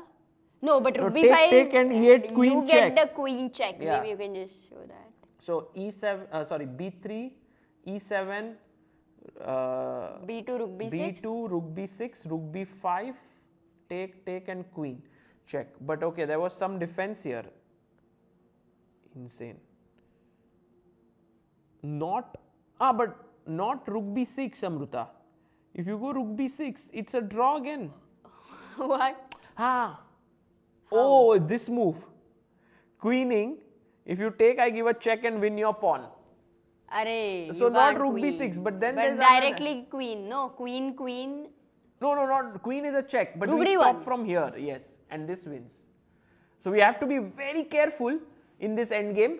Actually, we But don't even know who is trying. We didn't find the draw for black here, which is the drawing move. We are not able to find it. Because this doesn't work, this doesn't Rook work. f1 also doesn't work, This right? doesn't work, yeah. Rook f2 maybe, yeah. You would should draw. What? Was that a fluke? Yes, I just thought rook f1 doesn't work, put rook on f2, it works. Okay, Impatient. just Okay. crazy, yeah, because Amazing. I don't But know okay, why does it work? Let's see. Rook f2. If you go e7 with the same idea, but rook first, e2 why check. does rook f1 doesn't work? That is a big question. Didn't we see this? No, we we just saw didn't. rook f1 didn't work. So, actually, Bartel must be calculating all of this right now, in this position. And I think, Amruta, your idea with king f4 seems like a very, and in this variation, we saw black had to be very accurate to hold the draw. Yeah, it was So, black. maybe for Bartel, king f4 is the best try, I guess. Only thing is for king f4, maybe g5 check, and I won't even let you get into all those variations. I'll go a little simple. Yeah. And then b5. And just quickly. That's Much true. easier. That's true.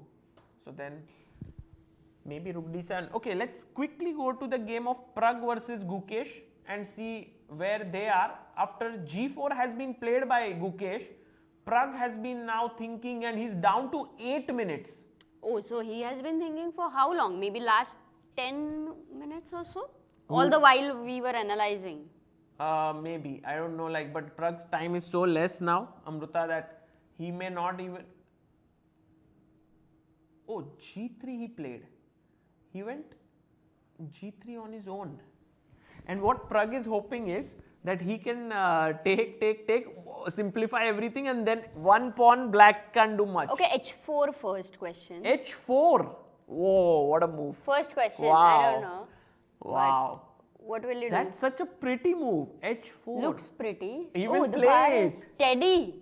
Nice. Nice. Nice. It's like a massacre happening It's over also a there. Gukeshi move. You know, Gukesh-like move. He likes such moves. Gookie move. Yeah, Guki move. So, but do all other moves lose? Not sure about that, but what will you do? Let's say G3, King G3. Yeah, this looks good for white.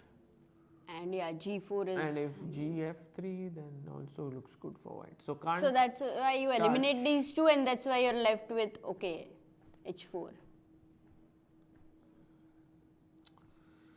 I was wondering if we could go Rook H2, but. Rook H1 with the Yeah, idea of Rook Rook H1, H2. sorry. Rook H1. But can I not take, in that case, G takes F4? No, Rook H2, King E3, Rook D2 and G3. Not G3. G3 king can come back. But now maybe G3. Yeah, you start with G3 and you win. Wow, insane. This is winning. Because if you go Rook D1, I go G2. Rook G1, I thought I go H4, H3 and Rook H1, but now the king comes back. So there has to be Rook B2, Rook maybe you B2 just maybe. take, and then go H4, and actually you are the one with the connected pawns. Or first we can start with some other accurate move. Man, but this H4. is like one of the sharpest rook endgames we are seeing. Yeah, yeah. H4 might be the right move here, and then you are Now winning. if Rook G1. Yes, and then I guess you shift your rook to the other side. Oh, Gukesh plays the move. H4 Wow. is on the board. Wow. H4 on the board, and look at this beautiful structure here, and so nice that if you take here, I go G3 getting connected pawns. If you take here, I take FG3 getting connected pawns. If you take here, I go G3 Yeah. getting not connected pawns, but at least a passer. So now what is Pragg planning? Which Pragg way has to take? already seen it. He's going to take the H pawn. Okay, he's saying that now Gukesh, you need to push your pawn G3, otherwise there's nothing. So Gukesh has to push. But in a way, Pragg is like, if I put my king here, how do you make progress? No, firstly the H pawn will be lost in general. But I have Rook C2, C4. Remember this plan. You have And that now plan. I have stabilized the king side. And then you have the H pawn Look also. at Pragg playing Yeah. his king to G2. Wait, and now we have to find a plan I now. think It's the important. only move to draw here. Wait, if it is I don't no, know. Rook C1, you Yes, first I think stop so. Rook C2? I think so.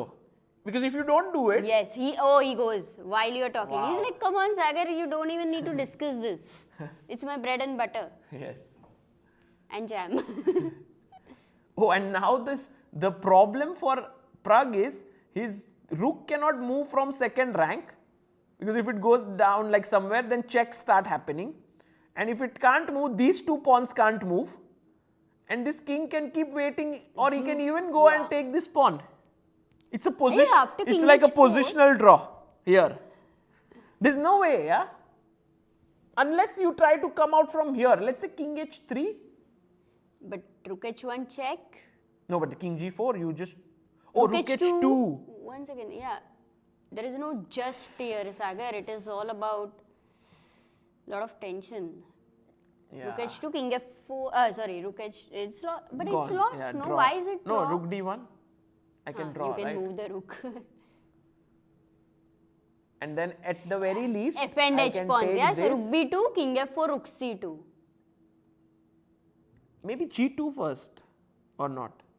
Maybe let's say Rook C2, King G3, and then draw this. I mean, theoretical draw is there, but yeah, why not to go G2? Oh, and then Pragg plays this for another 20 moves. Sorry, 30, 40 moves, and then Gukesh has to show technique in F and H pawns No, to then hold. I like G2 better. Can you go rook c1 and not give the c3 pawn actually? If you go a move back, 2-3 moves back. You mean here, instead of king f4, you want rook c1. g2, anyway you get g1 and then rook c2 if you G2, want. king f4, rook c2. Ah. And then I will anyway take the c3 pawn. And you have fnh again. Oh, but you are landing to fnh position, which is practically the best chance for Pragg. Not yet. I mean, we haven't explored everything. Let's think a bit. That seems like one of the backup plans for Pragg to go for fnh. Also, but many top games have happened, right, with the FNH pawns. No, I think Gukesh will be able to hold FNH at least. So, and if Gukesh's king comes to f5, then maybe FNH also may be impossible. Let's try that. If he can retain those pawns. No, but right now if he goes king h3, there is no time to come here because he's coming up. But you can go king e5. 1 second. No, it's white to move. So king h3. You have no time to come here. No, king f6, king g4, king e5, h5. Then you have the h pawn. No, h5. I even give a check, right? And then I take this. So that doesn't work. And if you wait, like let's say if you, I don't know what way to wait, but you wait with rook e2, king f6, king here and king f5. Now you don't even have that king g4 fnh idea. Now you are kind of you lose sorry rook h1 mate. Yeah, no, sorry. So king f5 and I don't know what white should do next now. And meanwhile, going to Bartel versus Navara, we saw king f4 actually happen, Amruta. He provoked g5, he came back king e3 and then b5 by David. Rook d4 check, king c3, rook d5, offering a rook trade. And king pawn in game. So if you take rook d5, e d5, it's lost. b4, d6, b3, d7, b2, d8 queen, you're the first one to queen, and after queen, b1 queen, check. And then wherever you go, I'll trade and my king will go and win.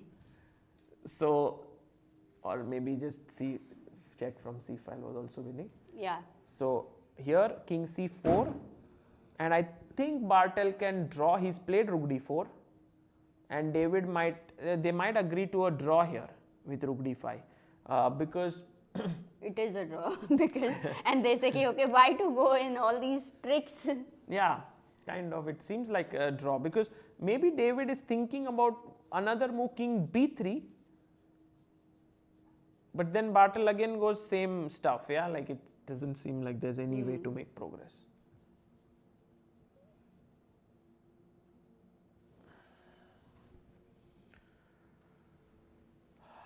Pragg is now completely down to what, 3 minutes 55 seconds. Look at him, look at his pose, Amruta.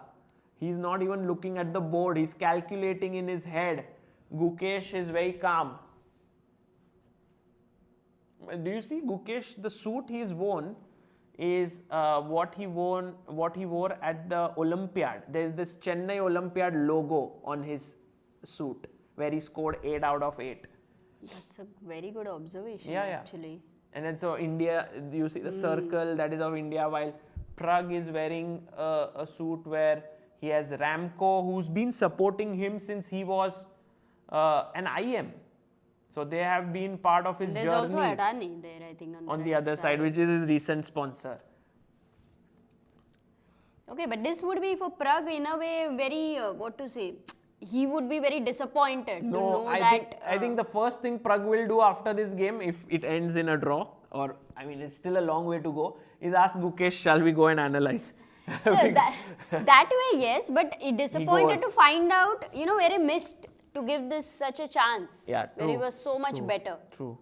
But I think Gukesh, really, if you think about it, Amruta, we couldn't analyze this portion so deeply because there were guests coming in and so on. But this moment where Gukesh played rook f5, giving up this pawn and playing queen e2 really converted this game into not a one-way traffic for Pragg. Yeah, there was so much counterplay he was able to find.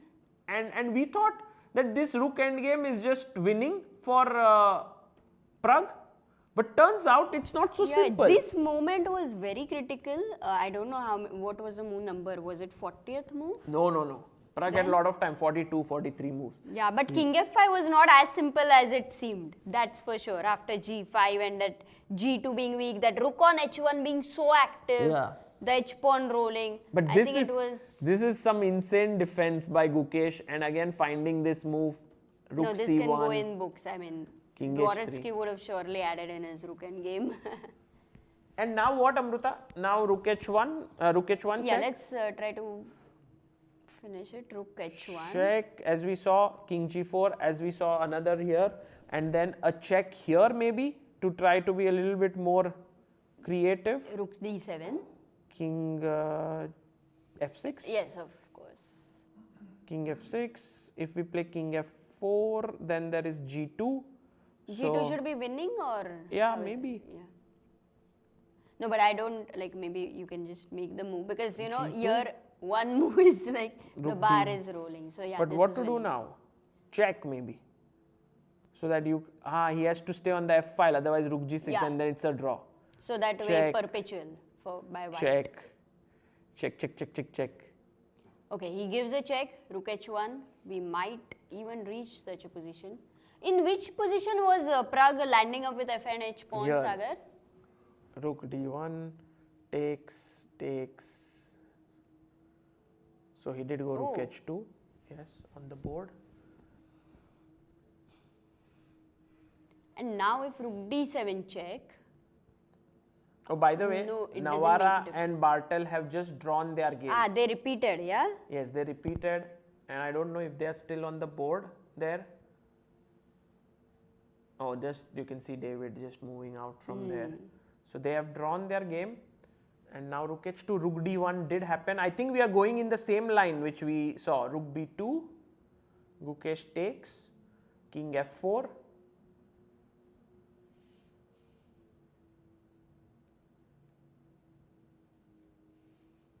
And now G2 and Rook C2 both look tempting. I think Gukesh may try G2 to keep the pawn still for a couple of moves. Yeah, G2, King G3 seems okay for Pragg. Or what else? Because if you go Rook C1, there is Rook C2 as we just saw. So King G3. He's asking the arbiter for a score sheet. Why 60 moves are over? No, 55, but.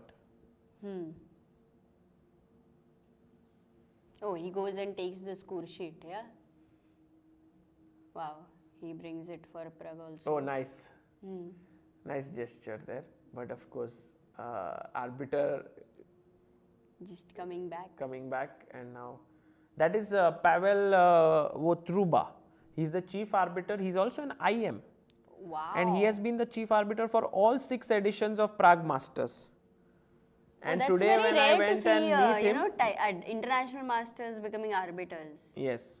Today when I went to meet him, he said he was the arbiter when Pragg versus Gukesh, sort of this threefold repetition happened in Vaikanzi just a few days ago. And there he had to give a draw to Pragg where Gukesh was winning. But I think today the tides have turned. Correct. Gukesh is the one who was losing, and it seems like the game might end in a draw, but we are far from a draw actually, because after King G3, Rook C2, Rook G1, Rook C3, Rook G2, this endgame, it's very, very tricky to hold. Is it tricky to hold if the white king is a little bit advanced, or anyway white king you think will be So able there to are advance? a few things you should know. By the way, we analyzed this with Surya Ganguly, you know, Amruta, when we made this sort of video course, he explained to me one thing which defender should do is put the rook on A1 so that it can go in both directions, here and here. The other thing is that you should never reach a position where king goes to G5 and pawns are here and you get cut off on the last rank. That would be a nightmare as a defender, like you would lose.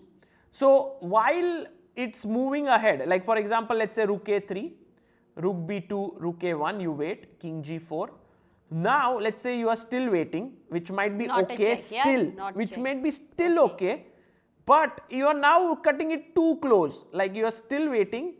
Now see, you lost because you are cut off on the last rank, and this is So losing. don't wait for someone for so long. Yeah, That's what you're saying. Start giving check at least from here. And now the tough part is that when this check happens, do you go back or do you come up? This is a very Because just going back rank, it feels a bit scary. So Yeah. intuitively, so if check, and now you go king h6, and this is still a draw, but many times this turns into a lost position because there are still many tricks to play for. with because white. it can convert into a Lucena if let's say white is able to give up his h pawn and Yes, exactly. go exactly. ahead with the f So if pawn. king f6, you give a check, king here. Now it's important rook a5. Again, this might be now a very critical a5. moment because f5, f6 if you get, white wins. Yeah, so king h5 would be a blunder, I assume. Yes. Not yet, Not yeah. yet, f5, still a King draw. h4 is a blunder for sure. No, king h4, f6, king g5. No, Still but there not is a blunder. check. There is a check. Wow. Oh, okay. That means this. Fill it check. out. King on h6. King on h6. No, this should be a draw. And then long side, yeah? Here. Not easy. Wow, what's the position then? I mean, this is a very tricky endgame for sure. And so I'm very interested to see if Gukesh can hold it very easily or he will struggle, you know, because objectively it's a draw. Yeah, and maybe later you should also check in Mega Database like for the f and h pawns. Similar endgames. Yeah, How many who have endgames? been like the topmost players Who have lost? who have actually lost. I'm sure many have lost. Many, at least I know from at least last few years as a journalist, I've analyzed many endgames and FNH. Always you think, oh, it's a theoretical draw, and then players keep on playing, those who have two pawns, and they find some way to go break through. Look at Gukesh there. What is he thinking exactly? I mean, he can just take the pawn, right? Oh, maybe can he actually retain the pawn? He should keep his time for later when he has to think.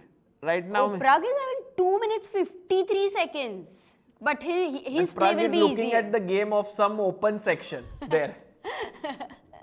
Maybe someone from his city of Chennai, yeah? Like he's looking at some... because there is Ilan there is Karthi, Setu there is Raman, Bharat. Oh, king h6. This is what I wanted to ask. In fact, king g6 was my question to you. Because why to give him easy, the g2 pawn? Let him play c4, then rook c4 is a check. So Or then you first can I even play wait. f4. So that now it's c4, you take, I take g2. Okay, Pragg will go f4, yes.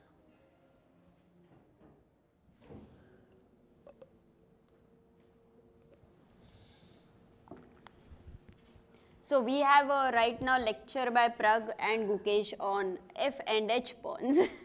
Yes, they are playing the game, Amruta. We need a lecture from you. Try Me? to explain what's going on. Because normally you say I don't need a lecture from you. So I was very surprised about that. I thought that's my moment, that's my chance. But then you said about f and h pawns. So Okay. But king g6, Amruta, now. but now f5 check. Can you check? He No, went he c4. goes c4. Yeah, I think f5 would have been wrong because then you would not have the shelter, right? To whenever you played c4, I would take with a check. So it's better to maybe first start with c4, force him to take the pawn wherever he takes, and now rook g2. Okay, guys, get ready for this very exciting endgame, which is a theoretical draw, but it is quite possible that Gukesh may go wrong. It's also quite possible that he doesn't go wrong at all and draws this with ease. You know, like there are many players when rook bishop versus rook happens, we think, oh, there are a lot of chances to win for the side with rook bishop, but the side with the rook knows his endgame so well, he does the second rank defense all the time and there is no way to win. And maybe that will happen here as well, that Gukesh knows this endgame so well, he won't give Pragg even one chance. Yeah, unless they have practiced together in Waka also this endgame and they just know it well that okay, he can That's defend possible. and then like Arthur Yusupov or Boris Gelfand, someone taught them this endgame and now they know it totally. And Pragg is like, Pragg offers a draw and he's like, okay, we have already known Pragg this. will never offer a No, draw. I'm just saying, oh. But Pragg is a better flipper, pawn flipper than Vincent. Yeah, he's flipping it nice. It's a rook actually. Wow, Pragg's rating over there is increasing too. Boris will be very happy. I'm wondering, Gelfand must have thought about flipping also in the camp. But Amruta, now would you go? I think I would go h5 for sure, because if I play f5, king sits on a better square and I want to actually push your king to the other side like here. But So then I can h5. still go to King h6. I want to keep my king on h6 it's or also h6. it's also a good rule of thumb that whichever pawn advances, you put your king In front of opposite it. I think so. It's also a rule of thumb in these endgames. So king h6, can you move Now the go rook here. actually? Yes, you can. But then you lose the h5 played pawn. h5, Rook you g1 check. Don't No, you you lose the pawn don't. How do you simply? lose? I go here. You can't take. It's a mate. So You don't go lose. king f5. That's how you defend h5 Yes, pawn. yes. And now rook b1. No, I'll continue with that. No, rook b1. I want to see if I'm making a mistake. Like with some natural moves. Am I making a mistake?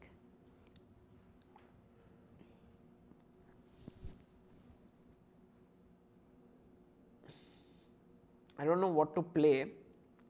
The thing is, if you Rook try to a6, cut, king h5, if king you f5. try to cut the king off, let's imagine, the issue b5 is check, side black checks. keeps on giving checks. It's such a long. You have so many files in between this king and the rook that it keeps on giving checks.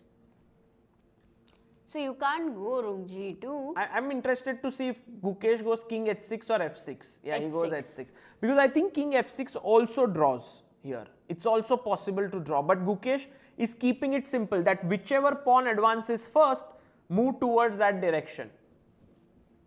Also, one good thing is as a defender, he has more time because the same, if the times were reversed, if he had 3 minutes and Pragg had 17 minutes, it would have been a very tough situation. Yeah. But of course, Pragg knows this is a draw, so I don't think he's also very thrilled to have this position. Yeah, you can see from his body language as well. And have you faced f and h pawns? I don't Or- remember very clearly, Amruta, but I think once I had the f and h pawns and I managed to win. King f5 played. Yeah. Now don't ever take the pawn on h5 and get checkmated here. It's the worst nightmare. You keep the pawn for now. Rook a1 now, if you, as you said, you want to keep the rook on a1. So. Yes. Or why not rook h1? But is rook h1 a mistake? you never want to take this pawn with the rook, right? So let's say if I go here, Rook is you rook take h5. Why not? king f6. Then you go rook b5. Anyway. Oh, it's a mate. Sorry. You should not. King get h7 first. Yeah. Go king h7. Still a mistake. Wait. Now you can't get to the other side. So maybe you have to go here, Rook h1. rook h1, f5. But what is the way? Because you can't get the rook. So now you have to go king h7. No, I just wait. Still lost. I just wait. Rook h3, rook h1. Because when you move your king, Yeah. I give a check from behind. You wait. Yeah, rook h3. King f7. Now there is Now no you mate. can switch. Now king, yeah. And you go to the long side and start checking. Yep. That's how you draw. So f6. No, I would like to give. If I would love He's to gone give rook a1 by the way. He's gone. What? Yeah. Rook a1. It's also a good idea to keep. Pragg finds a way to. Pragg knows some tricks. He generally has studied these things, so he also knows that what might be the most difficult way. They're looking at each other, some moments. There's some internal communication going on. I'm sure something in the practice sessions we may not be aware of. But Pragg is not taking much time. He's now having 3 minutes, 30 Well, he has seconds. nothing much to worry playing about. Yeah, he quickly. knows it's a draw. it keeps playing, and if something goes wrong, he wins. But he's not like overly thrilled or overly worried as such. This is the last game for Masters going on, right? Yes. And for Challengers, have all the games ended? Just to understand the Edis overview of Gurel 5. and Santosh Latasa drew. Erwin Lamy wins his 3rd consecutive game. Oh, against? Against Stalmack. There is a game between Korobov and Finek going on. Korobov seems to be winning. Mishra beat Rebek in like 16-17 moves, and Rodstein beat Vaishali. And Vaishali, I think, has her 3rd defeat now. Yeah, because yesterday was a little unfortunate for her. It was a fortress and it was a draw towards the end. So yeah. So that was Challengers. Let's quickly see what happened in Futures. We had Andre draw with Guntaka, Sisku losing to Markina, Yakubse drawing against Nerurkar. So Nerurkar drops half a point here. After a long time, I think Yeah, he drew. he's I think on 7 out of 8 now because he's played 1 extra game already. Breznina drew with Stara, and Brzozowski drew 1 against Peglau. Okay. While Gukesh still thinking for his move, Amruta here. He should not burn all his time. Oh, that's a good thing. He's just about to play. I think giving a check seems the most logical. So if you give rook a5 check, Yeah, king king goes to F6 f6. Now or if you king give E6. rook a6 check, then there is rook e... Oh no He check. waits, Rook he waits. a2. And Amruta, this is what I was talking about. Yeah, like this is the corner where the rook Yeah. wants to be, because here it can check from here as well as here. Yeah, rook is happily waiting. When you make me wait, I'm not very happy about it. And now Pragg. Okay, I'm actually interested more in Pragg's attempts than in Gukesh's defense, because defense is quite clear what to do. But attempt to win, what is it? Like, what do you try as white? Do you go like king f6, threatening a mate? Then he gives anyway a check. And then maybe you want Rook to bring E6, your rook yeah? here. Yeah, rook a7, f5. And now f5, yeah. King This H5. looks like But then you can't make progress easily. King rook e7. rook e7. He goes king g4. Oh. Okay, but now just check and come back. Check and come back. Yeah, like what does... Pragg gained some time. No, but in check and just come back here. Yeah, he'll do that. Check. And king f5, rook a2. It's also an important endgame test for Gukesh in a way, because FNH pawns you should know how to defend. Yeah, sure. And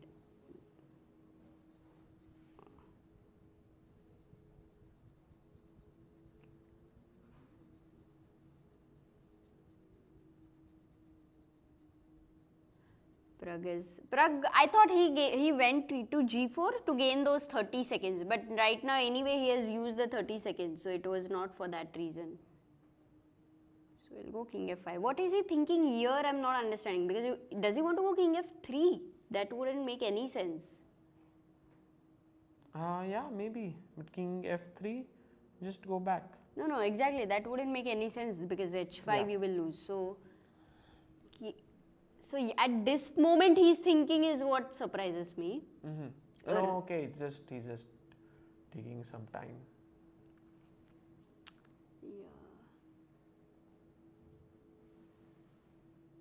Imagine this is candidates tournament. Yeah, well, very likely that we'll see this. I mean, not very likely, it's going to happen between them. 2 games in Toronto. It's also very well set up, no? This because Gukesh was winning in Vike, they drew. Pragg was winning here, they drew. Now we'll see what happens in Toronto. So amazing that in Prague, just a month before they are playing here, and this is a beautiful place. Nice this tournament, festival. of course, comes in at such an appropriate moment for all the candidates, because they get the much needed match practice. Also, there's some America Cup which is coming up, where I guess some of the US players are going to take part who are in the candidate. So, you know, playing practice is a must when you are approaching a big tournament. Like, you can prepare a lot, but then if you don't have that practice, you might struggle with some practical decisions. By the way, he went king f3 and then he followed it up with rook e5. Yeah, now rook a1, just stop. So see, I thought king f3, what sense can it make? But that is why he was actually thinking, because he had rook e5. But rook a1. I'm not particularly impressed with like this. I mean, you just wait. Like rook a1. What next? Rook king g4. His best chance has to be with King the f5, f pawn trying to go as ahead as possible. You know, that rook endgame. Yeah, maybe now taking also is not bad. Yeah, here go back f5, just check, or maybe king h7. You are in Philidor, no, now? Or not? No, not at all Philidor. I have this long side defense with you. So I'm just wondering, I do this, you go check, and I can go back to g8, which is a draw. So maybe you have to go king f7 here after king h7, and then if you give a check, this, by the way, this is a very well-known drawing position. Rook e7 and rook a6. a8. No? a6 might be a mistake, I think. a6, f6 Works. And then you put your king on g6 if he moves the king, no? No, but now No, what? well. Now what do you do? Now let's say I go king h6. King h6.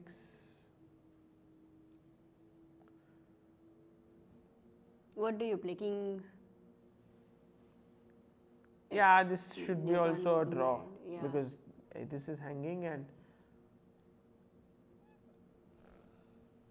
maybe I was just wondering if this move. Yeah, this also draws. Okay, so Many ways to draw. I think for Gukesh it's very easy.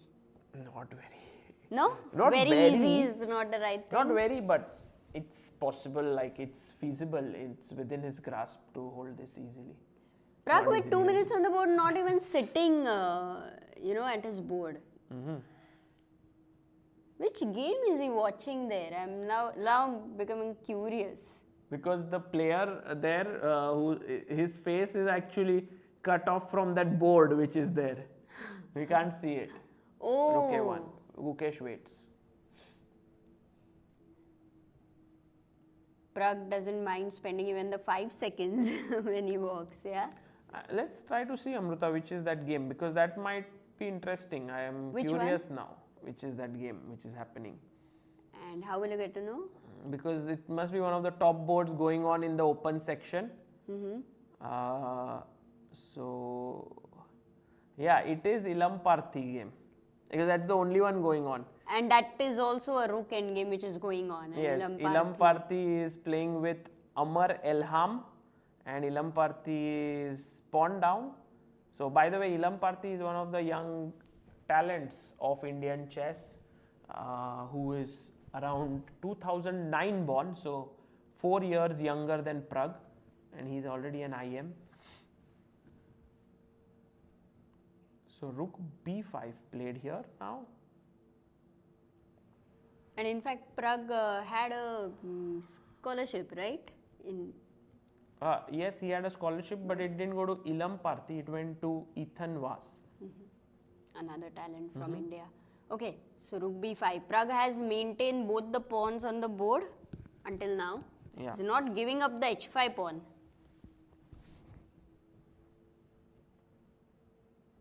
Maybe for Gukesh again, rook a2 makes the most sense to me, like just wait. He'll wait. Just wait. Also guys, you can go to praggchessfestival.com/voting and vote for the game of the day. Today for the game of the day, which one? I think Maybe I would go with Nodirbek's win against Keymer. Great game by Nodirbek.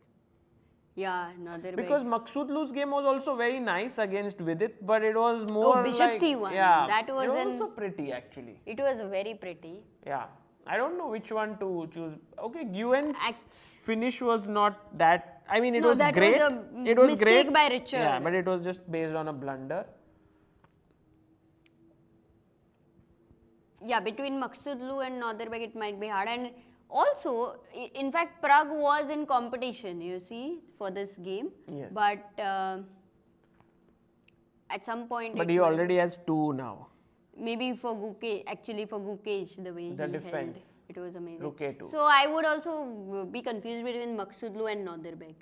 You see how Pragg is playing here, and it's also very instructive for everyone who is a practical player, that you kind of don't take your main decision instantly. You make few moves, you tire your opponent, like every single move that Gukesh has to play tires him out a bit. So if your main decision is maybe to get your king up here and start pushing f-pawn, instead of doing it straight away, you kind of spend a bit of time, make him come little lower, like right now he's on 11. If he comes down to 5 minutes and then you do it, it might be more chances. There's no guarantee as such. But at least it's the best chance. Yeah, see, he goes king g4 again. A little round and round. Rook g2. But by the way, they can go for a photographic draw. No, the pawn was pushed. Otherwise, you know, this time Gukesh claims a photographic draw. That would be so funny. That in Vacancy, he was clearly winning, and 40th move, Pragg claims for a photographic draw. And then...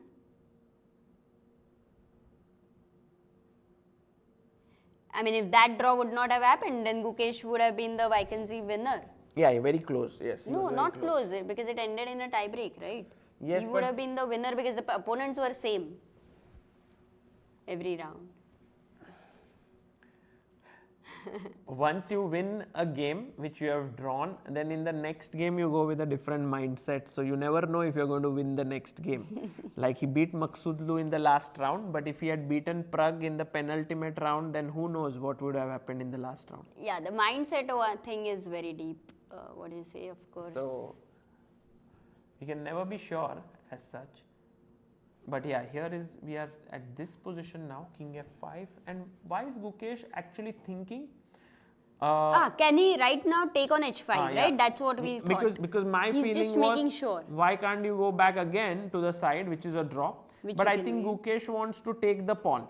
So take, and let's think what is the right way to press. One is, I want to go rook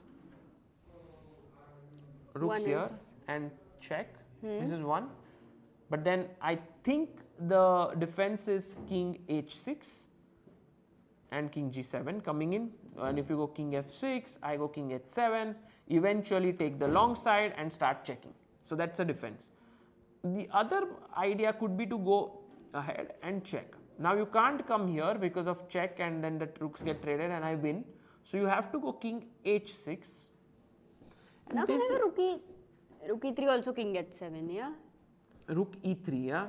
No, rook e1 also maybe, but anyway king h7. Yeah, nice, rook e1, yes. Let's try it. But king h7, yes. King f7, threatening a mate. But rook, no, it's tied down. King h6 now. But king h6, f5, is that going to give me any chance? Yeah. Oh, still mate. Pawn on f4. Every time this boy comes and checkmates us in one move, yeah? You only mated us yesterday queen e3, yes? Or not? Yes. He also... Actually, he played in Basque chess and he beat Sarvana Krishna, I think, in that round. Wow, what's your rating? 2166. And what's your name? Leonardo, how are you doing here? I'm at 4 points. I won today. 4 points? Yeah. Wow, that's amazing. He played rook f2. He doesn't want the king to go away from the f-pawn. And now h5 is hanging actually. So what, king g4, then rook g2 check. Then the photographic draw, yeah, we might be very closer to that. So.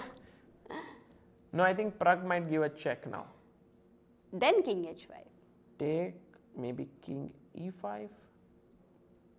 Rook e2 check, king f6. Yeah, I just want to start pushing now. It's just hope something works out. But I feel like just this should be good. Start checking from this side. So f5, check. You all the time want to give side checks, yeah? You're very much That's the defense here. attracted to that. f6, and now just simple rook a7 or rook a8. I think this is a draw. This is a very well-known drawing position, so nothing much to even worry here. He goes king e4.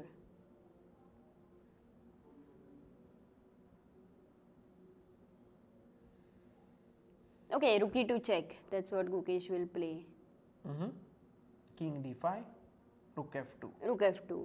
If king g4, rook g2, it was the same. Yeah. So check. But Gukesh, as you said, he's going like he's down to 9 minutes. Though he seems very confident about the position, his body language at least seems like that. But still, maybe he can make the moves faster. Yeah, it's just this thing, no, Amruta, that give them a lot of time and he will be able to hold. But when the time will go low, there will be a little bit of more pressure that will build up. So while right now it all seems calm, but turn that clock to 1 minute and suddenly Gukesh is under big stress. But these positions, Sagar, for them, they would have studied again and again and again. They would be like in their blood. But Yeah, this is the thing. Like I was talking to a super GM and I said, have you studied rook bishop versus rook, all like if the Philidor position comes to win and all? They're like, yeah, we've studied it so many times. The problem is that when the time is low and then it comes in a slightly different way, not the same, and then you cannot figure out everything at that moment, yeah, like with the time and the pressure. Yeah, because the stress is there, the extra stress. So at that point of time, if you tend to be in a panic mode, then you just don't know what to do. Yeah. Maybe in a training session, they would draw this more often than a tournament game, I guess. So the nerves. Here it would be a matter of nerves towards the end of it after rook a2 has... He didn't give now rook e2 f5 check, doesn't by the make way. sense at all. No, your king is behind a Because pawn. When you want to then push the pawn, at least your king should be in front of the pawn. No, That's so the you don't least. push the pawn for sure. And so as Pragg, you go king d5, but then you come back to, he goes to f3 again. I think Amruta, it's 3 times, no? This position. Oh, he's looking at the score sheet, by the way. Just look at that. I don't think Gukesh should waste time in claiming because Because it he might can take anyway him draw. another minute to figure out if it was 3 times or not. But we can try to see. So Oh yeah, but rook is on e5 this time. let me first check. So Oh yeah, he's seriously looking at the He's score seriously sheet. looking, Okay, yes. I think it has to be a draw. King But no, F3. he's So- playing. He's making a move. He's like, here is anyway, the no matter what. Amruta, look here. The rook was at some other place. King f3, So he goes rook a1. rook e5. Oh, this rook. Every time, yes, this was one position. King f3, rook a2. Yeah, I think this is the main one. Now he goes king g4. Yeah. If the rook was on g2, I believe it would be the 3rd time. But rook g1 check. King f5. Yeah. Now he'll go rook g2 here. No, rook a1. He has been going. No, but rook g2, king e4 was played, right, last time. No, And then we thought he will give rook e2 check, but he played rook a2. No, he will go rook a1. He will go There is rook. no rook g2 here. Rook a1 on the long side. As I remember, he was thinking to take or not this pawn. Rook f1. Aha. Rook f1, Amruta, not rook a1. Rook f1. Keep the eye on the f pawn. So as to not allow king f6. This time, maybe only the difference was the rook was on f2. Last time, huh? Yeah. Now king e4 was played, but this time rook e4. So Pragg also coming up with new things. He's making sure No, he but is now- not repeating. Now take this pawn. This now it's so juicy and free. King f6, king e6 this time. King e6, king g6. And f5 checking, F5 rook king, f5, rook F5. no, you have rook g5 in between. Yes. Okay. Not f5. Now what? King f6 maybe? King h6. F5 threatening a checkmate. King h7. Staying king alert. King e6 again. King e6. But then once you get now, the king on... go to the long side, or maybe king g8 as well. Here. No, why not king g7? As simple as King that. g7 as Done. well. But rook g4, king f8. Yeah.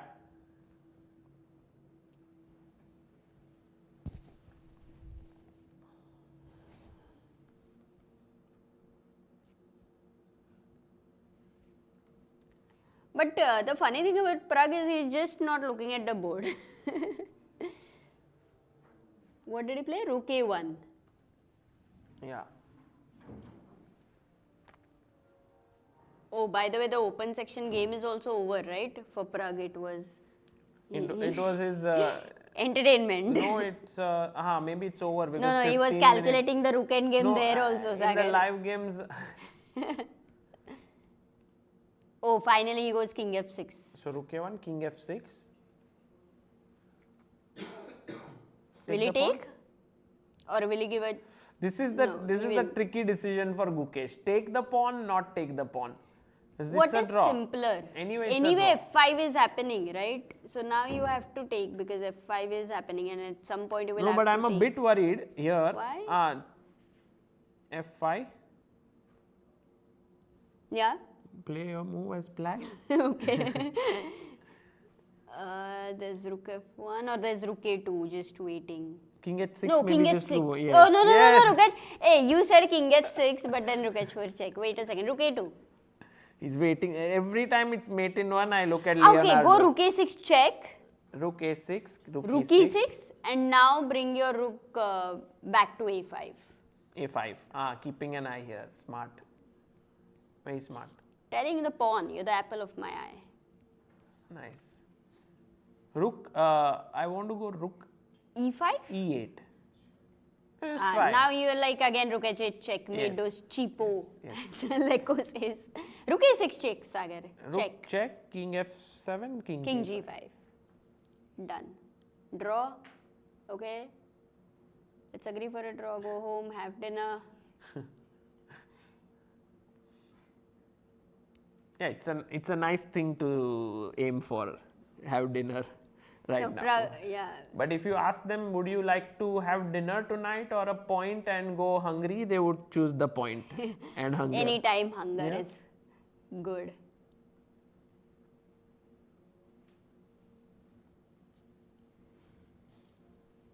Now Gukesh down to 6 minutes, Amruta. It's getting a bit exciting, actually. And Pragg has managed to keep his time at 3 minutes. Yes, because Pragg is not even, he is not caring much about whether he'll win or not. He knows it's a draw. He's just making moves. Oh, Gukesh takes the pawn. Some progress. And now no photographic draw ideas. One pawn is also gone. F5, okay. Interesting. Now it's very clear. This endgame, I mean, we were talking about F and endgame, but that is different. But F pawn, this should be easy, no, for Gukesh? This one? Yeah? Yeah. Should be. Normally in Dvoretsky's book, Sagar, I think the pawn would be on e5, if I'm not wrong. And at many moments... No, that e5 pawn becomes King more on d6. much more complicated, because if white gets the a file, often it's very tough to draw, because then the remaining files are only 3 if it is an e pawn. So you're But saying here it because- favors black, the Yes. f pawn favors black. Because even if white has the a file, you can take the b file and it's still long enough. So I f thought the pawn- other way, because I thought that the black king is kind of getting into mating net again and again, but it's nothing to worry. It's not getting into mating. It's like nets, yeah. a ghost.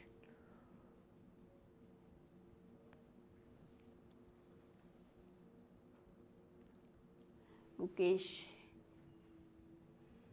Yeah, he gives a check there, rook a6, like we were talking about. Rook e6, very quickly played by Pragg. 4 minutes, finally Pragg is having more than 4 minutes, and Gukesh has to make his moves quickly. Rook a5, Amruta, your move. I'm rooting for your move. And he will play that because he only said, guys, the f pawn, let's keep in touch with him. But I like the two candidates playing till the end of the also, game. Pragg looks sad, no, now, like he is not very happy because he was, rook a7 played. He stops the king on the 7th rank. Anyway, the pawn can't be pushed. But rook e7. Check. Check. This one. Yes, smart. Check. If you king move up, the rook, then there is check. king In fact, g5. rook a7 is also nice. And if rook e5, there is check and you lose the pawn. So, actually, Gukesh is like, come on, there's nothing. So, what we were thinking, maybe goes he's rook d6. completely proving us wrong. oh, but Amruta, now king h6. I Yeah. would even bring my king Yes, back yes, into the absolutely. game. So, king h6, king e6, and then king g7 also works because there is no rook d7 check. Yes, okay. So, king h6, king e6, king g. Oh, but f6 check. No? F6 check. No, f6, king g6 is fine actually. Should be fine. Go king g7, Sagar. f6, king g6. If you move the rook, there is rook a6 check. If you move the king, yeah, there's Wow. check. Nice. But if you don't go f6 and rook d7 check, He then plays there is king king h6. Rook b6, Pragg waiting. But now king h7. Why not? No? I want to Yeah. come here. But if rook e6 now after king h7, because now my threat is rook e7 check. You will go back to h6 again, of course, repeat. Ooh. Repeat. The point is sometimes can in go with this kind this. of endgames you don't, even if you don't remember, they're so good at calculating it. You know, it's a lot about calculation. He goes king h5. What did Pragg play? Rook e6. King Is h6 he? back. Now don't think. Oh, but Pragg is now up to 5 minutes. Yeah. Though it doesn't matter. You know, in endgames, generally a pawn would be winning if you have your opponent's king cut off, like some way, that's the Lucena. But here the problem is that there is not much space. I mean, the king is anyway cut off, but there is so much space on the long side to give side checks. That's the defense. The pawn is not reaching the 7th rank for Lucena.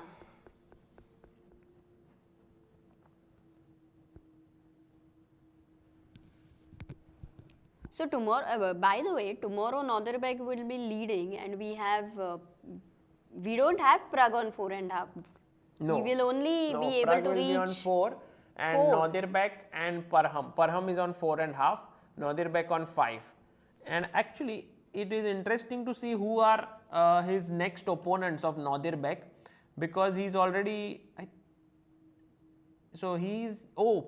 Tomorrow is Parham versus Norderbeck. Wow. Tomorrow is like the If title Parham clash. beats Norderbeck, then he becomes the sole leader. It's the If title clash, kind of. Actually, that's true. And last round, Norderbeck has rapport. Okay, Gukesh played king h5, just looked at Pragg. That okay, I know this is a draw. Do you want to play rook e7? Rook a6 check. He won't even claim for a photographic draw, no? No need for all that. Too much effort there. Check is good. Check, king f7, king g5. Draw. But the arbiter might be very happy. Oh, Vacancy also it was a draw and I was there, and now also it will be a draw, I'll be here. Maybe King the g7, arbiter. but this is drawn. No, now king g5, over. If f6, rook f6, rook e5, rook f5. Yeah, he goes rook f7. Oh, he plays. Now f6 is happening, right? Oh, yeah, this we didn't consider, no? Oh, he just waits. Rook b6. Because after f6, the white rook will need to be on f8. No, just wait, huh? It's just wait. Rook a6. Yeah, he does nothing. Wait. And now rook f8. So, because if you move away, I take. So, you have to play rook. Oh, he plays rook e7. What? But now rook just a f6. draw. Okay, just a draw. Rook f6, rook e5, rook f5. They will shake hands. Yeah. Wow. What a marathon fight. It lasted for 5 hours 18 minutes, right? Yeah, 5 hours 18 minutes, and really great Very defense intense. by Gukesh, actually. And actually, even the middle game, I would say the opening and the middle game, Pragg played very well. amazing. What He about found that some bishop? amazing. That b3 bishop that he gave up in the opening. No, he really played this game well. And then I like how Pragg is always fresh, no? How even after whatever be the result, he wins, loses, draws, he's always fresh, ready to discuss. can you understand what he's trying to say? Which move? Something on h4, but Gukesh is like, why did you go into this rook end game? You could have won just in the middle game, like, you know, that without trading of queens. we are interpreting their body language here. I mean, their conversation. Do you think Gukesh can come here and explain to us this game? I don't think. Yeah, he's too tired. No. They will be Anyway, very tired. yeah. Maybe both of them. If we tell them it's compulsory, you have to, because you both drew the game, you will have to go No, here. I think, I mean, my only thing is, one question for Pragg is why he didn't play king f5. That is my big question in King this F5? endgame. Yeah, like that here, point. at this point, not here. Let's just go. No, but it was also very tricky, no? Yeah, we here. saw that. Why not king f5 is the big question. Of course, it's tricky. You rightly pointed out that h4, rook, h2 ideas were there. There's h4, I don't think h3. it was as simple as. But still, I mean, I think he just Because he underestimated that if he goes here, these f5 pawns, he missed. I think he would have calculated h4 and he thought it should be okay, but then I think he missed f5. It looks scary, no? Like rook e6 check, it feels like, oh, your king will be cut off. You can sometimes just visually, intuitively reject the move without I think calculating. we have a camera there which is recording, so we may be able to hear their conversation. The analysis, that would be great. Later people can watch it. But I'm sure they're talking in Tamil, not in English. Yes, it's their mother. They both are Tamil speaking, so. No, but sometimes when you're on the chessboard, it feels like you speak in English. It feels more natural to speak in English. So But here we Sagar, are.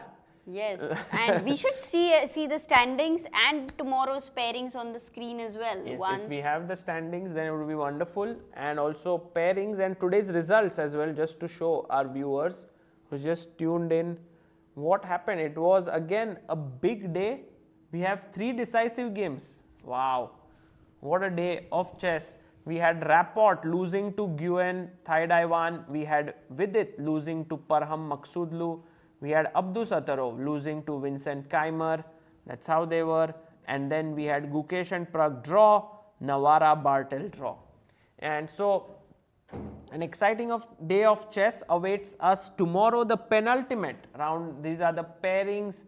David Navara versus Thaidaiwan Nguyen. Don't forget that Thaidaiwan is actually on 4 points now. Yeah, and he's beating. Like imagine he wins the last 2 rounds. If he wins tomorrow, Amruta, already he is very close to the leaders. Tomorrow is the Czech clash, by the way. Yes, it's the all Czech clash. And Vidit versus Rapport. Vidit has a tough opponent in Richard tomorrow. He's in really Everybody is tough here. bad trouble. Like no, after 3 losses, Richard is a tough one to face. Nodirbek and Parham. This is the big clash for tomorrow between the first and the second placed player. Yeah. And Gukesh takes on Vincent, while Pragg has Bartel, and Pragg might have an outside chance to finish the top if he wins both his games. But Bartel, who beat Gukesh, who outplayed, is not a person to be underestimated at all. And also we are done with 3 candidates playing each other. Yes. Right? And I think all of them Pragg beat Vidit. And apart from that, the other 2 were drawn. Wow. Okay. So we will see you tomorrow, which will be the penultimate round. Very exciting matchup, nice interviews, great analysis by people. Guys, thanks for watching. Do vote for the game of the day today on PraggChessFestival.com/voting. And we will see you tomorrow. Yes. Bye-bye.